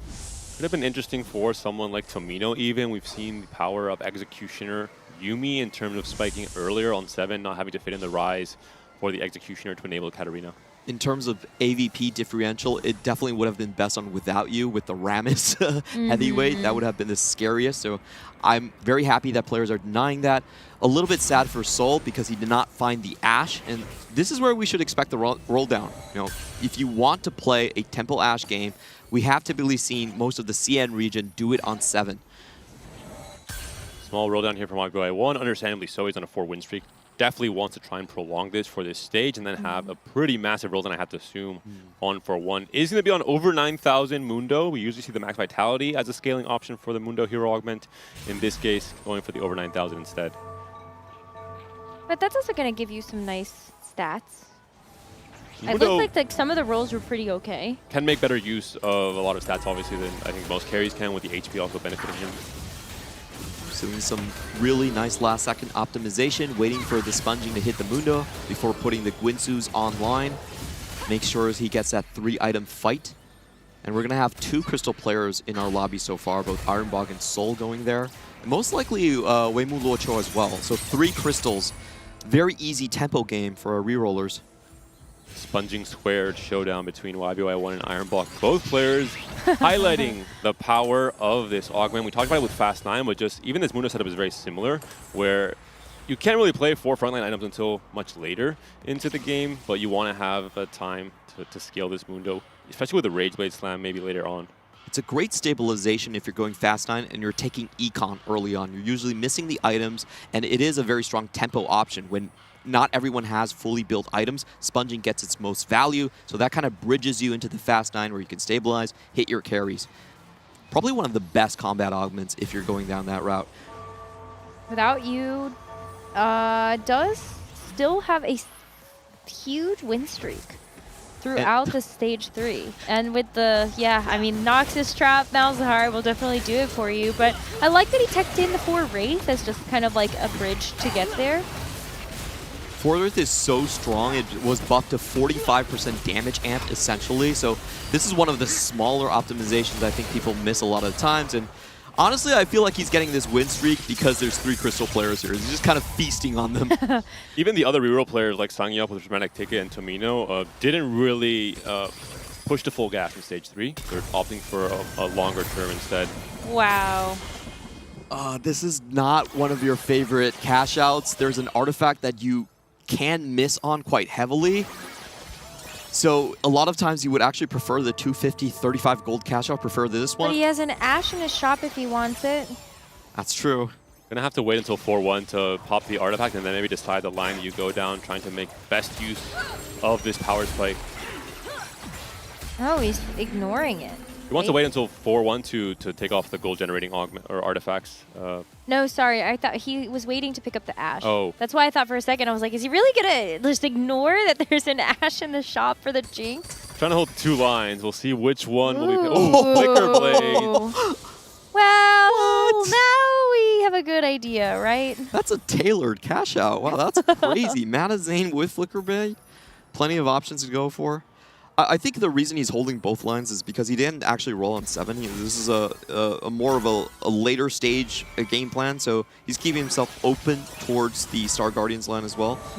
But now he's got 2 copies of the Ashe, and as he keeps rolling, I mean, like, this is actually not a bad board. I think he has a little bit to do, but the fact that you have that 3-star Rel that can kind of help you out a little, like, just a little, gives you a second to think. Pretty deep roll for Sangyup, and not hitting the Janna 3 despite having the Prismatic Ticket, and playing a greedier stage 3 is not ideal for a player who really needs to come back into the standings only on 10 points after these 3 games. Yeah, it's really about just getting those 10 points in 2 games. So going on the reroll line, I think it's perfectly fine. He did find the extra spat from the carousel, and best use of that, of course, is going to be the strategist. Gunblade healing, not enough. The Cassante pair pretty expensive as well, especially with Prismatic Ticket, where each piece of gold is that much more valuable off of the extra rolls you can get. I will say generally our rerollers have not been doing so well in finding copies. Without You on both 1-stars. Sangyup hit though. Ooh. Yeah. Ironbog also in a very strong position. Has so much gold to work with, is double down, but he's still pretty healthy, 50 HP. Yeah, this is a Fast 9 angle if we ever seen one. Weimu Luocho won, so I'm not sure if he's probably not on the double down anymore. No, he started to pivot, and it looks like he's starting to tech in a couple more Star Guardians, but yeah, with itemization onto the Jinx, that might be the carry since there's already a 2-star Ashe. from Seoul. It's a much better looking board when we last checked in with it, so. Perfect items from Seoul, and I really think that this is the lobby for him to come back because a lot of people are not high rolling at all. If we're looking at the rerolls, there's no one that's 3-star on 4-2. And this is where this setup really snowballs, right? Where you have the 5 Crystal Gambit, no one is really putting up too big of a fight in stage 4. Once you have that initial stage of snowballing, you can match the power much better on those fast 9 players as well in stage 5, and it just continues snowballing the rest of this game. Wow. So much gold. Straight to 940 gold to roll with, skipping maybe the 4 cost altogether, going straight to the 5 cost, the Iron Box special here. He's going to go due, right? With the items, yep. Oh, but there was like there's an option for the Leona, but I know he's just taking the 4 cost out to just like get the fools better, right? The key thing here is that there's no Lee Sin and no Volley Bear. There's only one Volley, so the items don't work out very well for his stage here. Going into the Mundo line as well from Ironbog, making life harder for YBY1, who still has not hit the 3-star. Tomino just hit his Katarina 3, going for full tempo with the Blood Rage, trying to take over the missing Hodge, for example, in terms of the Omnivamp, and Tomino really needs to win these next few fights. Well, that's going to be the Katarina down, and so it's really all left to this Garen, but the more time that this takes, the Mundo actually has some time to ramp up. And with all of the sponging still taking effect for the front line, it's looking like this might be a Mundo win. Yeah, I'm stuck on 6 as well still.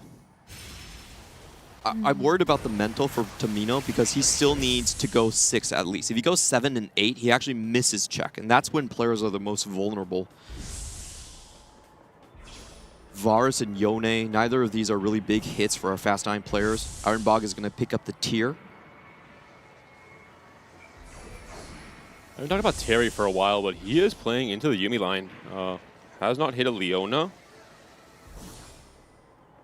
which is a little bit unfortunate for his front line. Still playing Crystal Gambit as well, so Terry may be trying to play a kind of a weird play style. I had no success whatsoever spotting in Crystal Gambit when playing Yuumi because you really have to win pretty much every fight in stage 4 when playing Prodigies. I mean, Tomino hasn't hit a Leona either, which is also going to be super important for the comp later, but yeah, well. Let's get the Seraphine. That's kind of nice. Took a Sante, but no Leona is really, really tough when trying to play for Yuumi. Oh, there it is. Maybe too late. You have to solo swing too, but then you're going to have a pretty unstable front line. 5 Battle Academia is so huge, though, for this comp. That's true. I wonder if you take out the well, I guess you can't buy it either because you would have hoping to win this fight. Something. Otherwise, yeah, you're in big trouble. If it's a 6 loss streak playing Yuumi in stage 4, that's I think almost you're doomed to bottom 4 in that position. This is kind of one of those spots where he might be playing a little bit too safe, too unambitious. Terry's just aiming for a top 4, but this is looking less and less likely. Ironbog is still losing. Okay, he finally got a win, but that was a long streak that he's just now breaking. Everybody in the bottom 4 is also super close together. There's not really a whole lot of HP even differentiating them from Weimu in 5th. Tomino also got a win. It's really massive for him in particular. He is looking at the low rollers and just crossing his fingers, hoping they go down before him. He only needs a 6, so as long as 2 of these players, like maybe Terry as well, are not able to hit or not able to stabilize, that is great news for Tomino. And Tomino, he's directly contesting Terry on those Leonas, on the Yuumis as well, while playing Katarina. This is where you should start griefing players, you know, helping them along, going to 7 and 8. It's a tactical play that we should see from him.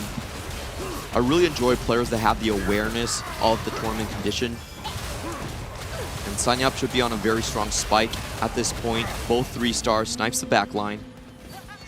And Weimu, despite being on 19 points, we don't really see too much griefing from him on his bench. He's just kind of playing his own game. We don't see any Mundos being held, I guess before YB1 hit, for example. Maybe he was griefing a little bit earlier on before players hit big fights. Oh, Tomino, another loss. Now, lowest HP on the lobby. It's definitely really scary. And you've kind of hit your cap, right? You're trying to push level 8 to fit in the Executioner, which you're missing right now. I think he's going for 3-star Caitlyn. It's a lot of gold. Or are those, or is that just like you can sell the Caitlyn and put the items on the Yuumi? I really want him to actually just sell the Caitlyn. I feel like a Yuumi 2 would serve you better. I guess if he can make 8 without selling the Caitlyn, that would be the best news. But I think he's going to have to if he wants to make 8 this next turn. And I think he does want to, right? Defeat an Executioner, it's a big deal. Yeah, there it goes. He has just enough, actually, and yeah. Would love to have a Rise, obviously, for the Mentor bonus would be a small little optimization to help him win some of these next few fights. Dark Amulet Katarina in the end. So it does scale up and has the extra augment for the blood healing, but he needs his fight to go along, which is the reason I don't really like the combination with Katarina. You're much more of a bursty champion. That's the Void Staff on, going to be pretty big for the Shred for both the Katarina and the Yuumi. Can the Katarina wrap onto this Ashe? That's the big question. Looks like she might be able to. There is a bridge. Has bridged over there into the third. Legend Knight has already procced. The Ashe is onto the Katarina. It's not good news for Tomino. His main carry is down. He still should be on 2 lives. This is stage 5. He's barely left alive on 2 HP. He needs to fight for the 6th place. This next roll is going to be huge. He needs the Rise or the Yuumi. I think the Yuumi is actually probably a bigger boost because he has someone to give the items to. Especially with less of the power being concentrated on the Katarina due to her not having one of the scaling power-ups. The Yuumi has to put up more of the weight. I would actually take that Jace there. Gold. I think you should be willing to sell the Caitlyn too. You think Jace 1 is stronger than Caitlyn 2? Just to have the goal to try and find the Rise potentially, because that's going to be more impactful in the bigger picture. That makes sense. The Yuumi 2 is the hardest thing that spikes his board right now. You should be willing to sell it for it. Oh, it's just so, it just feels so desperate. Not like this. No, he's shaking his head. Against Sangyup, one of the stronger players on a 7-win streak. Unless the Katarina can cheese this fight in his favor, this might be an 8th place for the Slovakian player when he only needed a 6 to get into check, really delaying his chances of playing for the checkmate. No, the Scarin is just like not buying enough time. And the Rise deletes it, and Tomino goes out in 8th place. So he's only going to have 18 points at the end of this 4th game. This is the roller coaster effect. When you were on the high, you were starting your day with 15 points, and then all of a sudden, you're behind the curve. That really hits players the hardest. I hope he can stabilize. I hope he has someone here that gives him some words. Terry as well goes out in 7th, not going to be able to reach check. Was maybe, as you mentioned, Clement, maybe playing too humble, playing for the Yuumi, saying I just need a top 4. The line was not uncontested. There was, you know, obviously the direct contest between both of these players who went out in the first 2 positions. I just don't know how much I like the Yuumi line in general. I don't feel like it's performed very well in this entire tournament. If it's uncontested and you say I'm going to hit my Leona 2 on 4-2, great, yeah, but there was no Leona. Contested. Yeah. It's never uncontested. That's the problem. Yeah. You only have Leona 2 and Cassante 2 to look forward to. And I would have rather seen Karma. Yeah, maybe for Terry. You know, he's a Karma master. YBY finally gets all of his upgrades onto his board here, still running around with sponging, but the backline goes onto Mundo.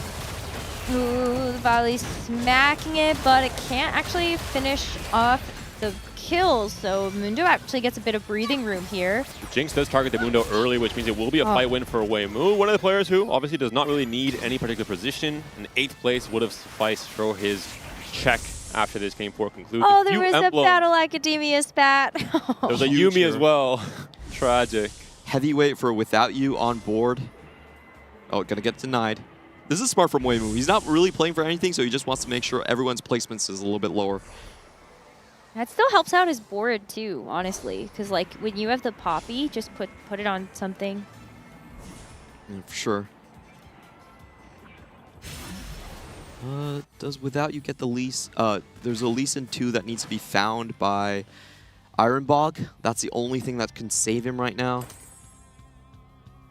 Without You also looks so strong, by the way. I know he's kind of losing right now, but he's got Darius 3 and Jace 3 on his board. He's missing, but he's missing the Kog'Maw, which is the critical piece. Without You only needs a top 4 to make it into check, so someone like Weimu's really trying to ideally send Without You into that 5th place position. We're going to be very difficult, I think, from his HP lead he currently has. The rest of the players who did need a really big result in this game are getting there. Ironbog and both Sangyup and Spill. This is the Koreans, right, on an 8 and 9 win streak right now.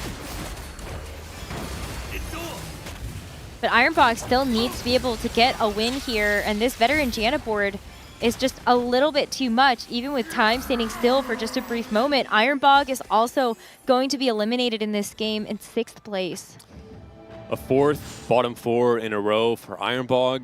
Not a great result, but it is setting up for the potential hero arc for Ironbog in terms of winning those games 5 and 6, prolonging the tournament, and maybe playing for the win late into the day. It feels bad to end on 11 because that means your win doesn't deny someone else. Very true. So hope he can bounce back here. Seoul now looks like the front runner to just win out this lobby. Highest cap for sure. I think his observation that the lobby was actually a bit low roll and waiting to roll for that Ash was a huge decision. Oh, but look, Without You actually did finally hit the Kog'Maw. Pivotal fight here. YBY1 needs a 3rd place to get into check. Without You needs a top 4. So this direct matchup so important for both of these players. Amundo is slowly scaling to the fight, but the Darius is still very healthy, buying time for the Kog'Maw to ramp the static shift damage. Mundo yeeted away. YBY1 not going to be able to make it to check, and Weimu is already there. YBY1 finishing in 5th. This means 2 players will be in check coming into the next game. That'll be Without You. Currently going to be at the very least 20 points. And also Weimu, who was on 19, pretty much locked the moment this game started off. Overtaking Tamino has to be a huge boost there, you know, knowing that you're maybe 4th or 5th and suddenly being in the top 2 contention just to close it all out in the next game. The very necessary result for both Sangyop and Seoul as well. A very slow start to their days. The players alongside Ironbog who most needed to catch up in points are doing their job in this game 4. We could see, like we saw last year, 6, 7 players in check if we prolong to that game 6 or 7. Laughing, Necro. That was not intentional. I see what you did there. You don't want to go game 8? Probably not.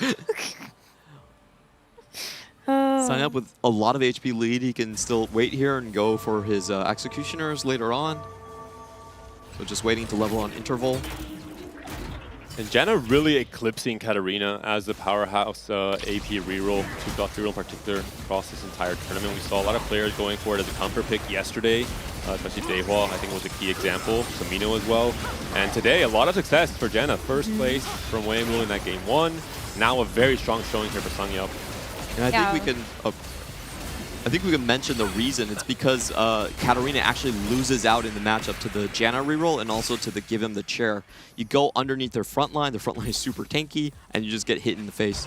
Even Janna, I think, nerfs came through, then it was a bit forgotten because it had a terrible matchup into Mighty Mech in week 1 of regionals, but a lot of players still remember the strength of this Janna board, especially if you find an early rise, which we've seen most of these players actually luck into in Stage 3. That really changes how early you can start spiking and preserving HP. Songyup also went to level 9 and is going to be able to get in quite a few upgrades. Holding on to I thought maybe holding on to like trying to get a 3-star 4 cross, but I don't know if the game is going to go on long enough for that. Seoul also just hit level 10. Just throws in an extra strategist for Sanya. Still a pretty big spike for him. And Seoul should be the likely winner, I think. We kind of foreshadowed this outcome all the way in Stage 4 when we saw the relative weakness of most of the boards that could potentially stop the snowballing from starting early on for Seoul. But it's a 12 win streak now, 12 win streak worth of 5 Crystal Gambit cash outs. You only get stronger and stronger. You skill more than pretty much anything else in the game at this point in time. Yeah, had a great cash out, 300 with the correct artifacts. Had even 2 to choose from in the mana zone as well. So very lucky finds there. His lobby reading is really what got him here. He could only play for 1st place basically in this game. He wants to play catch up. Was set on this line already. 5 Brahms. Not again. I'm so jealous I wasn't here. I don't think we're gonna get to see it because he's in the dominant position. He doesn't need to do the full sell, but he could for style for the points. fans. Yeah, exactly. for the fans. What do you For the value Poro more? fans. $50,000 or fan support? Definitely the fan support. All the Poros. Can I take the 50 by the way? Is it still on offer? The Braum targeted, the Janna trying to chew through this entire front line. The Flicker Blade's Ash is still scaling. But it is actually getting attacked just a little bit. Take the Braum, take the Braum. It's too much to deal with. The Braum, you're losing 1 point of econ. Buy it. That's okay. Duelist +1 is big here for Soul as well on his side. Can't get denied. I think that's amazing for him. There's just too many things going in his favor here. A much needed risky game plan that finally did pan out for Soul here. Yeah, a lot of things did go well for him. He actually hit the Zyra on the dual Q as well, so could slot everything in. A great synergy between Flicker Blade and the extra attack speed. Also rewarded for holding both the Ashe line and the Star Guardian line as the catch-out came through, trying to play around whatever artifact he was given. Saw the Flicker Blades immediately beeline with the Tactical Gambit. We're seeing now the Duelist TF as well, so one of the higher cap variations of 5 Crystal Gambit we've seen all weekend long. An understandable 13 win streak here for Soul in game number 4. And guess what? He's holding 5 copies of Lee Sin. It's not gonna happen, but I want it to happen. There's still one more round. If that shot pops up, we could see it happen. But he's also smart because he's holding a copy of Rise. Oh, that He does sees seem to that be a win condition. Songyup is holding 5 Rises, so this does make the odds of hitting the 3-star Rise pretty difficult.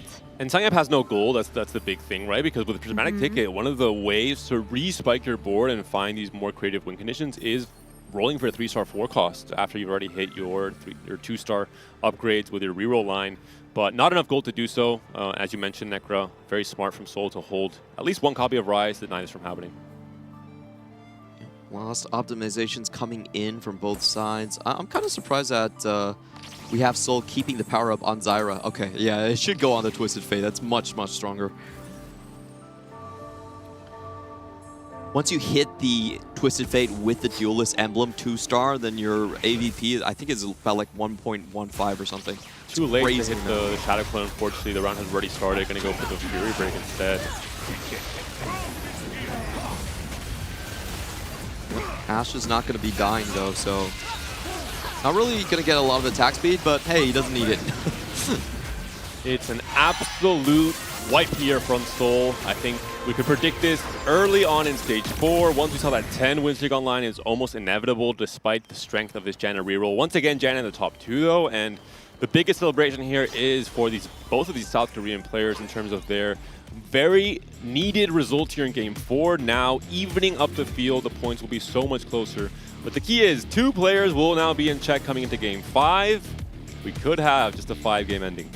But I think if it does go further than that, you're right. There's a super high likelihood that we head into game number 6 with 6 players in check. You know, everybody's actually within that striking distance, maybe even more, because with that first place, Soul at 16 points actually has a really great shot after this one too. I think the cards could play out that way. I think 2 players is the magic number where you can still gang up on them and grief them. You know, you have your own defensive zone. You don't play man-to-man. You play zone defense. 3-man, hold them down. 3 is where it starts getting really hard, and you're just playing for yourself. I think that's kind of like the lobby dynamic we're going to have. 3 is where double trouble becomes maybe pickable on 2-1 as a possible win condition. 2, I think, not quite enough. I do also want to mention, Necra, the one player that is very far behind as well is Ironbog, who there's sometimes on grand finals where you see a player who is, you know, very far behind and you don't really think he's going to extend the tournament that much further, but Ironbog specifically is that one player who has won so much across this weekend. Yesterday had a 40-point bomb in day 2, won 4 games as well, 2 of those leading Forge Kog'Maw. If there's one player that can maybe push the record 8 games, I think it could be Ironbog. Clement is grinning ear to ear with that. It's part of the script for Clement. No, but you're right, and I think that is a player that we need to definitely call attention to, because at 11 points, Ironbog actually isn't out of the running yet. If you can actually get a first place in this next lobby, or even if a top 4, you just want to see the games extend, and making it to a game number 7, that's where I expect Ironbog is the scariest. and there is one player I want to hype over Ironbog. It's Without You, who's currently in Czech. The reason a lot of players don't know about him is this is his first full split. He used to only play 200 games a set, and he was the best player on our server in 2 of those competitive sets here. We convinced Without You, a lot of friends got together and said, hey, it's not your talent issue, it's your just time issue. So he's starting to stream, he's starting to do the study group every time. He's very mathematically inclined. The word I give him is the brains. He's actually the brains of our study group. Incredible shot caller in 4v4. I think he's going to be a real threat. One of those unseen players coming in to maybe sneak it all the way. Also maybe a player benefiting from the pro circuit changes, not forced to play 400, 500 games on ladder to qualify through rank snapshots to all these different events. Can just focus on those key weekends for the pro circuit and define a successful set off of just that performance.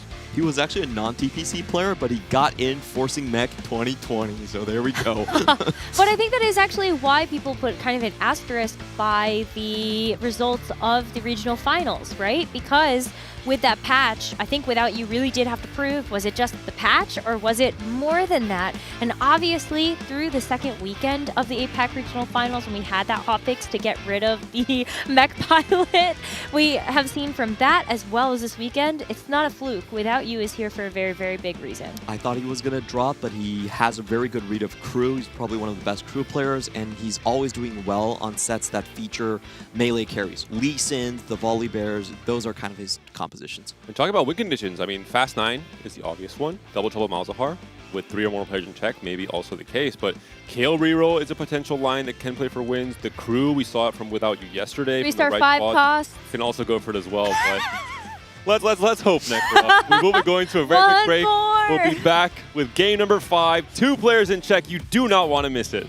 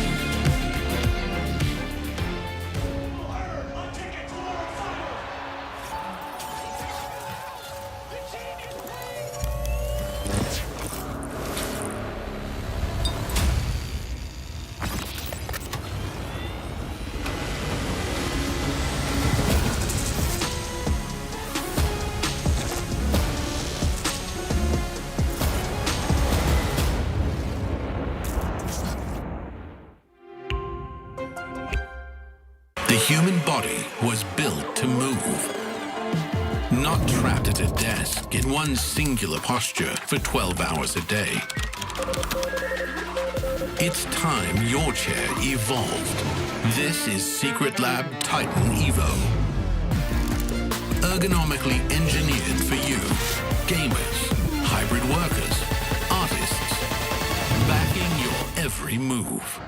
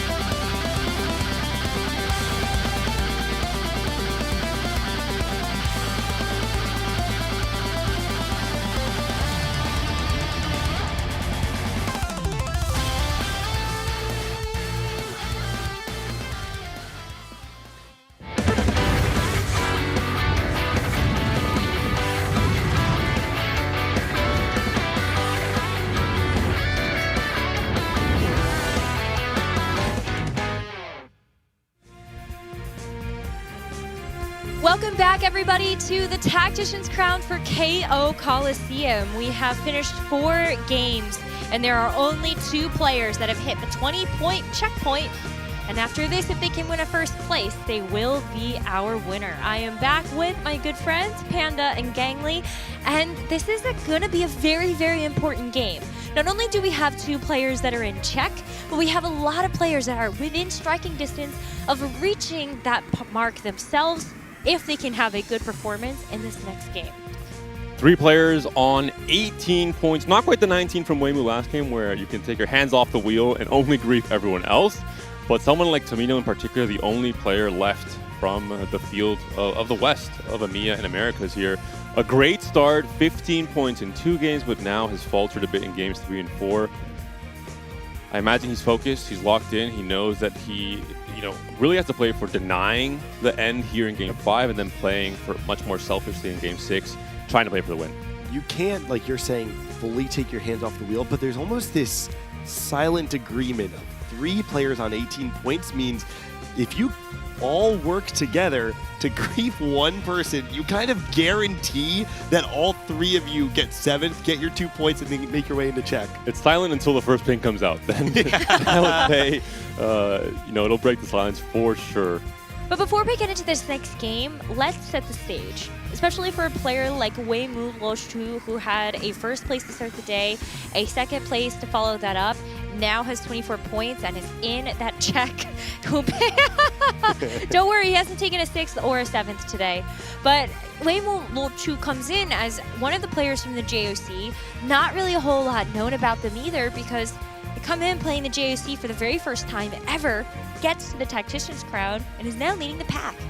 This is I think the newcomers. This is the era for them, and at least this TAC Crown. It is not the big hitters. It is not, the double 61s, Likokos, coming into this day 3. It's players like Weimu, players like Tomino, players like Without You. Both players in check debut this set for the TAC Crown as well. So it's just really impressive to not just handle the nerves and perform at an average level, but to surpass all expectations and maybe have the best tournament of their lives when it's most important to do so. It also speaks to the depth of the region, right? Truly, if you are entering a tournament being a complete unknown quantity in your region, and you are making a deep run in your own regional finals, you're making it into the Tactician's Crown and then making it to the top 8, and nobody has ever heard of you, what that says more than anything else is that CN has more players like this that we don't even know about right now that are capable of doing what Weimu's done today. I feel like that happens every single set, though, at the Tactician's Crown. We see a player that comes in through the JOC and then just does fantastic things. We might not ever see them again, but it's because sometimes we do. But it's because the competition is so fierce, and that's really the selling point, I think, of CN, is that everything has been super, super tough. I love that our players are vibing here. A bunch of animals, is that what you're about to say? They've been locked in for 4 months. Finally, they can let loose after the elimination yesterday. I say we let them. Well, back to talking about Without You, though, because this is also their first Tactician's Crown, but this is not the first time that we've seen them at a global stage. Got top 24 at the TFT Vegas Open, so it was also no stranger to playing on a LAN environment, so I wonder if Chengdu is kind of helping out with that, but also comes in with just an enormous Fast 8, Fast 9 game plan, and has been very successful with that today. The key word for Without You is really just fulfillment, right? That's the word that comes to mind. This is the player that has showed promise for a very long time, but we haven't really seen that promise come to fruition in the same way that the study group partners, the people around him, have seen that potential really flourish. And I can only imagine what it means to a player like this to finally sit down, put the work in, and see the promise of that come true, to see what happens when I play more than 200 games, what happens when I sit down and do the legwork. I already have the talent, but now it's time for the hard work to carry me over the precipice of what I thought was my peak. To me, that's exactly what Without You is showcasing this weekend. And that's exactly what Clement was saying. A long time coming, but also the brains of that study group. So someone that not only can soak up all of the knowledge from the players that he is learning with, but also can provide that back. And I think that's also something that we are seeing in terms of just stylistically how Without You has been approaching this tournament, and just the pressure that you have to you must feel entering into a stage like this. The asterisk I want to put on Without You right now, being one of the 2 players that's in check, is that Without You comes into this event as one of the lowest win rates in the entire field. Coming into today, the only person with a lower win rate is Sanyov in terms of career TFT. And granted, we've seen players adapt their playstyles patch to patch even, right? And just because you have not showcased a prowess for a high first place rate in your career doesn't mean you can't do it today. But it's certainly something you have to consider when we've seen what Without You has brought to the table up until this point in time. We've also seen players not quite be able to adapt in the grand finals. Someone like Camille, we just saw on camera there last set, he had also just a great performance in day 1 and 2, a very top 4 heavy style, and then day 3, it's a whole different beast to try and suddenly flip that switch. It's one of the biggest challenges, I think, for those players who historically are more accustomed to playing consistent, are more accustomed to playing more, having full agency and control on their results, angling more for that 3rd to 6th place bracket, playing for those 1st and 2nds. When you have players like Ironbog, like YBY1 in your competitor you field, don't have to flip a switch. It's already switched. It's multiple switches, I think. But you say this because, one, Kambuli is an amazing player. We've already seen how phenomenal he is, not just on the global stage, but also in just the Americas region as a whole. And it is hard to get first places in TFT. And you don't have to. It's only Checkmate that really forces you to do this. You can win a normal tournament, regionals in most cases, not this set, just by placing 3rd every game, placing 2nd every game potentially, winning a game here or there, but you don't have to necessarily angle for exactly that first place. Checkmate completely turns this around. You are forced to win. You are forced to play for that riskier style, and especially with other players trying to grief you, like the case of this Game 5, with only 2 players now in check, it's just so hard to do so. It also is kind of counterintuitive to what we've said all weekend long, which is, what's the greatest edge you can find is playing like yourself. Well, what happens when playing like yourself is not the way to play to win the tournament? All of a sudden, you're forced to be in a position where you are more prone to mistakes, where you are traversing unfamiliar territory, and it does give these players a disadvantage compared to the field. I absolutely agree with you. But there are a couple of players that I think also are probably feeling the pressure of not necessarily, like, it's not even just about making check. Like, I want to bring things back to where we are in Alicante. Tomino, the sole representative for us now across EMEA as well as the Americas. It was a rough 4th game. The fact that Tomino went 8th only puts him at 18 points. And there's a mentality there where it's like, you can't go 8th. All Tomino needs now in this next game is the 7th. But when that's the thing that's eating at the back of your brain is, I can't go 8th, I can't go 8th. Sometimes it's a self-fulfilling prophecy. We've seen it happen even yesterday with CMV9. We saw it with like Hoko and past sets as well, where it's just a lot of pressure.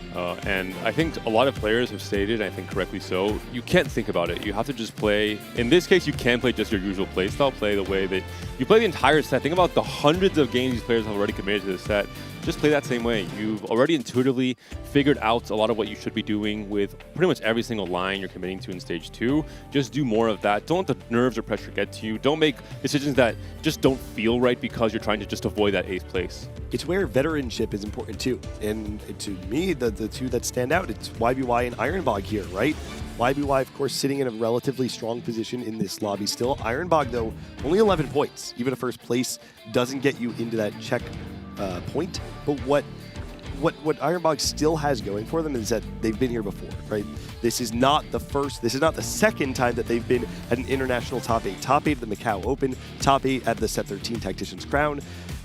If you are in a position where there's a rock in the road and your only goal is to not hit the rock, 9 times out of 10 you always hit the rock. Ironbog and YBY have been on this stage enough times that I believe that they're able to still just ignore those outside factors and play their own game.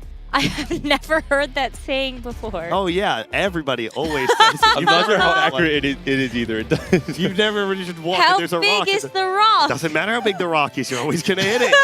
As big as you want it to be. How fast are you moving, gangs? We need more detail. Incredibly fast. Speed. No, but I think you do actually make a really great point there, because it is. Wait, I lost it.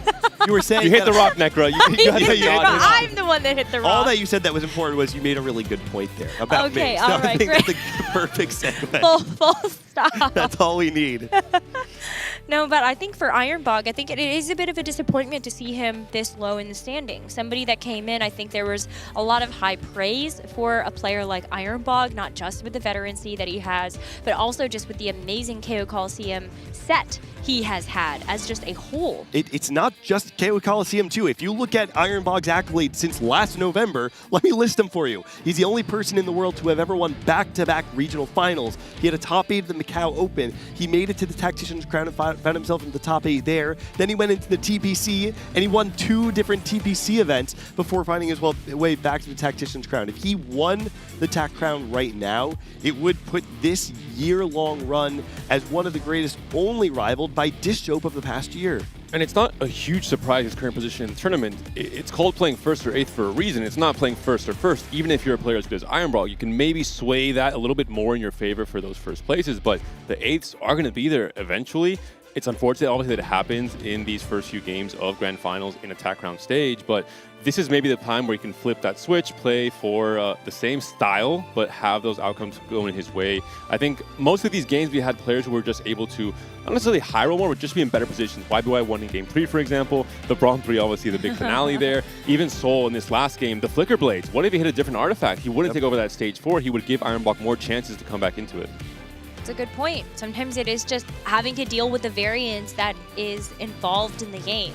But how do you lower that variance? Because I think that's also a really big key to success for a lot of our players when it comes down to, yeah, okay, there are moments you can low roll your fruits, just not hitting to finish out your composition. We've already seen that today, picking a reroll line that is contested, even if unintentionally, because you've picked something that is good in just basic compositions. I think the only true way to reduce variance is to make fewer mistakes, because in TFT, the relationship between the severity of a mistake and the severity of a punishment are not equal. Sometimes the smallest mistake can have a huge impact later on in the game, and sometimes you can accidentally sell a 4 cost and find it in the next shop. It's not a direct correlation between the severity of the mistake and the severity of the punishment. The only true way to reduce variance in TFT is to make fewer mistakes. And that's why when we talked to Malala about his set 10 run that will probably never be matched ever again, what was the edge that allowed you to go on this incredible run during set 10? Malala, the most maybe normal TFT player of all time, says, I just played like myself. That was it. That's all it came down to. I didn't feel the pressure of being on stage. I didn't feel the pressure like I had something on the line. I played TFT the way I wanted to play TFT, and it worked out for me. Was he lucky? Of course. If you're telling me Malala wasn't lucky in set 10, you'd be insane. Of course he was lucky, but the reality is he made few enough mistakes that the high rolls let him reach greater heights than anyone else. That's all you can do in TFT. Make as few mistakes as possible and let the high rolls naturally come to you. I wish I was built that way. Because what I'm hearing you say is it happened to him because it was him. That's not what I said. That is definitely not what I said. You hit the rock again, Necro. Well, it was right there. Gingley said I'd hit it 9 times out of 10. You were going too fast, Necro. You gotta slow down. 8 more statements, and eventually Necro will not hit the rock. 9 times out of 10. We might have time for that actually before this game 5 starts up. But it's also time for our players to hone in on this specific moment in the Grand Finals. In the first game, everything is still quite open. The fan of possibilities and the routes you could take to make it to 20 points, to make it into checkmate, are still varied. Now, you have a much clearer angle into what you have to be doing this next game. The possibilities of what comps you're angling for, what comps you're really keep an eye out for in terms of playing for a win, for Weimu, and for Without You is much more narrow. I'm curious what players really... It's not easy to go for a first necessarily. Obviously, Fast 9 is the one clear example, but are there any creative ways to make it to a first place in this current patch? I'm thinking about Kale reroll for really CN as a whole. They've I think, driven the line there when it comes to Kale this entire set. I'm curious if Weimu has maybe a preference towards that. Without You on Crew, you won a game yesterday. Can he do it again in this day 3? Crew is an interesting one because typically when you're playing for a first, you don't normally think of reroll because obviously it can be griefed. 1 cost reroll, like you're saying, Kale and Crew are unique in the sense that it's very hard to grief a 1 cost reroller. And even though there are 2 and 3 cost aspects to Crew, you want to have the Shen 3, you want to have the Zig 3, of course. really what it's more about is making sure that you can get that early game strong, be able to streak through stage 3 if you have Malphite 3 plus the Sivir 3, and then eventually you tend to just have enough HP to be able to get the rest of the board online. But something that I think we should pay attention to is one of the most common win-out positions we've seen all weekend long has been double trouble. This is a question Panda was actually asking me at the top of the show, is can you take double trouble when you are the only person in check? With 2 people in check, it's still potentially griefable, but is it strong enough to still be taken? Don't ask me to answer that question, actually. I actually heard from Tartman, one of the French players, the MIA players in this tournament, that he saw some wins with double trouble with Gnar and Aatrox in scrims leading up to this tournament. Maybe that's a potential line. You can kind of do a fast one, play double trouble. Everyone's holding Malzahars, and you just quickly sell them on 3-2. just slam all these 80 items, play into Gnar instead. Okay. The ploy all along was to get people to grief their own econ so that they could actually, pivot. We saw the ankle break from Tidal back in set 9, opening the tomes later on in stage 2. Could we see the double trouble ankle break in this game 5? That would be one for the history books. Just to recap where we are in the competition for day 3 of the Tactician's Crown, we are in the grand finals. Only the 8 best tacticians throughout the weekend have made it to this point. As you take a look at our standings, the 2 players at the top with over 20 points have put themselves into check. Now, if they win this next game, they win the Tactician's Crown. Everyone else below them is hoping to catch up to that 20-point mark so that they can also have a chance to win the Tactician's Crown. But if any of them go first, it's just not going to be enough right now to actually win. Let's take a look back at some of the highlights from the start of the day, just to catch people back up to speed in terms of how we even got here for Wei Mu Lo Chu, and also without you to reach these 20 points. Wei Mu Lo Chu actually won the very first game with a Janna veteran reroll, a composition that we had seen do quite well throughout the weekend, but was also a bit of a surprise to us when we actually got here to this weekend. And the big enabler was maybe the 9 lives, right? The dramatic econ that you're able to scale into the late game and made the Janna so powerful across stage 4 in particular. I think the big enabler was the fact that there were 5 Fast 9 players and none of them were able to stabilize because they were all contesting each other. It was a horrible way to start the day for players like Ironvog and YBY, 2 of the big favorites going into the day, falling in both 7th and 8th. And without anybody Fast 9ing successfully and being able to cap out, nobody could take over and beat the Janna player. And you can see the ramifications of that, is that none of them have been able to reach that checkpoint of 20 points, and it's because you've stacked these bottom 4s back to back, and especially in Ironbog's case, it's been a couple of bottom 4s back to back that you now are making it much more difficult for you to get to that finish line in first place. Another line and game to highlight, the game 2 from Tomino, Living Forge into Kog'Maw.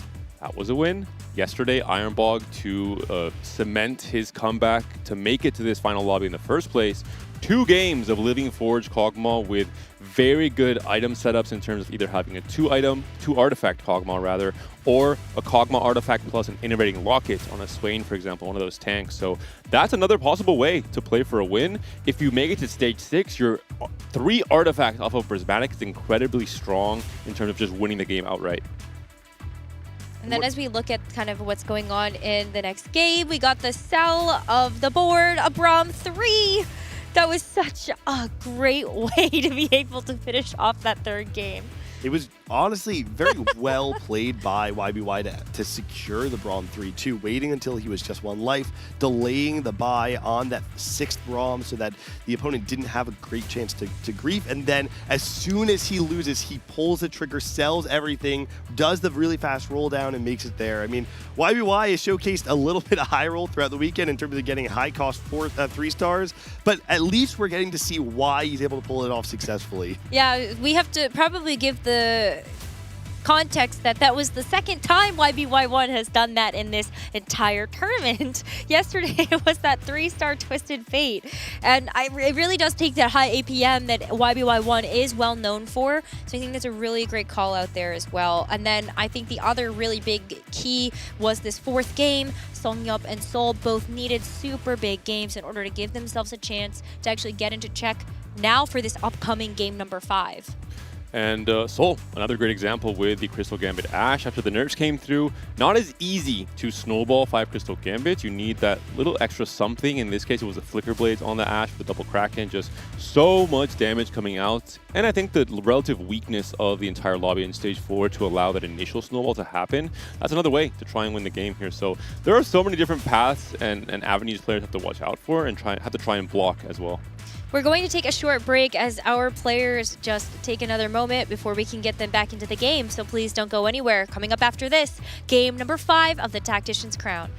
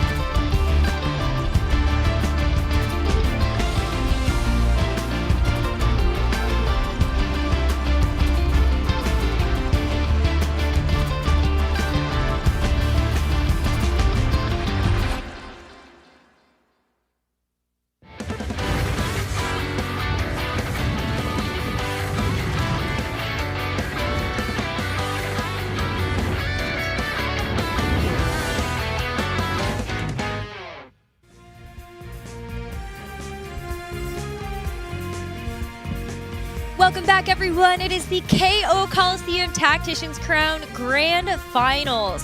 3 amazing days of competition, and it all culminates in this. Everyone vying for that Tactician's Crown trophy and the title. I love the perfect timing of, and it all culminates to this, and camera cuts to Tomino alone in an empty venue as the rest of the West has been completely eliminated. Not quite the parity we were hoping for in this final lobby in terms of 7 players playing from Gen 2, only 1 player playing from Alicante. But all in all, I think it's going to be a really exciting next game coming up. I think especially to touch on Weimu in particular, one of the players in Czech, he's a player who yesterday and across the first 2 days really of the tournament played 6 games of very high risk, either Crystal Gambit or directly into Fast 9. He's in a position now where this is exactly what he has to do yet again. He even won a game with Kale, I believe it was yesterday as well. So these are the lines that I'm thinking for him to try and commit to in this Game 5. I love the kind of contrast to what I think a lot of people's perception would be of a mobile player too, right? You think of someone who's used to playing on mobile in any capacity, you're probably not thinking of a Fast 9 player, or maybe even a Crystal Ash player as well. You're thinking someone who would specialize much more on reroll, maybe more of a high top 4 rate, low win rate, but it's actually the opposite, right? We're comparing, even on screen right now, Weimu to one of the players who is a traditional PC player, and we're seeing how much higher the win rate of Weimu is, sitting at 25% throughout this weekend. For context, both of these players have a chance to win the Tactician's crown in this upcoming game number 5. They just need a first place, and then they will be the champion. And it really is a stark contrast between Weimu, Luochu, and Without You in terms of win rate. Amazing for Weimu, which is going to be great for Checkmate. But for Without You, it's really just top 4s. And you could say this is very small sample size and that those numbers could be very different, but we said this before the break. Without You is not a player who, if you look at his career top 1 rate, has a significantly higher number. It currently sits in his career since set 11 at 12.6%. So really only a 4% difference, and it's actually on the lower side for this weekend. Does that mean Without You can't go top 1? Of course not. Without You still has a reasonable chance of winning out the game, but it does raise some concerns of, does Without You have the ability to flip on the switch when he needs to with just one game to be able to find that first? It feels like Weimu is just better at finding the positions early on in the game where he can set himself up for a first place finish. Without You was opting much more into that top 4 style across the first few days though. He's the only player I think who played 2 games of Xayah out of this field coming into this day 3. Obviously Xayah is a comp that you stabilize hard on 3-star Xayah. You bully the lobby in stage 3 and 4 like most 2-cost rerolls, but unless you're able to go 9 and fight a TF2, for example, you have a very small chance of actually winning a game with Xayah reroll. I imagine there'll be no Xayah reroll being played in this game 5. He will very much try and play for either Fast 9 or there are some rerolls that can win games, but Xayah is just not one of them. Never say never. Oh, I'm pretty confident saying never here. I would also be down to say never here. I think the rock is not going to be in our way on this one. Although I will say every time that I have said something that Necra has disagreed with leading up into the tournament, Necra has actually been right. So I don't have a great track record for agreeing with you. I'm just saying that maybe there is a world where we end up seeing Xayah get taken, transitioned into something else. I just don't want that. What cheating. That's not Xayah reroll then. Well, but it is until it's not. Okay. Anyway, I'm talking about 2 of our other players that are in this upcoming lobby that actually do have a very good shot to make it to 20 points. Tomino and YBY1. This is just going to be their day 3 stats. So far what has happened. And YBY1, 3 out of the 4 games, then to level 9. Tomino has actually tried to go a little bit more of a stable route around more of those 4-cost lines, but has also played the reroll games that we saw. I mean, the Kog'Maw was just exceptional, and being able to see kind of Tomino be able to kind of step on the gas that way, I think the stats are a little bit misconstruing how good he has been this entire tournament. I think for Tomino, it's a little bit odd because game 3, where he should have played fairly humble TFT, he still played very risky just from the spot he was given on stage 2. Ended up not really being able to get that top 4 he needed to make 20 going into game 4. Game 4, he said, okay, I made a mistake potentially in terms of the big picture, in terms of my game plan. I'm going to play very humble now, play for Katarina reroll, try and spike early. The prismatics at 3-2 and him not hitting something like Greater Refractor, hitting the unlimited power, I think didn't quite mesh with the game plan he was going for. Bled a lot of HP in stage 3 and 4, and that ended up being an unfortunate 8th place for him. So back-to-back games where I have to imagine it's not just, oh, I low-rolled, it's there was some bigger piece of the puzzle that I think I missed on, and Tomino has to really try and clutch up, reset the mental, come into game 5 the same way he came into game 1 and 2.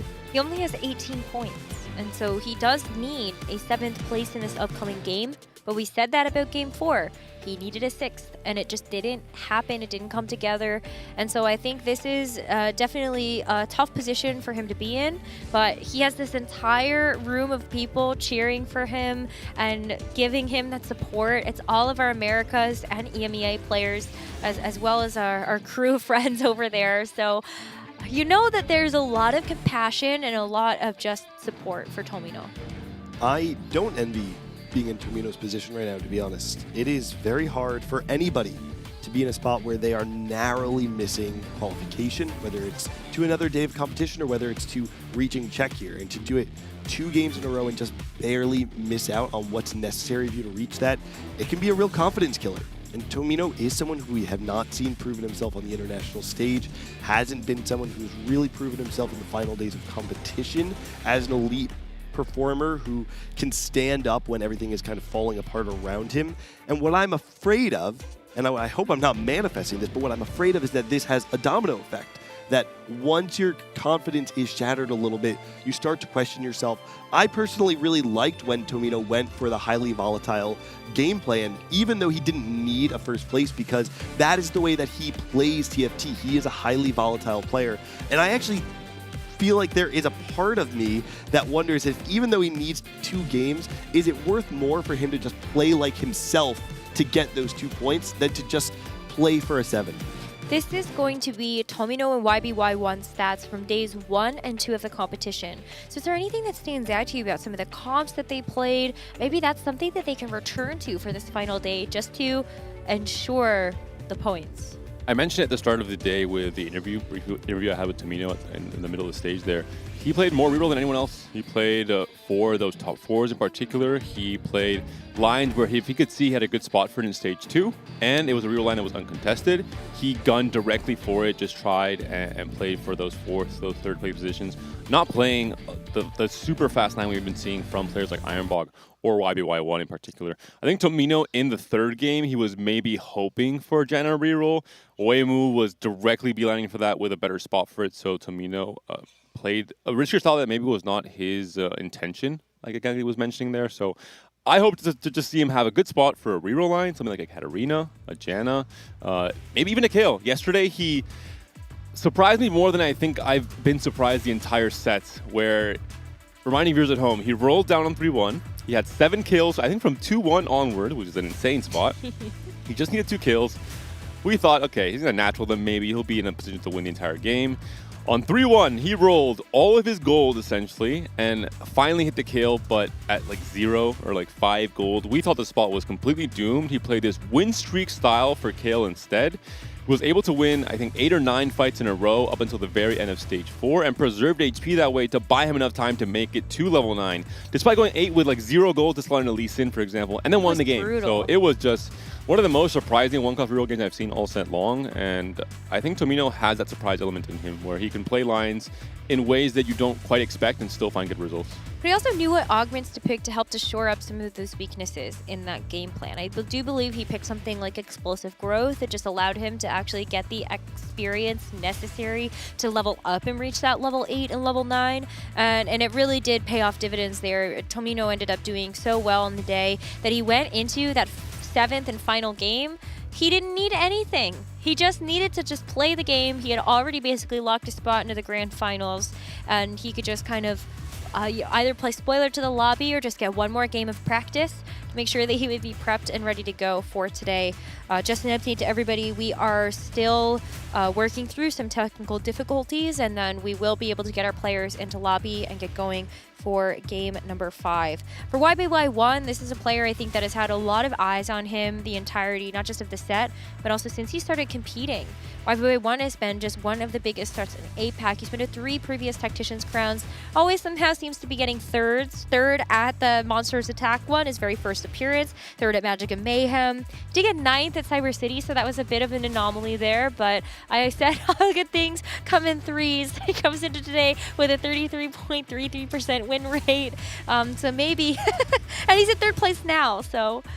I will say, if someone is saying that you had a bad performance when you're going 9th in a Tactician's crown, you must be one of the best players in the world. And that's exactly what YBY1 is, because it's just an absolute performance. I think no one is more resilient than him when it comes to the attack round stage. Even someone as good as Double 61 has had runner-up positions, has won attack round before, but he's also gone 26th. There is variance in TFT. It's very hard to mitigate all of it every single time.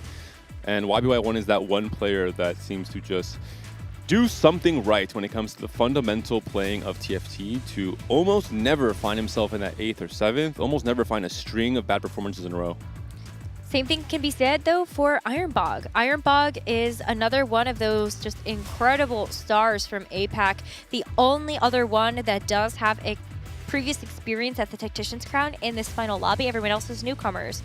Ironbog has been to 2 previous Tactician's Crowns, getting 25th at the Magic and Mayhem and 8th at the Into the Arcane. So it's funny that he's been to this stage before and actually finds himself in quite a similar position to the Into the Arcane Tactician's Crown, where he also couldn't really capitalize on being in a checkmate lobby, despite the fact that we know he has a very high win rate. Out of the 2 players in the entire world, not just the field on this day 3 or the field this tournament, I think Ironbog and YB1 are the 2 players who, quote-unquote, deserve a TAC round more than anyone else due to their careers as a whole, due to the big picture of what they've accomplished already and what they have showed as their potential in terms of their cap as players. And it's an interesting contrast because the rest of the 6 players in this day 3, it's their debut in the TAC round stage. They've made it this far already, but they don't have experience on their side. So it's going to be a really interesting to see how that experience affects the mental state of YBY1 in a winning position, Ironbog in an 8th place position, if Ironbog has that clutch factor to take over. The last time I think Ironbog made it to the final lobby, he did end up 8th. I think maybe showcasing that 1st or 8th style where sometimes, like in the TPC this set, 2 wins, it works out. Sometimes, like in the grand finals of the past at TAC round, you end up floundering to an 8th or 7th because you are opting into that risk in hopes of finding the success.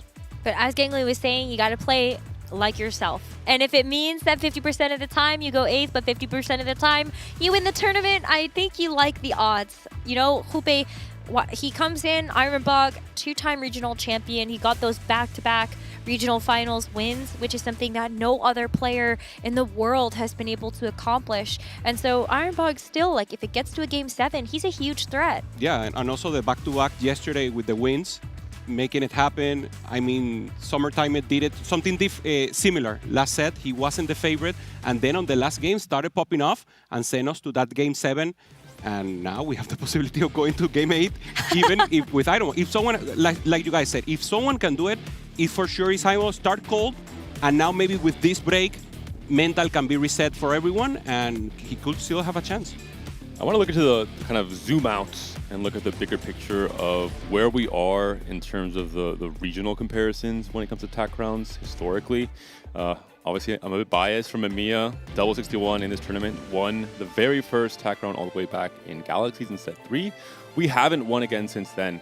This is, I think, on the minds of every single competitor from EMEA going into the TAC round stage. Can I come back into it? Can I win again?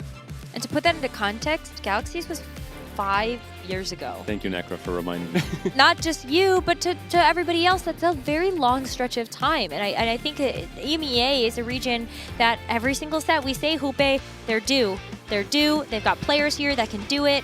Tomino especially, maybe kind of coming in as one of the underdogs from the EMEA roster, shows up in this final lobby. And while maybe the last 2 games have been a bit of a disappointment, hopefully, maybe getting some food, getting some water, getting a stretch break, coming back in, you know, slapping the cheeks a little to, like, wake yourself up. And you can come in with a fresh perspective into this game number 5. 100%. For EMEA, as you mentioned, the trophy is dusty.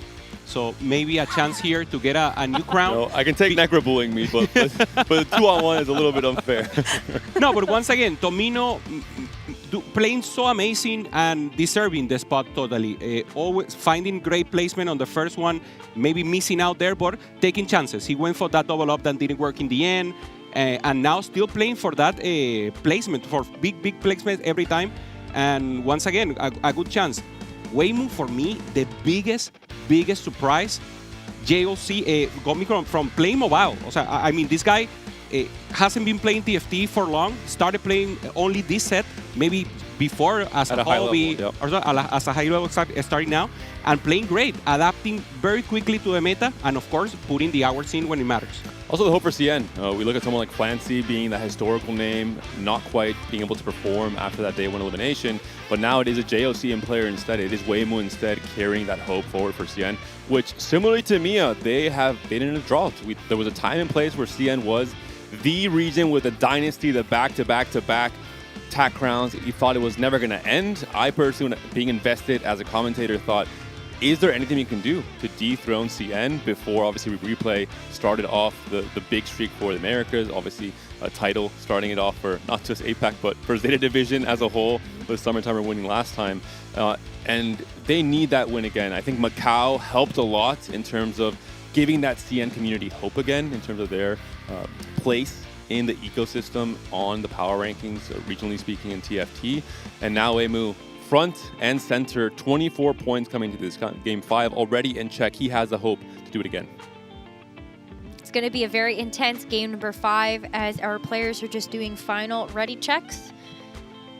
2 players from our lobby are already in check with a first place. They will win the KO Coliseum Tactician's crown. For everybody else, they're hoping to reach that 20-point mark and then win the next game so that they may be crowned the champion. I love getting our little check-in to our Chengdu hub over there. It's been great to be able to see all of the competitors over there, the spectators as well. It just feels like it's going to be such an atmosphere to be in. Yeah, it looks amazing. The lights, everything. And once again, here in beautiful Alicante, the venue, the players still enjoying. A lot of the players still here backing up, most of them backing up Tomino. And I think it's a story about, we have 2 different completely profiles, right? Waymon together with Tomino, newcomers, as to speak. So that's the couch to crown, if you will, possibility versus YBY, Iron Buck, players that we would love to see winning, and that's the beauty of TFT. Maybe YBY, Iron Buck had the most possibilities and are here, but it's possible for someone getting new into TFT, putting in the work, having some luck on their side to accomplish even a crown. And Ironbog, if you are not necessarily rooting for any player in particular, probably he will get more of the fan votes, because right now he has a chance to play spoiler. He has a chance to give us the maximum level of excitement, maybe send us to that historical Game 8. I'm trying to rewrite the script as we go. I would love to see it personally. Historical, I think you mean fantasy. Like, Necro's not a believer. It's so like, it's tantalizing because it means we get a chance to see more amazing competitive TFT. But at the same time, it also means that, like, it's gonna be a long road for our competitors, and I think that's something that we've got to realize. Well, while we've had some short grand final days for the Tactician's crowns, they're not always sprints like that. They are marathons, and you have to think ahead to what if Ironbog does play spoiler? We go to a Game 7 or a Game 8, and how can you keep yourself focused for that entire length of time? Especially now in a LAN event for everyone. We saw it maybe in Vegas, we saw it again in Macau. Players are tired because it's not used for them for the lights, being there, not being maybe in your house uncomfortable. And now we have confirmation, 8 players ready and prepped for this 5th game. And they have had more time than ever to think through all the different possibilities of what this Game 5 has in store for them, especially in Stage 2 as players line up, all with very differing objectives. 2 players in check trying to end it all. 3 players on 18 points, probably trying to grief those players in check. And then a player like Ironbog who has to play for those big wins, not just in this game, but in the next game as well, to get into check in 2 games and extend the tournament to potentially 7 or 8. All right, we get the Yasuo encounter as well as we head into this game, so maybe a little bit of thought there for some of our players in terms of how they want to kind of move forward. And speaking of Yasuo, shows up here for Waymol, but I don't know, but just buys everything, just in case. More importantly, there is going to be a Kale pair here. Waymol, I mentioned it before. CN across this entire set has been a region that has really performed much better than everyone else when it comes to kill reroll, especially after that first patch where she was very, very strong as an overall comp. Already has a win with it yesterday. Can he do it again in this position where he is now in check? Kale, much harder to grief. There are so many one-cost copies. Players, unless they're also playing one-cost reroll, are not necessarily rolling on 3-1 just to try and grief one of these players in check. Yeah, you can soft grief, if you will. Maybe get an additional Kale, try to maybe we get 1 or 2, but there are so many copies of that one cost that you just mentioned that is just too difficult. But he actually sells it. Yep. He doesn't keep the copies. Finds the early Swain instead, which might help to initiate a win streak just a little bit better, and then you can play from that high tempo. So very curious to see where actually ends up deciding to go with this. Also find the early Neferi and a Lux, maybe Soul Fighter on the board. Opts to make 10 instead with the extra gold he was able to pick up on this stage. 1 gold and Gala confirmed, so we'll see. Is there going to be a double trouble pickup by the players in Czech? Are they going to want to opt into the risk of being directly target griefed on the Malzahars in particular? That's the big question. All eyes on both Weimu and Without You in terms of their current direction coming into this stage 2. Well, so far I don't see one. I am seeing the gold generating artifacts from Terry and YBY1. We have a Caretaker's Favor from Songyup, a Clear Mind from Ironbog, and solo leveling, I believe, from Soul. As there is no double trouble. So let's see where that brings us, but Weimu just decides to go with the Pandoras, get a couple of extra components. Yeah, maybe trying to go for that bow, a Kraken's early, and thinking about that Ash. But no, decides to slam early, just slamming the boy stuff here, and thinking a little more about the late game. And because these players who are on 20 points know there is a target on their back, both players are not committing to anything. Quite the opposite. They're keeping all doors open, Pandora's items, and the chance to re-roll your components and your items if you need to later on for Weimu. And Salvage Bin for Without You, one of the augments I mentioned earlier on, is one of the key augments to success when there is more griefing going your way, because you can repivot your items, you can adapt to the situation, you can play into any line that you natural into, that you find the right conditions for with your next augment, with your 4-2 augment, or with your natural shops leading into stage 4. Wow. Tomino is gonna go ahead and put in some Star Guardians. The early Syndra 2 is actually kind of nice. Yeah, and I love the start because it's Jewel Gauntlet, so he's going to propose playing AP, but has the thumbnail here, so actually countering a little any AD lines that is the preferring the meta, and him himself playing AP means that it's more difficult for someone to go to that line. Leveling up, playing Shadow Clone with this Syndra 2 is going to be a really big deal. Just a great amount of power with the Star Guardian, benefiting both copies here. And this is Tomino's game plan. Preserve HP, don't play first rate style, don't give away HP early for no reason in stages 2 and 3. If you're able to go into stage 4 with 80 HP off of playing tempo and playing strongest board, that's really the game plan. Only looking for that 7th place, as you mentioned, and for now, working. 10 gold. 2-2, doing good. For now, Terry and him, the only one with a win streak. And Sanyop losing for now. Obviously, with Caretaker, thinking more about the mid game. Unfortunate for Soul is going to be on a 2-loss streak despite the solo leveling. Was playing on a Fury 1, is now moving on to the Jace instead.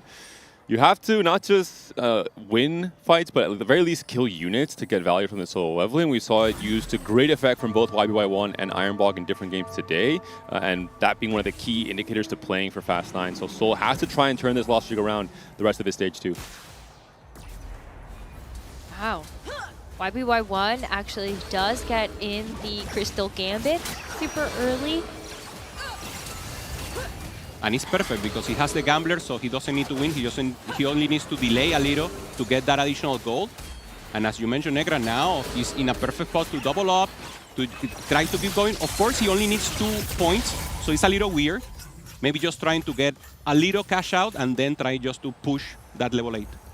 As a duplicator as well, YBY1 is a player who famously doesn't opt into reroll very often, but when he does it for a very good reason. He has only top forward playing reroll this entire tournament, played it 3 times, and has top forward every single one of those times.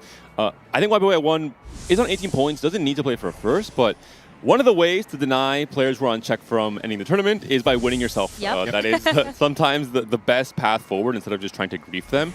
So YBY1, I think a player who may be happier going down that path, considering that he likely almost never goes 8th, so just a 7 is what he needs if he falls short. Unfortunately for players like Ironbog, I think you have to go 1, 1, 1. It's like you got to go 1 to put yourself closer to check. You got to go 1 to deny everyone else from winning in the next game, and then 1 to actually close out the tournament yourself in game number 7. Without You, once again, holding Smolder, just making sure maybe it's the tech or not. Saya normally a little cheaper. Maybe just trying to hold units and making sure he makes 20. Let's see if he put it in the end. There it is.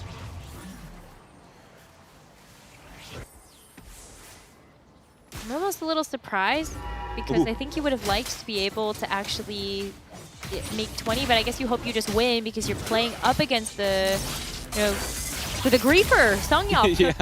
I was gonna say the solo leveler, but was like, actually no. No, I the think he's- griefer. The griefer. And Songyop is trying to obviously force the loss streak. I think Ironbog has Crystal Gambit and might have doubled down already if he had it in from 2-1. Also would be denying stacks for solo leveling on Soul if he only has a single unit left to kill for that J. So just small optimizations that players are trying to commit to in terms of min-maxing their possibilities of developing their own game plan, but also griefing others. Well, I mean, there are 2 Crystal Gambit players. And in fact, I don't know if Tomino will even consider it, just knowing that he has the Syndra and the Swain, that there is at least a small possibility there that you could go down that route. So I do think it's very smart. Yeah, Weimu also with the Swain.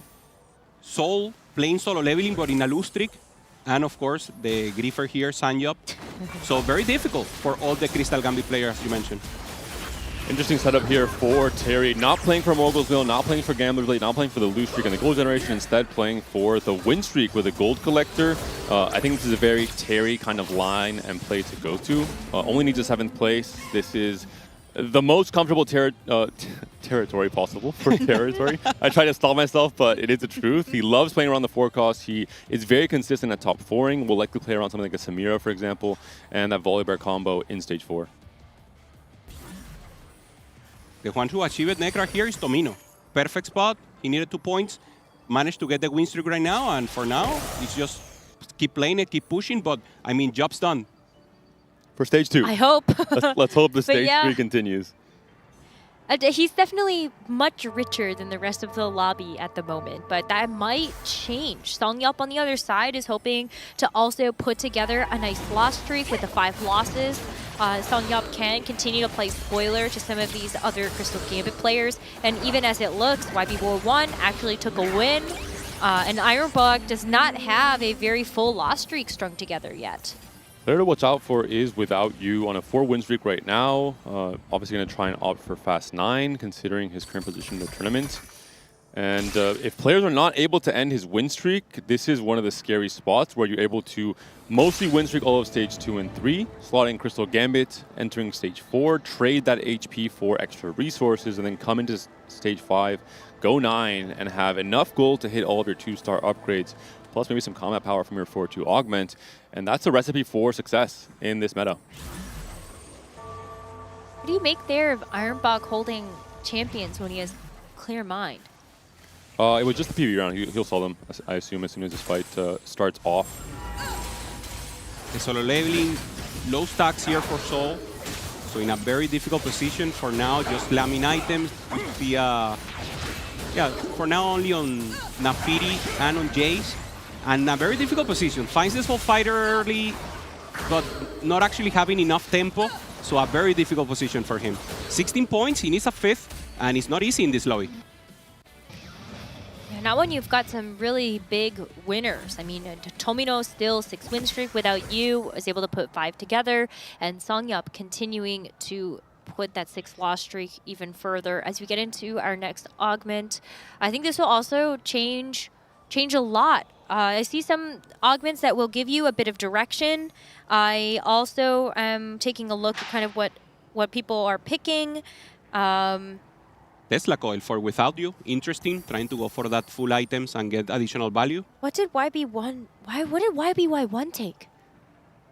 Picked up Golden Quest, so that could be a path to denying the checkmate in this game from Weimu and from Without You by trying to win it off of the Golden Quest. Tomino going for Raining Gold, looking already at his level, stage 4, level 8 power spike, the roll down coming in, considering that he can't really play for tempo from the options he was given. Without You is the player trying to play for tempo with a Tesla Coil pickup. Isn't proccing it right now. He only has 2 item components already slammed on both his tank, the Rel, and the Smolder. So this is the vulnerable point in time for Without You. These next 2 fights. If he can win both of these fights, he's in a very good position to potentially win streak the rest of the stage 3 and have an easy path to that Fast 9 on stage 5. But this Yasuo is bringing the business to that backline. The Smolder goes down. The win streak is out as well for Without You. And what about that early Cassante? You just saw like that extra kind of refresh of the HP, just made that Cassante a terror. And so That is going to be the win streak snapped. Tomino gets to keep it, and Songyap on the loss streak. And Seoul rolled down to 10 gold, so he identified that they had to break the streak for Without You to make his game plan much, much harder in terms of trying to play for that win. So selfless play by Seoul here, rolling down on level 7 on 3-2, which is a very high-tempo play, slamming all 3 items of the Yasuo, playing for immediate board strength to try and snap that win streak. Yeah, and we saw the Aument. It's Battle Academia Aument to go for a vertical, so full going for the option to not allowing these players to go to checkmate and extending the game, as you mentioned, Panda. YBY1 could be the hero, though. Golden Quest with the Gambler's Blade, Shadow Clone on the Cinder as well, has been printing gold. I imagine YBY1, this was definitely on his mind coming into 3-2. Didn't pump gold, potentially to try and play for this high roll. What about Songyap, though? Also has forward thinking, so could be another player spiking in a huge way on 4-2. I think the two of them are the ones I'm most curious about in this lobby. But for Songyap, it's a very risky place to be. Forward thinking and also trying to keep this loss streak. And Tomino must be so happy. This is exactly what the doctor ordered. An 8-win streak coming into the end of this, or halfway of stage 3. Has picked up raining gold, so no immediate power coming in on 3-2, but despite that, won these next 2 fights as well. All he needs is a 7th rather this time around. An 8-win streak in stage 3. Doesn't guarantee it, but puts you in a very good position. Also, if you already managed to get the 7th, then you can put yourself in a Griffin position. Okay, I already did what I want. I don't need to do nothing else. Okay, who's in check? Who do I don't want to win, to elevate this to another game? So that's perfect for the rest of the lobby also. It's true. I mean, Tomino, YBY1, and Terry, all 3 of them are at 18 points, and so could do very similar game plans to what you're saying, Hoope. Wow. Very interesting. Don't see a double down here from YBY1. He cashes out. He gets gold off of that as well, so he can accelerate the rate at which he picks up that golden quest and can potentially spike as early as 4-2, 4-1, matching the spike from Songyap on forward thinking. Really depends on how much gold he's able to print with the Gambler's Blade and the Shadow Clone. Also would love to get a Reforger. We've talked about it many times throughout this weekend, but Gambler's Blade very good early. Yeah. Obviously kind of useless once you roll down to 0 gold, once you're trying to play for full board strength. Having a Reforger to turn it into a Silvermere Dawn, I think we saw on day 1, is a huge deal as well.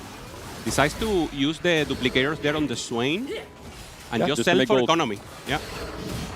YBY1 has just 1 mission, accomplish the golden quest, and then, I mean, if there's any player who I think is best suited for this augment, it is him, one of the most creative minds in TFT. And also the roll down's going to go insane. I can't wait. Oh, look at all the copies that he's holding as well of the set, the volley. Like, I feel like there's almost a clear direction. He gets the opportunity to go for Samira, or you can use the volley bear for something like the Jinx. And so that's also very exciting. It's a great example of good players don't just high roll, they prepare themselves to benefit from those high rolls. I don't think I've seen this entire set a better spot from a gold augment start into that golden quest. He has 120 gold on 3-6 already, so really going to add a lot of pressure to this lobby the moment he spikes that. Tomino, 9-win streak, Hoope-san. Nice. It's happening. I mean, the work is done. Is it done now? No, we can say it's wait till this fight's over. If it's a win, then I'll let you say it. Hoope already said it. He's unpersonable at this point. Say it again. 36, going for an additional cash out. Just trying to push the rest of the lobby. I mean, the power of Syndra here. Also good front line. Just stepping up, and Terry maintains the Soul Fighter line. We know it's a comp that can win, but maybe not the best early game for him. For now, looking good. And that's maybe the bigger test here. Probably the strongest player in this stage 3 will be Terry. Has the backup dancers pick up on 3-2. This will be a loss for Tomino, but all in all, 9-win streak is a very good position for Tomino, needing only a 7th to lock in check after this game 5 concludes. Open the chest. What? Oh, 3 he's going for the win. He said, okay, I have HP. I can propose a fast 9 into Seraphine. Let's double up. I think he should hold all the copies. Well, what if you just natural a Swain 3? Why not? Very curious where he goes with this. Obviously, from this position, I think you just have to play high tempo.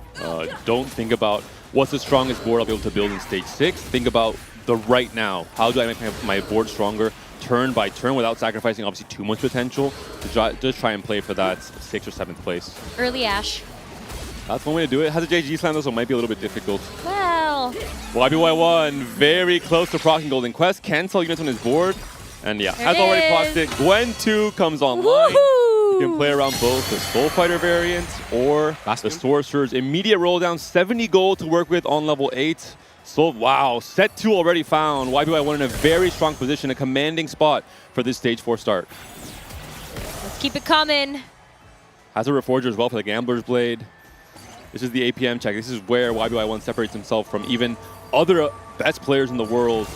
The speed at which he can commit all of these key decisions.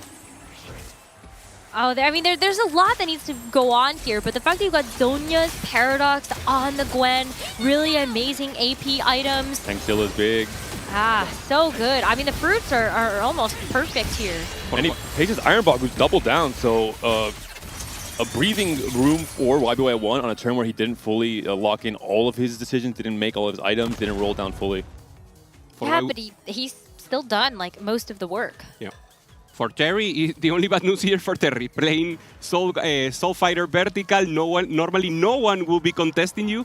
Finds the win here for YBY, and now you will not find the set, you will not find the Samira. Difficult spot for Terry.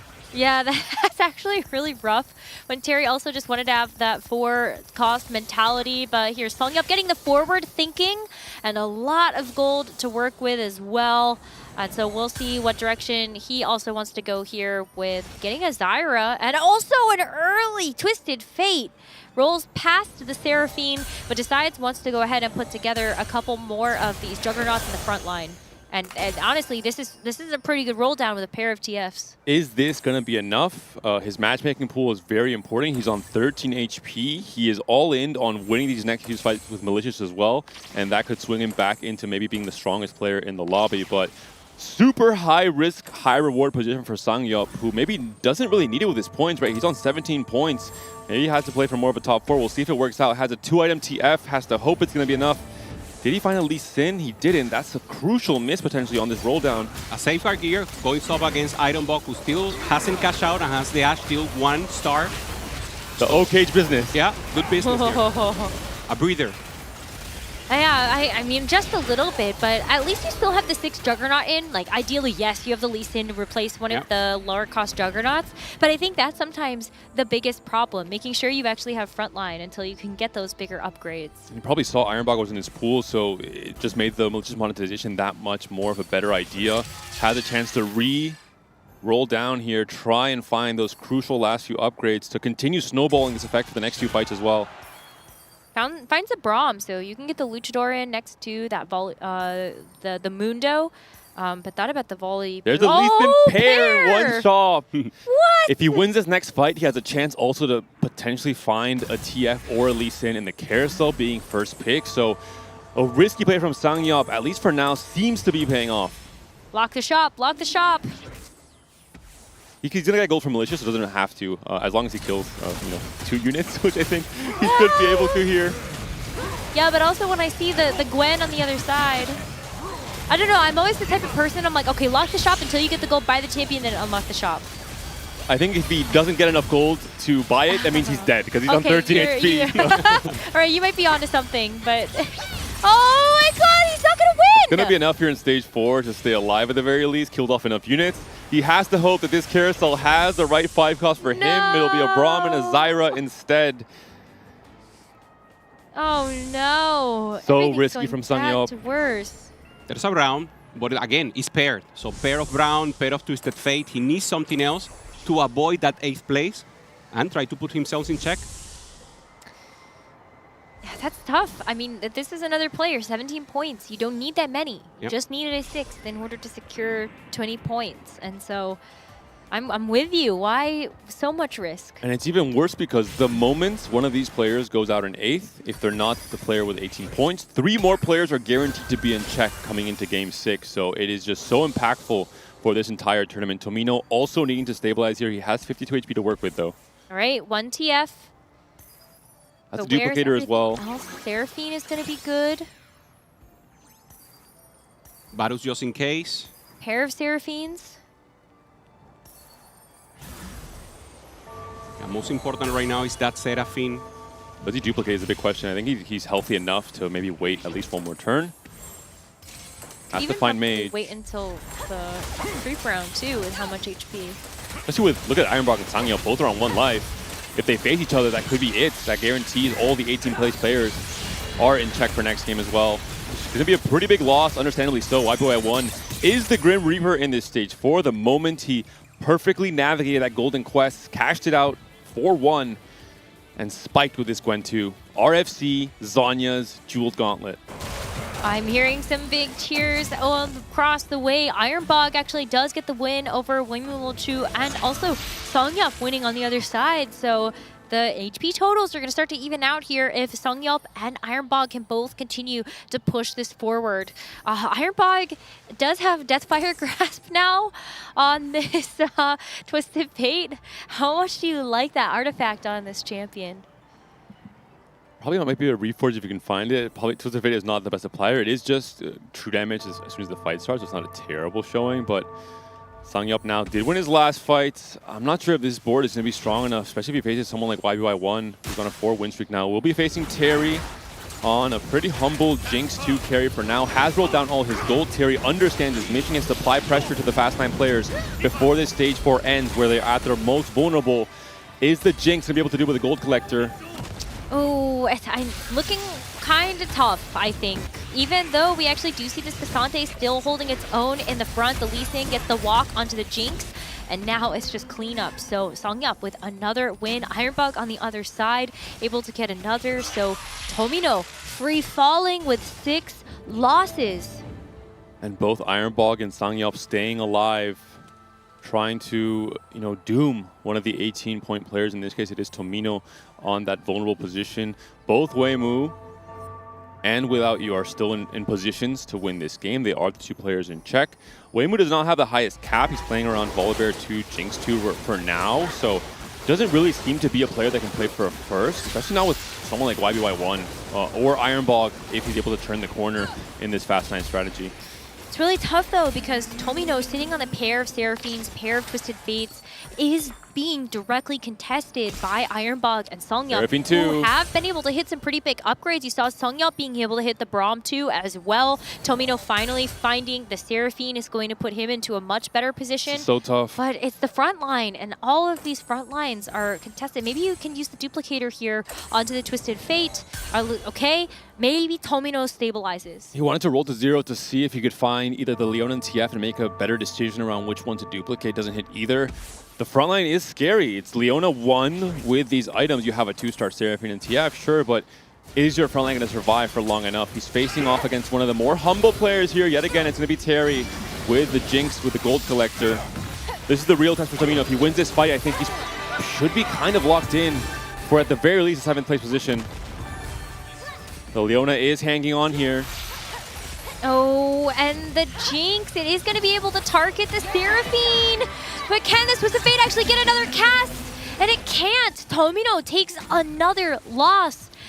And it's not looking good. Songyup and Ironbog are both still alive. 3-win streak for either of the APAC players. No Leona is found for Tomino. The front line is too fragile against most of the boards he's facing. Meanwhile, Songyup, with the Juggernaut variation of the front line, has been able to hit everything, including a Braum that is going to make it that much stronger. For Ironbog, also playing the Bastion line, he's going to be the one that does have that Leona too, but also missing a couple more key upgrades. And Tomino, I think he can feel it. He's going up against Songyup, one of the other legendary players, and it is going to be tough. If Tomino goes out in 8th here, he will not make check in this next game, and that would be brutal. The Lee Sin is so scary. The Swain has the items now over the Leona. The Seraphine damage is coming through, but it's just not going to be enough. Tomino taken down. Songyup stays alive. Ironbog, he's the only hope for Tomino. If Ironbog goes out in 8th, maybe Tomino can reach check that way, but I think it's not going to be the case. Ironbog also. Wait, Ironbog has gone down, but it's not enough. 8th place for Tomino. Doesn't reach check. Ends on 19 points. And Ironbog is now going to be on 13. Can play spoiler next game, but is also very far away from reaching check.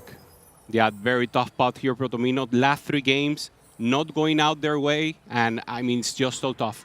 Reset now, and the possibility here. Soul finds the Caitlyn 3 in this vertical Caitlyn and Jace board. Very vintage.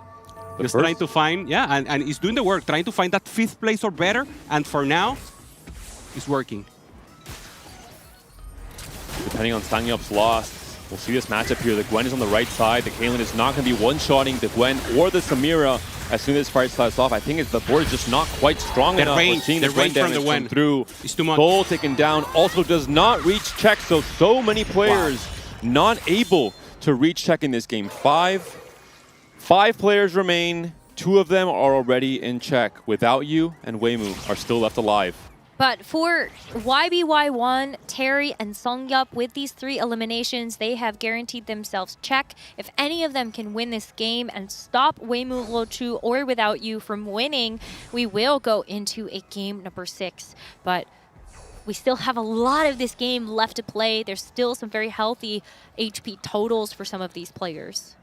And for the Wen, is being on the same side of the carry. You have the ideal possibility there to ramp up and eliminate these additional threats. And it's a possibility that YBY1 is able to reach first, maybe the Samira 3, because he just found 3 copies in one roll, but also maybe the Prismatic Soul Fighter win condition with the amount of wins he has the moment he found the Gwen early off of the Golden Quest and rolled for 8 Soul Fighter on that turn. He's on an 8 win streak right now. So YBY1 in true YBY1 fashion, taking over this game. Only needed a 7th, but he says, you know what, I might just play for first. Songyup also trying to do that though. 5 win streak with this Juggernaut Fast 9 board. And honestly, it is kind of looking like we will go to a game number 6. Both Weimu, Lochu, and Without You have tried to cap their boards around more of these 4 costs.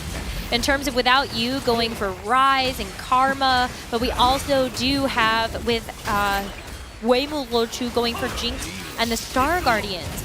While this Rise is doing a lot of work, you can just see it's not able to stand tall against these legendary comps. Yeah, it happened exactly as you mentioned. Without You is just living without gas. 4 costs, just not enough. And Sangyup looking so amazing right now.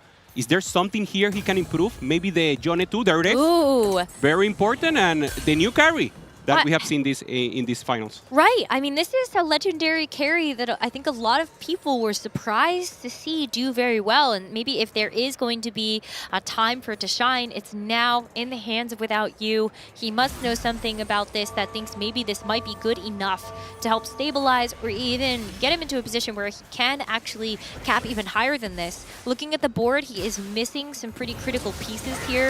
The fact that the Lee Sin, I mean, the Koboko, Senna, Yasuo, they're all still 1 star.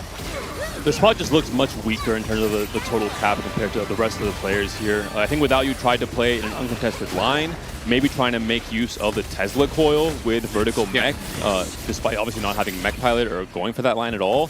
I don't think it's going to be quite strong enough here. Even Terry, who is a player who only was playing for top 4, only was playing into pressure. And Weimu, Lochu is out.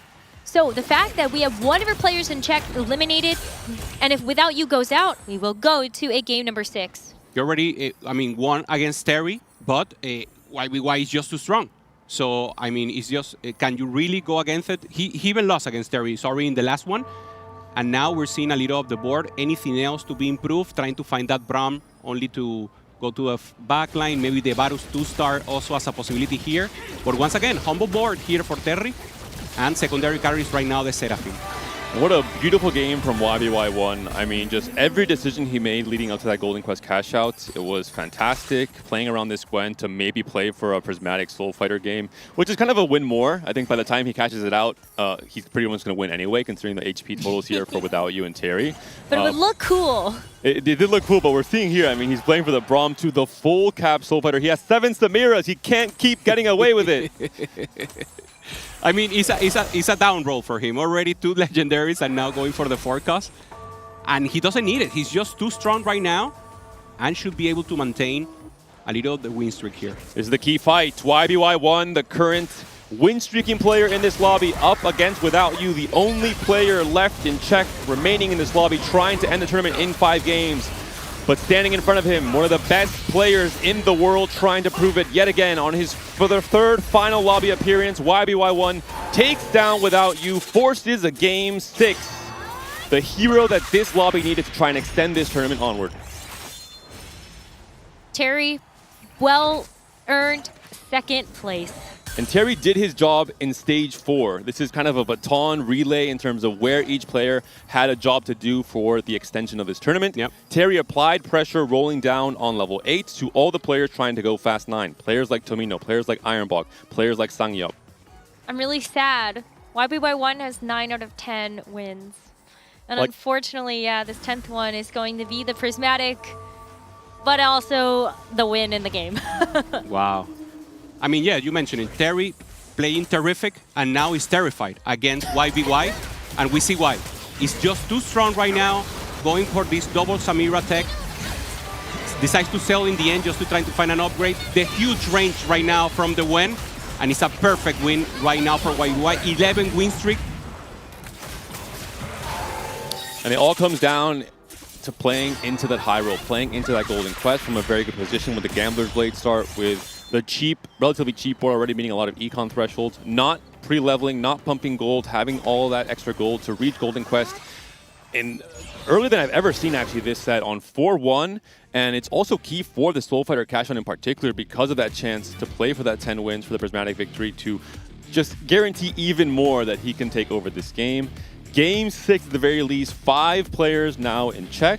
Some heartbreak for some of the competitors who were just oh so close, but maybe a chance to prolong even further if someone like Tomino, someone like Ironball can win this next game. Yeah, I mean, Soul and Tomino, they're going to be at 19 points apiece, and so just that 1 point shy.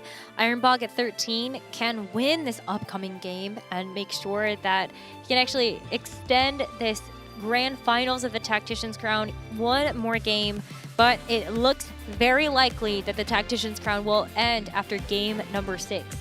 And that will be a showdown for sure. YBY1 though, what an impressive, dominant run in this game. I thought maybe we would even see some Mira 3. We're so close to it, and of course he already gave us the Twisted Fate, and we see again Terry playing good tempo without you, also doing what he could, but once again not going for that win out possibility, and they know they're going to do it. Now next game will be all about that. Who is going for that fast 9 with full cap possibilities, and having those two players, Tomino and Soul, having already qualified, it means they will be the griefers. They will be the ones who have to detect who is the one going for that first place, and either themselves or trying to get a player not already in check to take the first. And a very unique game from Without You. A very brave game, I would say. When you're in check, try and win it all with a Mentor Mech Yone 2 variant, I think is very risky. Especially, I think Volibear was contested, so he couldn't really roll on 8. Maybe didn't opt regardless.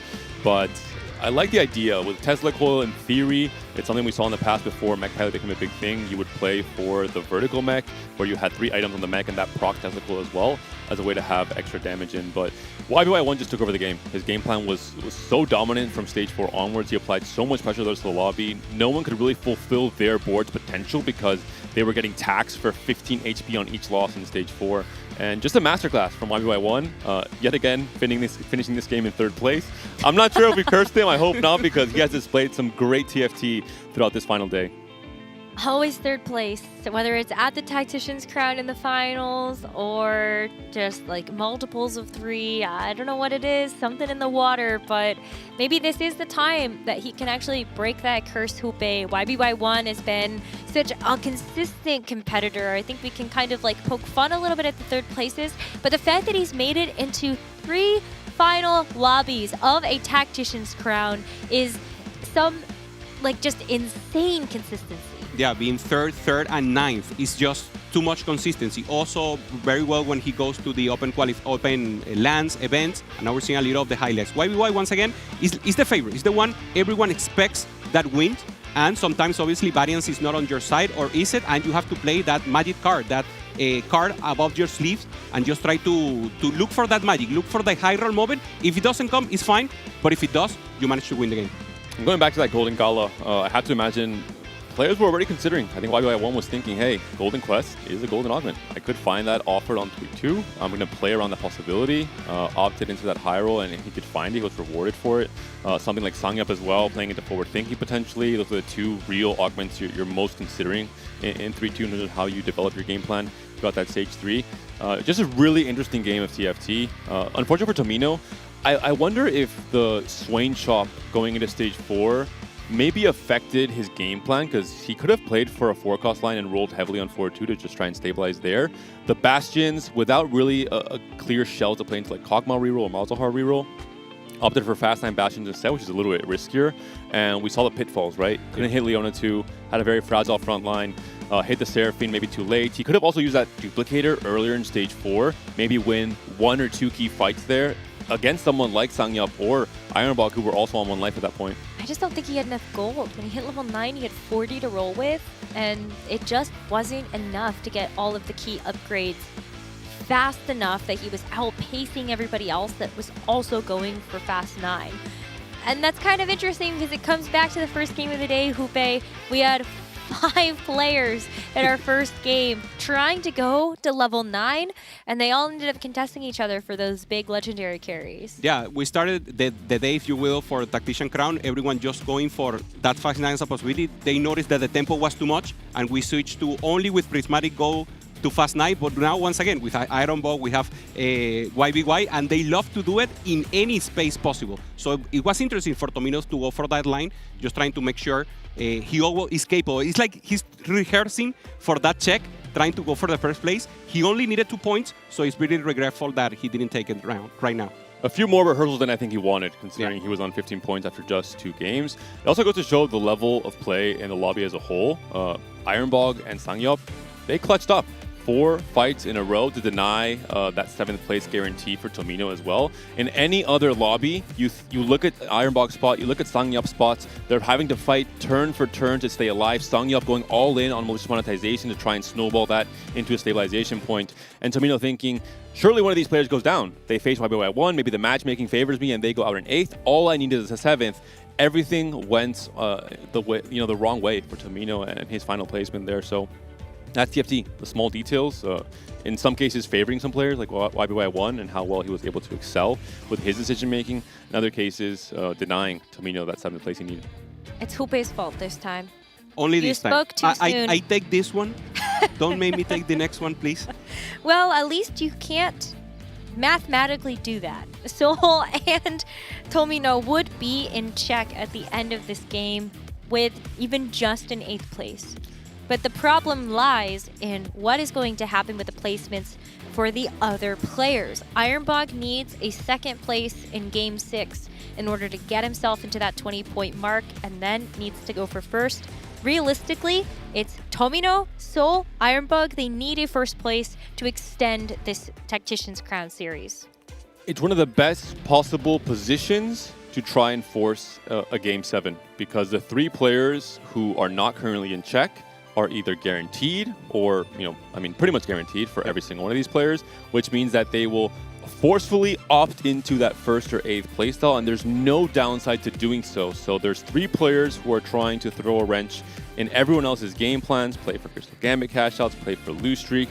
They can even, in some ways, help each other and not grief each other to try and work as a unit to stop this tournament from ending on this final Game 6. So this is where the really interesting psychological element of TFT comes into play. Griefing is not just allowed, but it is, suggested in a checkmate format. And without obviously colluding, you are supposed to play together in some ways to stop key players, in this case 5 of them, from ending the game in the Game 6. There's also an interesting scenario. We can have either Sol or Tomino win, and then in the 7th game, Ironbog taking the 1st, and we could go to a Game 8. This has never happened here in Tactician. That's the Globetrotters alley-oop, which we haven't seen yet, but it would be definitely interesting. Yeah, it's a hard call though. I think realistically we do end the Tactician's Crown in this upcoming game. Boo. Mathematically, running the numbers, more likely. It is the most likely scenario out of everything. Yes, Hupei. And so with that in mind, I think we need to kind of talk about the rest of the competitors now that have a shot. Before game number 5, we put a lot of emphasis on Weimu, Wolchu, and Without You. But now our attention turns to YBY1, Terry, and Sangyup. And I think for Sangyup, this is an amazing opportunity. We talked about the Korean players at the top of the day, but Sangyup, comes in as you know, kind of an old head, you know, started back in Reckoning, but this his first Tactician's crown ever, and I think also had one of the widest meta reads in the entire competition. He played like 10, 12 unique compositions throughout days 1 and 2, and so heading into this final day, I think also knows when it's time to actually turn on the gas and go for these Fast 9 boards to win. It's an improvement story here for Sanjo. 4 times in regional finals of APAC, improving each time a little, trying to cover first time, as you mentioned right now, Necra on Tactician Crown, and improvement every time, and now first time going in the top 8 and with a chance of winning it all. A big part of that, I think, is 4v4. He joined forces with ROC. He was playing alongside legendary players from South Korea, like Panda, like Dr. O, for example, similar to Gobo with Aegis. I think that really helped him come out of his shell, improve as a player. In Gobo's case, more you know, from introvert to extrovert, having to play as a team. I think really shored up a lot of his weaknesses. We saw it almost making it to final lobby. Similar case for Sangyup, I think, as well. Really cleaning up his play, cleaning up his execution. He was already very flexible, but I think in this game in particular, he really showcased the clutch factor. The malicious monetization play was just so all in. You get no combat power from this augment, so you are forced to roll directly to 0, use all that gold that you have to potentially continue snowballing your board and getting stronger every single one of those fights. If you make it past those 3 wins, or at least if you stay alive, you are in a much, much better position than you would be otherwise, and that's what allowed him to fight his way into this check position. So really impressive play from him. And then Terry, the winner of the APAC Regional Finals. That's another player that finds themselves in check heading into this game number 6. And I think what's been really special about this is it's also been a story of growth. Started playing competitive back in 2021, but this is also Terry's first Tactician's crown, earning it, of course, in such a fashion within the regional finals. Yeah, a player that has surprised me a lot. Obviously, his results on regionals on APAC has been amazing, but here also on Tactician Crown, making it work every time, being consistent with his game, mental on polish. Few mistakes from Terry. He's not a player, maybe not the highest APM, but a very consistent player, always with a plan, and well executed. I mean, a huge contester right now. Will he have what it takes to take the first place? That's the question. That's the biggest question. He has performed at a great level when he's forced to play high tempo, when he's forced to preserve HP, when he plays into his own play style. That was, you know, the only player who didn't play any Fast 9 across days 1 and 2. He only played 4 cost, stabilizing on 4-2 and on stage 4, or reroll. He now has to win a game. This is checkmate format. And it looks like we might be launching in momentarily. 5 players sit at above 20 points with a first place in this game number 6. They will be the Tactician's Crown winner for KO Coliseum. I cannot believe it comes down to what could be a final round fist fight here between our players. Most likely, this will be the final game, as we said. I want to see an additional game. I want to go to game 7, but of course the odds are not in our favor in this. And players are totally locked in, and we see a much more tension than before. They were joyful, they were laughing, they know this is the most important game so far, and it noticed. Biggest difference coming into this game 6, 5 players now in check. The targets, in terms of briefing, are now even more split up than they were before. And this opens up certain lines, double trouble, Malzahar reroll. When there's 5 players that are trying to reach that checkmate, it is a little bit easier to try and play for double trouble if you're offered it on 2-1. Is it Scuttles or Rave? Okay, it's Scuttles. But we still have Crabs. What a perfect situation for this game 6. All these players want to try and go Fast 9. Now they have the extra economic guarantee to do so, even off of just an Econ Gold start. Well, if the probability wasn't high before, it's very high now with all of that included resources. For Weimu, or maybe not the most Fast 9 player, maybe try to go for a KO if he finds it early. Also with this injection of gold, it's easier to reroll and then go to level 9 and cap the board. So also that top 8, top 1 composition that we could see. The classic Nefiri start here for Terry. This is, I have to imagine, one of his favorite openers, considering how much Soul Fighters, how much Volley Bear Flex he played. Really likes slamming any 80 item up to this Nefiri and trying to win streak at stage 2. And meanwhile, other players are much, much happier opting into lose streak. Players like Ironball, who probably need to do so in this game, trying to extend the tournament 1 game onward to game number 7. 10 gold being made here by Soul, trying to play for max econ. This is something that you're obviously offered on Scuttlepole. You can even make 20 while sacrificing a lot of your options or not holding any one costs. He can't do it again. The crew master is back. I mean, it's a pretty nice start. You do have quite a few of the champions you would need to actually put that board together. Yeah. A lot of econ from this as well means that you've got a lot more gold to roll with, right? And you can even tempo it out. Having that Nafiri 2 that you mentioned, Nekra, very important in the comp. Normally, you don't need to 3-star or anything, but you can have a good early game with it. And let's see what he does. He could surely go for tempo and then pivot like 3-1 into the crew line. Good components for crew. We'll see what his augment offered is going to be, but has a chance for Spirit Visage, has a chance for a Stone Plate or a Bramble onto that Malphite. No copies of Malphite just yet is probably one of the detrimental factors here for him to play for the crew. Oh. Silver augment starts, so immediately the steam has been released. The pressure has gone down. We won't be seeing too crazy of a start here on 2-1. Maybe I have to imagine what could be the best and more impactful silver augments in terms of trying to win a game on 2-1. Patience is a virtue in terms of economic generation. It has to be one of them for sure. You're opting for the first or 8 style, going for the 10 loss. I want bench. I want Pandora's bench so I can reroll champions and get a 3-star 4 cost. Laden Forge is also a fairly strong option. Obviously, no power until after the stage 3 carousel, maybe even until stage 4 if players want to wait while playing Crystal Gambit to then cash out, denying all the gold generating artifacts as well. And for Tomino, we're talking about it, having a chance to play that Kale. Both him and YBY playing with Kale too. So for now, 2 players with that option. Obviously, YBY is the one in check, and Tomino trying to avoid this being the last game. And Tomino has picked up Power Up, which means that we are guaranteed to not see a Prismatic Augment on 3-2 for all of our players, or else it would not be offered. Yeah, but if it's just silver, that's a huge risk. Actually, you have to opt into it, right? Tomino is guaranteed to make it to 20. I think he's opting to any risk he can. He wants to be a player who plays for this first race, despite it not being really his usual playstyle. YBY now holding also Crystal Gambit, just trying to make sure he has that option open. I don't think he will play the Kale. Obviously, Tomino has that angle even better, going for the Lustric, having the next augment improve. And Sanyob also holding the Janna, has decent items for it, so it could be Janna Mentor. And here's Tomino, yeah, fully committed to going for the reroll K line, and in this way, he obligates YBY to pivot.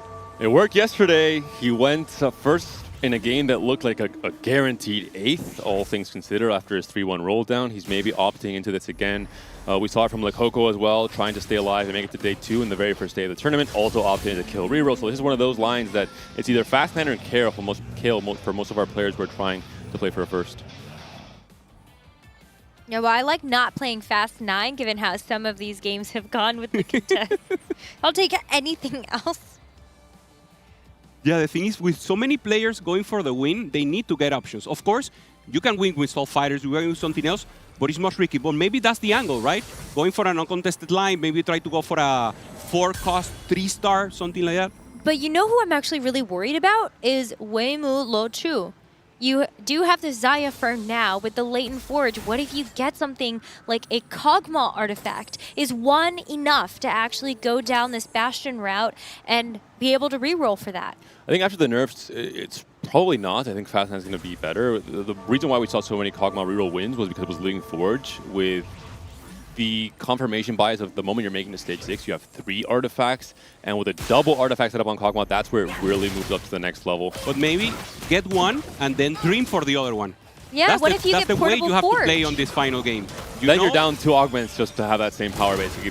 The Living Forge allows you to scale for much higher value off of just a single augment. That's really the difference maker. It's the safe way to go.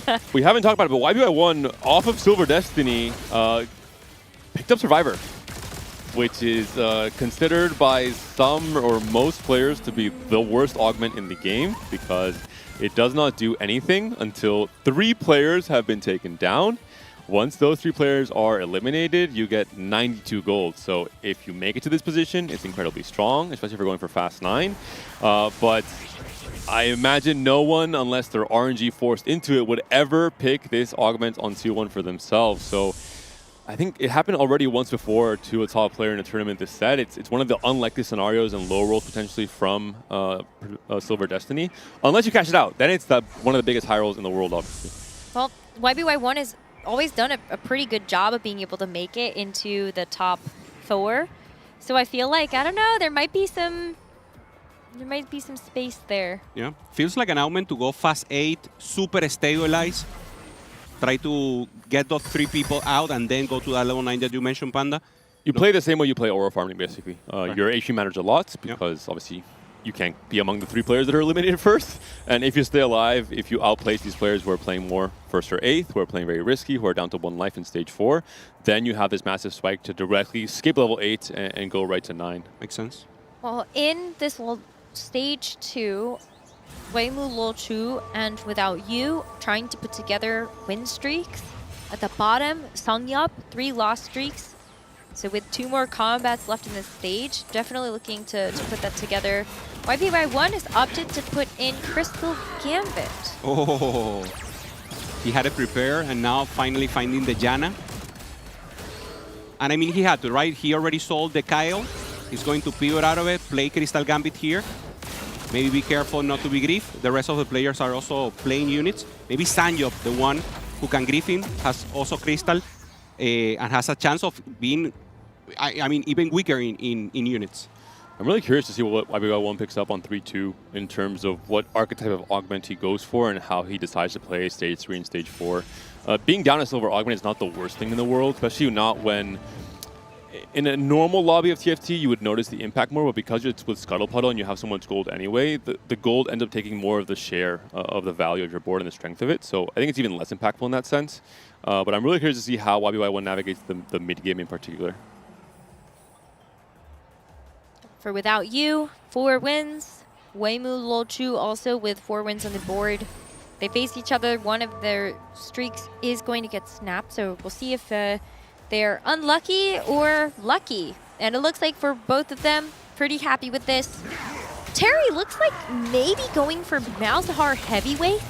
With the blue buff and the Jewel Gauntlet slammed, it does feel quite likely.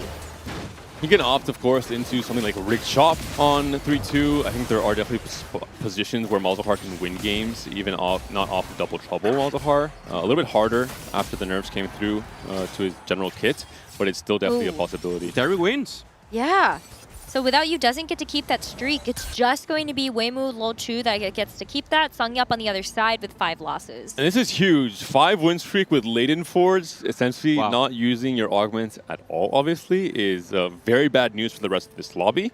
If he's able to somehow win the next 3 fights in stage 3, cash out his artifact to help him extend that win streak from 8 to 10 or 12, he could be in a prime position to push for Fast 9. He's already playing the Bastions, can play around both either TF or Seraphim, whichever one he has items for at that point in time.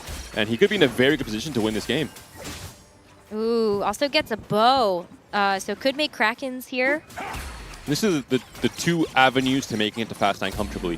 The 1-cost avenue, which is with Gnar, with things like a Huna Huna, with the usual TF items like Raid Blade. And the other avenue is the slightly better one with a Xayah 2, which is not going to be a reroll line, obviously, but buys you so much time and stability in stage 3 in particular. Now it's even better. I think like this looks like a really great win streak, especially if you play against somebody like Songyup that's still playing that Crystal Gambit. I think you'll probably level to 6 here, try and fit in the Yasuo for the mentor bonus, and try and guarantee the win streak, depending on his matchmaking pool, of course, and how weak or strong the rest of his opponents are. Does he greed it out and stay on 5? Sanjong also finding an LD Bolivar here, just considering his options. No item slam for now. So maybe something to consider for later. Of course, full economy. No need for now to sell it. Songyup is thinking about Golden Quest. He is not pumping any of his gold. He's trying to hope for a golden augment and maybe a Golden Quest pickup, taking a page from YBY1's book. Also, Eyes on Tomino does have power up on 2-1, so we'll have a more powerful augment offered, which could maybe swing the game in his favor for stage 3. Golden augments! Ooh. Okay, so Tomino gets some nice choices here. Gets invested. So that's a lot of gold injection. And Weimu hits Golden Quest. Oh my goodness, this game is going to go absolutely crazy. With the Gold Injection from Scuttle Puddle especially, it's going to be so much easier to proc. Yeah, I mean, already in such a good position with the win streaks that he's been able to put together. He was playing into Fast 9 already, so we'll be able to use so many of those different 5 costs. And he didn't level, so he has the extra gold he could have otherwise spent to go to level 6. Playing for the out, and it's amazing because he will keep winning. Normally you start losing the round because you're not using your augment. He's in a very special position right now. Dawncore pick up here from YBY1 from that portable forge. So that'll also be a nice item eventually to go onto something, but I guess maybe sees now that it has an opportunity to still lose, but also get some gold value out of this anyway. Very interesting game from YBY1. I'm not sure if he can play for the Kog'Maw with the Dawncore with just one artifact. I'm not sure it's enough. And he also will not be able to make the best use of the Survivor Gold if he procs it. Obviously, the ideal would be to go 9. But there's not too many of the 5 costs that make best use of Dawncore as an artifact. It's more the rerolls like Katarina, Kog'Maw, and Akali even in some cases. And for Soul, trying to find the Janna. Already has 4 Crystal Gambit with the Ashe fully itemized. This Janna will be important. And has rolled to 0 on level 7, trying to find 5 Crystal Gambit, has the Ashe, but is missing the Janna. I mean, this is just terrible news for Soul here on a 3 win streak at the very least. There he finds it. Oh, okay. One more roll, sells off his board to really try snowballing early when everyone else is so weak. Everyone's playing for Fast 9. Oh my goodness. So if there's anybody that can actually win this lobby and extend the series, it is Soul. Maybe with the 5 Crystal Gambit, we actually get that wish, Hoope. But there are a lot of other players that are hoping to come for this moment, get that first place. Golden Quest is certainly one of them. Weimu Lochu is definitely a player we have to keep our eyes on. But as we enter into this, Tomino with a 5 loss streak, Songyups with 7. Weimu Lochu hoping to extend the win streak that he has right now and get that gold coming. Yeah, I mean, the hope for the lobby is that Soul faces out Weimu Lucci as soon as possible and win, because Weimu, even though he has the Golden Quest, he's still pretty strong. And of course, the one who will finish the Tactician crown if he wins. Akali and the bow picked up by Sangya up here. There's going to be a Jarvan and a Poppy as well. Key 4 costs. Some of the lines our players might be going for, or more even so for just stability in this stage 3 and stage 4 until they make it to the bastions of the Juggernauts they're hoping for. Tomino finding invested in the Prismatic, so full Fast 9 for him. Obviously needs to find first the KO. And Explosive Grow also for Iron Box, so another Fast 9 player. The race for the 5 costs, whoever can reach a point where they have, 70, 80 gold on level 9 that can roll earlier is going to be a big deal. But first, the Latent Forge proc here by Weimu picks up the Wit's End onto the Xayah for now. Eventually, will probably land onto a TF. Level 6, 80 gold to work with, and an 8 win streak. He managed to win every single fight down an augment in a very low tempo lobby like this one. A huge step forward for Weimu in terms of his chances of winning this game. Xayah still holding. On the other hand, we see the Crystal Gambit just trying to make sure he pops a little more. YBY 144 already double up. So just waiting for that huge cash out and also be a contender for that first place and winning Tactician crown. When we see his bench, already some indication on the paths he is leaving open. The bench is really indicating a Kali, or at least keeping that door open, holding the Darius, the Senna, the Jarvan, and the Aatrox as well as a Kennen. Weimu keeps winning. 9 win streak now for Weimu. I mean, he was winning without an artifact. With an artifact, I imagine that's not going to end anytime soon, at least not until players start spiking either on their 4-2 rolldowns or even later, because most of these players are ending Fast 9, right? They're not going to play a strong stage 4. And the problem now for Soul is that he rolls so deep that he will not be able to stabilize in level 8. He needs the Ashe 2. He needs a good front line. So he's winning this stage that is huge because he's getting the bounties. But is it enough to stabilize and start to punish even more in stage 4? I don't think so. So he needs to high roll a little on stage 7, maybe in some natural units. And the economy, he will recover maybe 4-5. I think he's in a really good position to snowball. We talked about a few games ago where it was also Soul, I believe, playing 5 Crystal Gambit on stage 4 against a very weak lobby, and he was able to snowball this the 5 Crystal Gambit cash outs all the way into stage 6. He has an early lead in with Ultra Stance. He has 4 Juggernaut frontline. He has a 3-item Ashe already. he's scaling against boards that we're seeing here. They're either double down or they're playing, they're all picking 3-2 econ augments, so there's no board strength here outside of maybe just Wei Mu. It's a very interesting lobby how it's shaken out across these first two stages. And a lot of high rolls as well. I mean, their early Lee Sin is crazy. Yeah, this is definitely getting to be a very interesting game. And YPY1 probably cannot even think about playing Dawncore Kog'Maw because Terry is already into that line with a static Shiv, which is why we saw the Akali units being held on his bench. The Golden Quest can proc soon as well. I mean, there's just so much happening in this game. Ironbog also already with the cash out, waiting for the explosive growth, 50 gold, level 8. We'll probably see level 9 rolldowns on 4-5 because of the first just crazy econ augments that were picked up.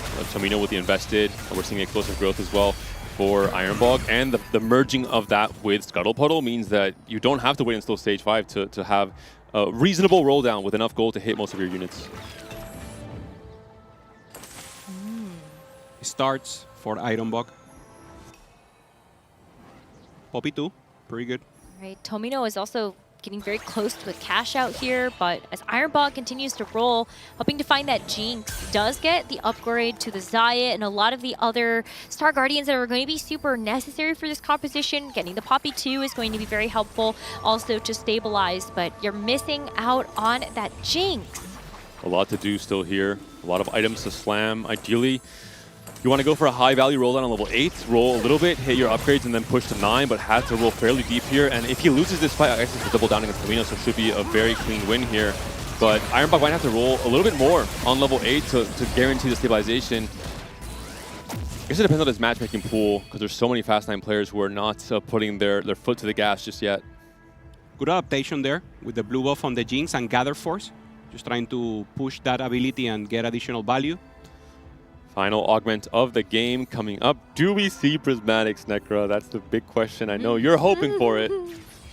As a viewer and a fan, I love seeing the Prismatics because it means an interesting game, but it is going to be gold augments to round out this lobby, so it's still going to be quite interesting, quite high tempo as we do have that Scuttle Puddle, but a lot of our players now hoping to kind of round things out with combat power in order to actually finish out their boards. As Tomino looks to roll down on 8, we will see some No, he was rolling on 8 and he didn't roll on 9. He now pushed 9, but only with 30 or so gold to roll with. Did find a Gwen 2, did find a Leona 2. Is this going to be enough? He tried to go in early. Has a Zyra holding the TF items. Not a single copy of TF is the one biggest downside here. And isn't going to get max uplink value either, considering he has no extra item augment. I feel for him so much right now. Or on 3-2. Maybe a TF on this next carousel, as well as a few natural shops, could put him back in contention for a first place in this game. But it's going to be tough against this matchup. We do see YBY1 onto the Akali that we prophesized in Stage 3. Yeah, and unfortunately that Akali is going to get backline access. And it's a bronze for life Akali as well. This is one of the stronger variations, despite the non-meta item build here. No QSS, no Nashers. This is the OG Akali build that terrorized us in the very few first patches of this set. Gunblade, Rageblade, Dawncore, a YBY adaptation special in terms of this is what I had built already. I pick up a Dawncore. I have to play for the line that I can, knowing that Kog'Maw's contested. Oh, there is the quest is done. Yeah, for Wei Mu. Finds the Verus. Decides to wait a little. I like it. I mean, waiting, making sure he has like, I don't know, at least 60 gold when he goes to level 9. He still have a lot of HP here, Negra 65. I think he's good spot still. He's so healthy. The problem is no mana regen for this Varus is maybe an issue, and no even components for mana regen, so we won't see this Varus get its full spike or its full value until Stage 5 at the very least. I do think that Varus is one of the weaker options you can get from the 5-cost drop from Golden Quest. And we're going to have to see some pivots, but for Tomino, I'm really worried. At least you do have this Seraphine. It's going to be able to take out the melee. Ashe, but Yeah, I think it's going to be hard. This carousel, he needs to find a TF. He's going to be first pick. There's one. It is on the opposite side. Does Without You want this TF? Will he stop Tomino from having a better item holder for the Rage Blade and the Krakens? And of course he does, because it's a fast 9 angle for pretty much every single player. Tomino not happy, has to rely on this next natural shop. And he needs to pick something. Go for a Rod, maybe trying to go for a Rabadon on this Gwen. Trying to get more value off of the Jewel Gauntlet. Already has slammed. Can spread the uplink for now as well. Huge chances of this being the last game. 6 players still with that chance open. I want to throw this out there now, just to get it out of the way. YBY1 is on Survivor. He's going to get 92 gold the moment 3 players go down. He's sitting currently on a 4 win streak, and he's very healthy as well. And he's playing an uncontested 4 cost. There's a possibility that YBY1 can try and angle for a Coli 3 as a win condition, considering he can't really opt for... I guess maybe he can opt for a fast 9. He's holding Casante just in case, having options open. He's going to try and go for a 3-star 4 cost as his win condition. And this is, it's just, again, a great game from YBY1, adapting so well to all the different factors and all the different variables that he's being offered. Even from the random element of getting a Survivor augment off of Silver Destiny. Tomino just waiting for the fall. He knows he cannot step away from the additional rolls that he missed. And for now, just holding up. Tomino, no matter what happens, of course, he will be in check. But he's one of the players, of the 3 players, that can delay this a little more. Finds the Lee Sin, and there's the cash out. Big spike for Without You. Finds the Lee Sin to fully itemize. Is now starting to roll down as well. TF2 has been found, the most sought after unit. 5 different players currently trying to either fielding or trying to field a TF on their board. And this is worse and worse for Tomino as well, who was missing a copy before now. I don't think he found one in his natural shop, and there's just so many out of the pools already. Also, double melee threat, so very easy for him to access backline here. Uh-oh, the battle of the 1 HP players. We're in stage 4, but it's 8 HP for Tomino, 11 HP for Without You. Whoever loses this fight is out of contention. And Tomino, in his case, he won't be able to play Spoiler. He'll reach 20 points, he'll reach check for next game, but he can no longer stop the other players from getting there. Only 2 players having that option right now. Ironbog with 13 points. And of course, the option here to preserve a little more time and having a chance. YBY, again, is waiting for 2 more players. He's almost guaranteed it. With the current HP lead, he's first in the HP totals coming to stage 5. 1 player's already down. Without You, down to his last life. Terry's on 27 gold as well. Terry's on a big double down as well. He used Kog'Maw just as a stepping stone to make it to level 9. Can anyone sacrifice their game to pop? I don't think it's the case. It's just too late to obviously open for it or weaken your board to an extent. It doesn't make sense for, I think, anyone's position. And there's just so many players that are trying to stop or grief. If it was just Terry in check, then of course that would be the right play potentially. But I think Terry is ungriefable in his current position. Also, it's stage 5, so he could get here to 300 fairly easier. I think the next one is the cash out. Yeah, I have to imagine. I don't think he can... He would be too tight if not. He's on 27 HP already. 2 losses in stage 5 could be a death if you're trying to go for double down in 2 more turns. Without You with a Jone on bench. Jone 2, just in case. 11 HP now. Oh, a free fight for Without You. Should be winning this against Terry, who has double down. So great matchmaking for both of these players. And we'll see what Terry cash out is going to be. Just too strong. I mean, you have the TF2 doing the ramping up, scaling every time with Winso and Kraken, double melee threats with the Bolly and Lee Sin is just too much. Terry would have loved to maybe preserve a little bit more HP, have a better loss to try and stay 2 lives in stage 5. Not going to be the case here, down to 10 HP now. Maybe with Braum and enough Poros, he can do it. 304 Crystal Gambit stacks. The cash out comes through, the gold from TF as well. 3 completed item anvils. Zyra 2 to celebrate as well. This is going to be one of the strongest boards in the lobby. And he has Tesla Coil. So going to get so much value from this cash out as well. I mean, these boards are starting to get crazy. This was the dream scenario from the last game. But I wonder if this will be enough for Terry this time around, not playing around that mech board, but more of this legendary style. Once mana region for this Braum, a Shojin would be massive. Doesn't find it. Can go for the Protector's Vow, though. Does go for that as well. Onto the Leona, his main tank, and maybe the Warmogs on the Braum. Sanjo with the 5 crystal finds the strategist emblem and has already cashed out so much.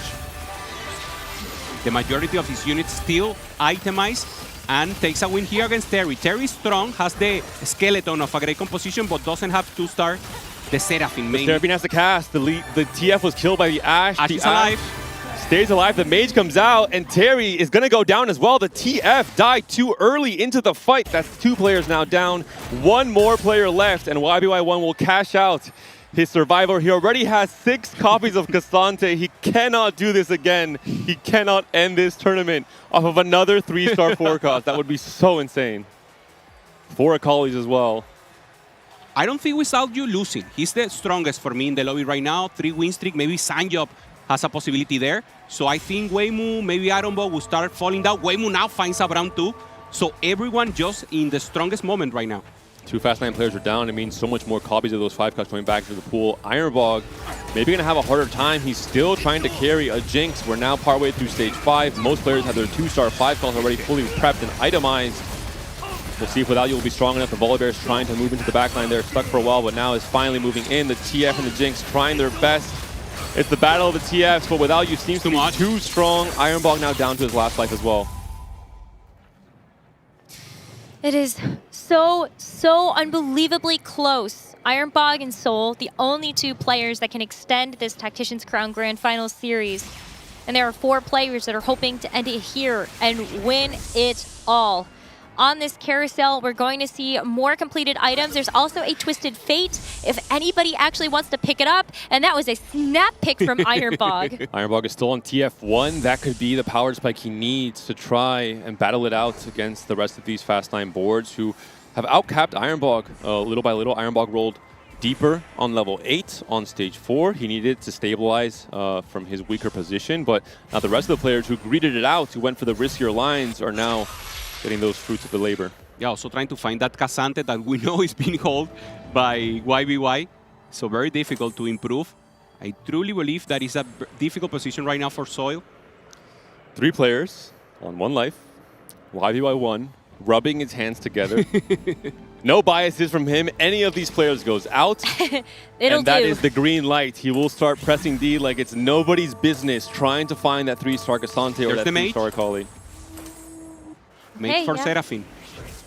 It is a nice hit in terms of the fruit, and it is also a 2-star Seraphine dealing with Without You, who has found the Twisted Fate 2, but not really a whole lot else. This Juggernaut board is still going to be difficult to deal with since Lee Sin is going to be one of those main carries, but as the Seraphine starts to pop off, it does actually deal with this Lee Sin, and it's just going to be the Twisted Fate 2 against this Leona! Can it actually do the job? Wow, it is going to be a KO. Weimu is going to fall here, and that is going to be Without You. Extending this series, another favorite in that check. Down and out, and we will see the cash out here for YBY1. He has to pick up the gold manually, and he has to roll while he's doing it. 5 Akali, 6 Cassantes. Is anyone playing defense? Can anyone stop him from once again hitting a 3-star win condition? 6 Akalis for now. Holding Karma also, just in case any 3-star works here. There's the pings. They're too late. He's on 7 Cassantes already. He's doing a bit of scouting. I think he gave up on... He sold the Cassante. Okay. They were being held already. Yeah. He's going for Rise and for Karma. And Akali. And Akali. 2 off. There's 1 Rise.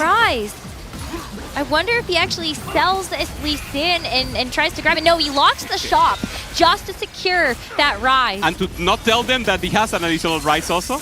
18 HP, he's just barely alive. 2 HP in a dream. YBY1 trying to sneak another 3-star forecast to try and win this game. Oh my goodness. He rolls Is he going to end up... Okay, he might just wait. Get as much gold as possible from the crab and then try to roll from there. Hopefully we can get a bench check for everybody else as they come over and start pinging that There's he a has rise in the shop. rises. Soul is going to pick up a rise and a karma to try to There's an deny Akali this. as well. Soul might be the Wow. hero, at least against 1v1. 2 of the units being held. There's a rise for signing up as well, so the rise has already been denied. It's just down to the Akali. I think there might be one more left in the pool, depending on what other players are doing. Well, the one in the shop, maybe there's another one on the bench somewhere, but at the very least, I think we're going to have to see YBY1 give up on the rise or hope that other players feel like they are going to get chickened out of it. There's no hit, though. He sells the Akali. He doesn't know that there's a rise, that rise is no longer possible. He sells the wrong forecast. And all of a sudden, this was the only way YBY1 could win this game. His board will not be able to hang against the rest of these Fast 9 boards. Oh my goodness. Feels like such a missed opportunity. But one of those rises was locked. He did not have the full info. Soul is the big hero, denying YBY1 another 3-star forecast in this game. We'll see what the Donkor Akali can do against Sangyup. Just needs to be able to access this Ashe. But with this Ashe continuing to ramp up, this Akali is just taking a little bit too long to dash to the next target. And so this Ashe is getting so much time to breathe. Rise gets stunned, continues to wail away, and YBY1 gets sent out in 5th. 4 players now remain. Ironbog potentially going to be the hero here, trying to fight for his own check, try to prolong this tournament onward. And for Soil, also trying to find an additional win condition. Of course, the board itself is so strong, but we know without you 7 win streak, and Soul has already lost against him. So he needs something else, and that face-off will be the most important of the game. It's a 2v2 showdown. Ironbog and Soul trying to extend, Without You and Sangyup trying to end. Without You is still on a 7 win streak. And this board is really, really strong. There are not that many upgrades that Without You can actually make at this point with the Lee Sin, Twist of Fate, and also the Braum 2. The Zyra in the back is also a lot, so that is going to be happening on the other side as Soul is hoping to do his best to try to stop this, but it's just too strong. Without You gets another elimination. Soul no longer able to play spoiler in this lobby. It's as a 1v1. also goes out. Ironbog and Without You is going to be the showdown. If Without You wins this here, he will win this Tactician's crown. We mentioned it at the very beginning once Ironbog got off to a slow start. He is the one player you want to rely on to play spoiler to try and extend this tournament onward to a game number 7. Is this board going to be strong enough? Without You has an insane Lee Sin with a Prowler's Claw that can fight RNG his way into a win if he hits the right target. Also with Quicksilver, so the Braum cannot do anything. Braum has to get set, for example, and try to get that possibility. So favor in for Without You. And Ironbog will have to get a miracle here, great position, and go for the win. Eyes on the Lee Sin, eyes on where the resets go once he gets a Prowler's Claw kill, the TF in the backline as well. The burst damage on the right-hand side from Ironbog with the TF and the Jinx trying to burst through. It looks like it is going to be on a weaker side, and as it takes care of the Nefiri, this Jinx and this Twisted Fate are going to start to target some of the bigger players. Like that Lee Sin going down, the Prowler's Claw is not going to be able to get there, but as I say that, the Quicksilver actually does shred, and we will see another knockout! Without You has done it, the Lee Sin has done it. The kicks moving on to the Jinx and the TF. Nothing could stop that Lee Sin from winning this game. So well deserved. Without You playing amazing, playing through Without, winning the Fast 9 contestation, and is the champion. Is the winner right now for KOC Tactician Crown. Without You has been on a tear this entire tournament. One of the first players to reach that check, and now gets a chance to hold that Tactician's crown high. Congratulations, this is your KO Coliseum Tactician's crown winner, Without You. Amazing story for him. Almost a couch to crown story for him. First time on Tactician crown, taking the win. One of Clement's favorite. We saw Clement there joyfully screaming a lot, and the stage here at the venue in Alicante, rooting so much for him. From Chengdu, we have a winner. What an incredible time to be here as an APAC TFT champion now here for the region. Clement, what are the feelings right now? It's just been such an insane journey. I mean, we started Southeast Asia. We didn't even have a pathway to Tactician's Crown. We couldn't even join the tournament. And, you know, it wasn't until set 11, set 8 where we had that chance to make it in. And, you know, I've known Without You since set 9. He was the best player then, but he had a day job. He didn't think that he was qualified enough to actually quit it and just pursue his dreams. It took a lot of convincing for you. And, you know, this year, we were in 4v4. We had to find an organization for him. And there were always doubts. Like, why am I not picking Ironbog? Why am I not picking Jazate? And I always told them, Without You is actually the smartest one of the group. There's so many players that have worked with him that have been better because of his insight.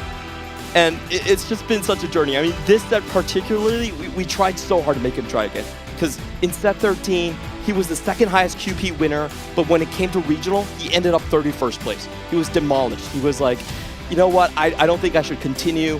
I don't think I'm good enough to actually do this.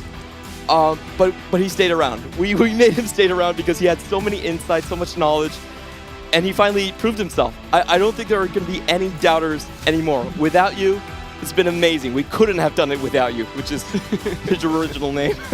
Clement actually like showing emotion and then crying on broadcast started to make me cry, because that is such an inspirational story to hear that it even took convincing to get Without You to go more all in on TFT, because you guys believed in him to accomplish this dream for APAC, and just see that realized is just, it makes me so emotional with you. Yeah, it's so huge for the scene. I mean, this time around TPC, there's 9 players from our server, from TW. The big study group really worked out. Without You was obviously a huge part about that. And, you know, we just kept on telling him, give yourself a chance. Just put everything aside. Let's work on this set. No more 200 game sets. You know, you're doing 500. You're doing 600. And we kept him at it. You know, we just were staring at him, making sure that he was able to do it. Want to give a shout out though to Tomino. There was a lot of pressure on his shoulders today, being the lone representative for EMEA, and when Americas has also been knocked out of our tournament for the grand finals. I think there were a lot of aspirations on his shoulders, and so, you know, I hope that Tomino, especially coming into this as his very first Tactician's crown, hope he can hold his head high, as well as the rest of our competitors that made it such a tough fight for Without You to win it at the end of it all. It was a very, very hard journey and a hard-fought one. Wow, I can't believe how hyped all the players were. We were watching there, we were cheering for another game, for Seoul, for Flash, for Ironbog. Looked like he was almost about to flip the switch again, go 1-1. But in the end, it was Without You and on his trusty melee carries. He's always been best when melee carries are the star of the show. He got the Prowlers from the Twisted Fate, and it was just destiny. Couldn't have written the script better myself, Clement, and it is just so amazing to see Without You at the top of the standings. Woimu Lochu, also huge congratulations, putting CN on the map with a second place in this lobby. This thing is something that hopefully CN can be very proud of. Yeah, amazing for CN once again. Only representative came from the JOC and playing amazing, having huge chances here. Double chance of checkmate, total YBY, third place. And Negra, you said it, 3-3-3, and once again, third place for YBY. Probably the most liked player and accomplished through the field, Sanjop. Played amazing tournament throughout the 3 days, and I mean, another player that we should always realize, and also props again for him. I love the Korean strategy of just going Crystal Ash, just rolling down on 7, trying to hit early. They did find the 5 cost, but unfortunately it wasn't really enough to cap out. There were so many strong boards. Woimu Lochu, they didn't give them any free kills for the Ash boards whatsoever. For Terry, I mean, we see it in the scores, a top 4 player at all. Couldn't find a top 1, but also playing amazing throughout the whole series. Soul being the hero there in the end, with a chance to prolong the series. Also playing amazing, playing different comps, the Bronze for Life Prismatic that we saw with the Yone carry giving us so much additional. And once again, highlight to Tomino and Ironbog there in the end. They played an amazing tournament once again. And Tomino, I know he didn't only learn experience, he gained friends. the possibility of training once again for the next round with these players. He had difficulty coming into scrims before on regionals, and of course now these players are all friends, and they will continue to grow the community and to start prepping together. Right, as Panda was saying, it was hard to actually find a study group. Maybe prep was a little bit hard to come by for that reason. But now that we have had this cross-region pollination, the camaraderie, I hope this means that we'll push Americas and EMEA even further when it comes to leveling up for Set 16 lore and legends. Clement, there's a new chapter being turned in every single one of these regions' books right now. Yeah, I think we have seen this sort of revival in a sense for like CN, maybe putting more respect to the mobile circuit. You know, if you look at the past few sets, it has been that mobile circuit that's been carrying them. They're always producing new talent. A new rising star, of course, is Seoul as well. So I love how this TAC round was really about the newcomers, the new blood coming in, both Tomino. There was 6 players that were first time here at TAC round. Well, we do have a chance to interview our winner without you. So Clement, please take it away. 小布，你听得到吗？我听得到，我听得到。哦，我的天啊，这个我看到你赢，我自己的头皮发麻。你可以跟我们讲一下你现在拿下这个胜场，心里想的是什么吗？目前来讲就很开心，但还没有想，手到现在还在抖啊，就是很激动，没想到自己真的能第一次参加世界赛就拿下冠军这样。I asked, without you, I'm just getting chills watching you play. What are you feeling right now? I'm very, very happy, but I haven't thought about it too much. My hands are still shaking. I didn't imagine that I would be able to win TAC round on my first try. 那小布，我想问一下，就是你目前在这个成都的场馆的话，就是这个 study group 里面可能有3个人进到这个决赛吗？其他人有在帮你们加油吗？你怎么准备今天的这个比赛？我觉得就平常心吧，然后把自己的作息调整好，这样，然后旁边的队友也大家都很支持，彼此有机会的话都可以拿下这个冠军，这样。So I asked, without you, what's it like in Chengdu? I know there's a couple of the study group there with you. How are you preparing for today's tournament? And without you's answer is, I just want to keep a normal kind of rhythm. I'm just looking at when I go to bed, make sure I wake up on time. Everyone here is really supportive of each other. I did want to ask a question about the game right there, because at the start, it didn't look so good for you. You know, there was a lot of Fast 9 players. You were sliding down on the HP ladder. When did you start thinking that, oh, I actually have a chance to win it all? 小布想问你一个问题，因为在这场比赛里面的话，其实你刚开始血线其实不是那么好看，一直在往下掉，然后外面也有好几家很强的这个水晶啊，或者是95的玩家。你是什么时候突然觉得，或许我有机会赢下这次世界赛？在我因为这一把开始的时候，我觉得外面有几个人的，就是海克斯比较好一点，所以我选择在3-5的时候去开出我的水晶，这样，然后试着就是跟外面的赌，他们没有人会断到我。那在确定我有机会真的拿下冠军的时间点是。我把中国的那个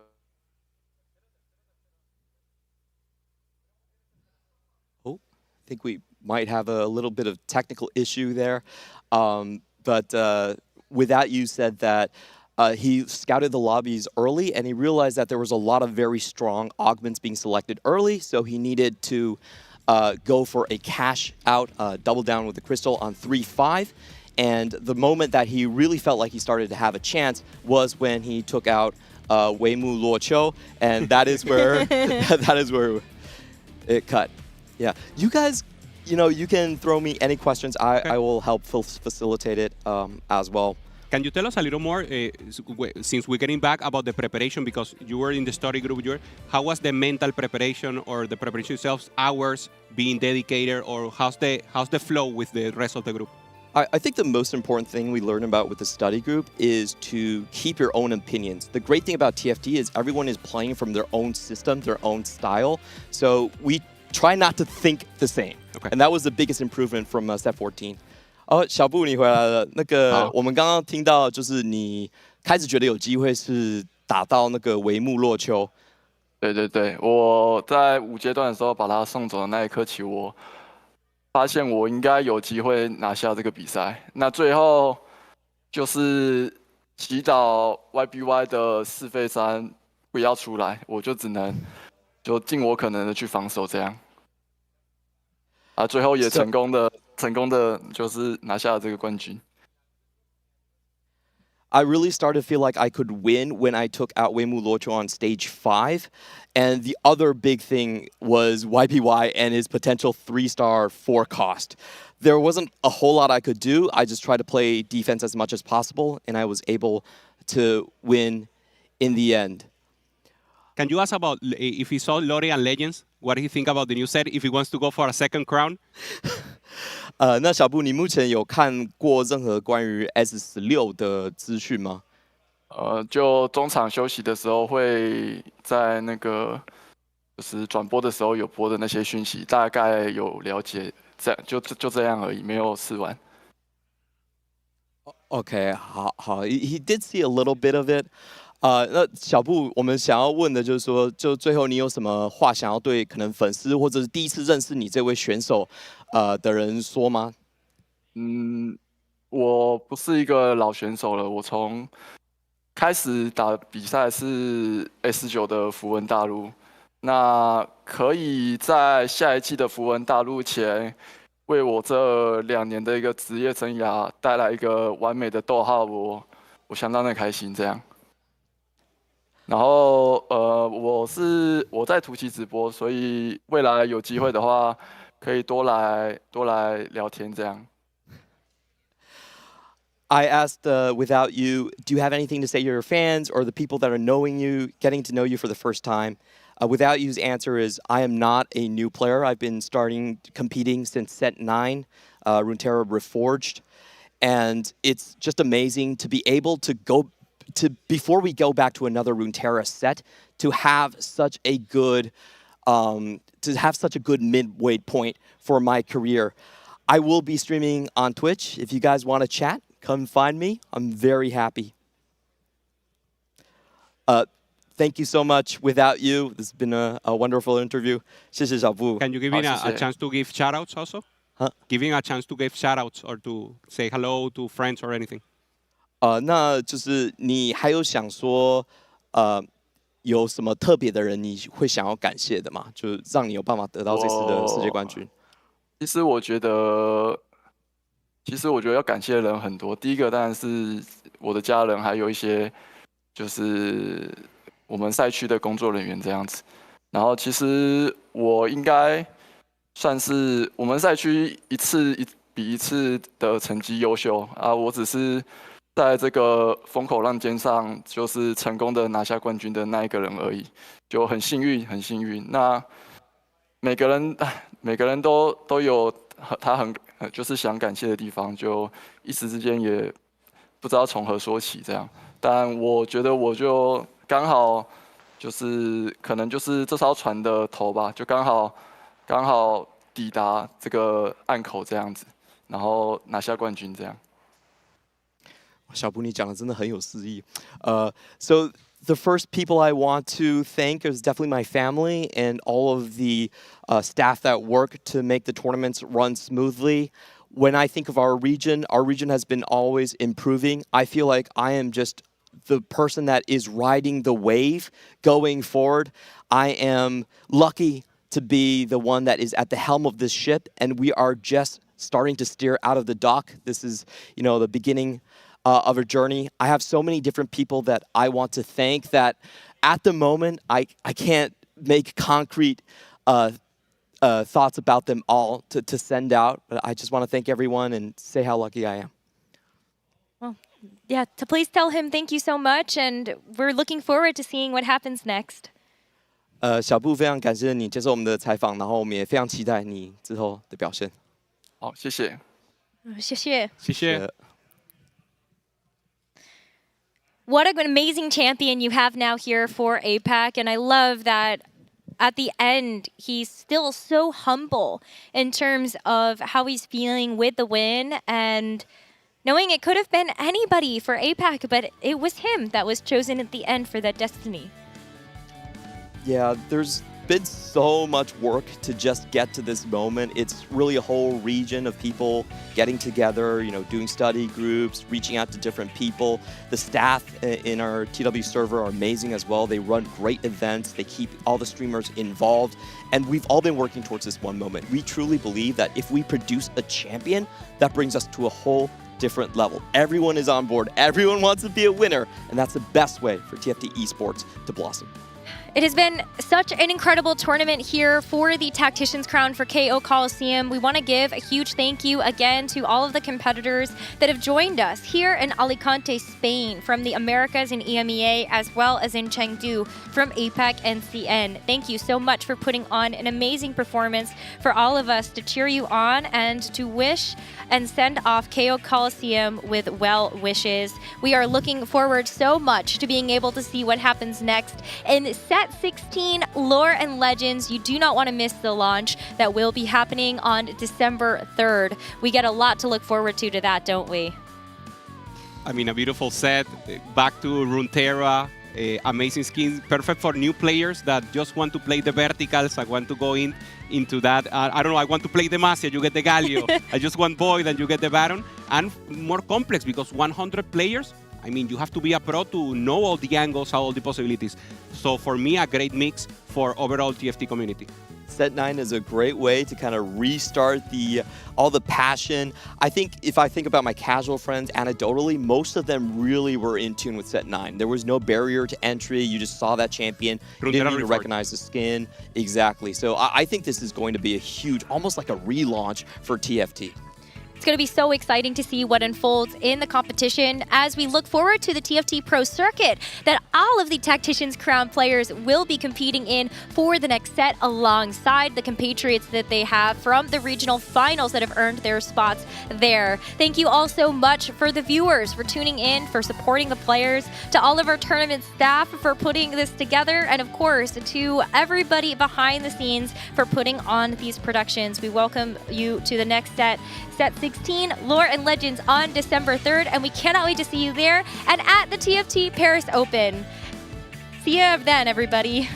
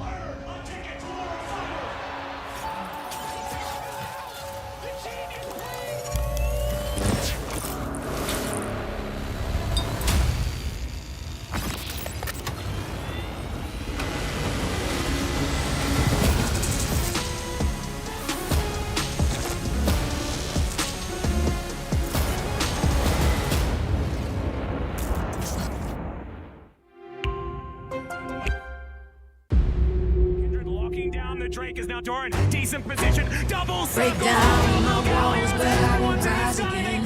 Cause I stand tall in my environment. How could I ever close my eyes and stay silent since they try to take me down with their violence? Oh, they go back in. Bishop flashes in and down goes Knight.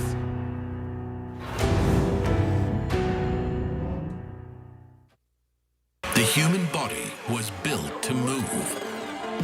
Not trapped at a desk in one singular posture for 12 hours a day. It's time your chair evolved. This is Secret Lab Titan Evo. Ergonomically engineered for you.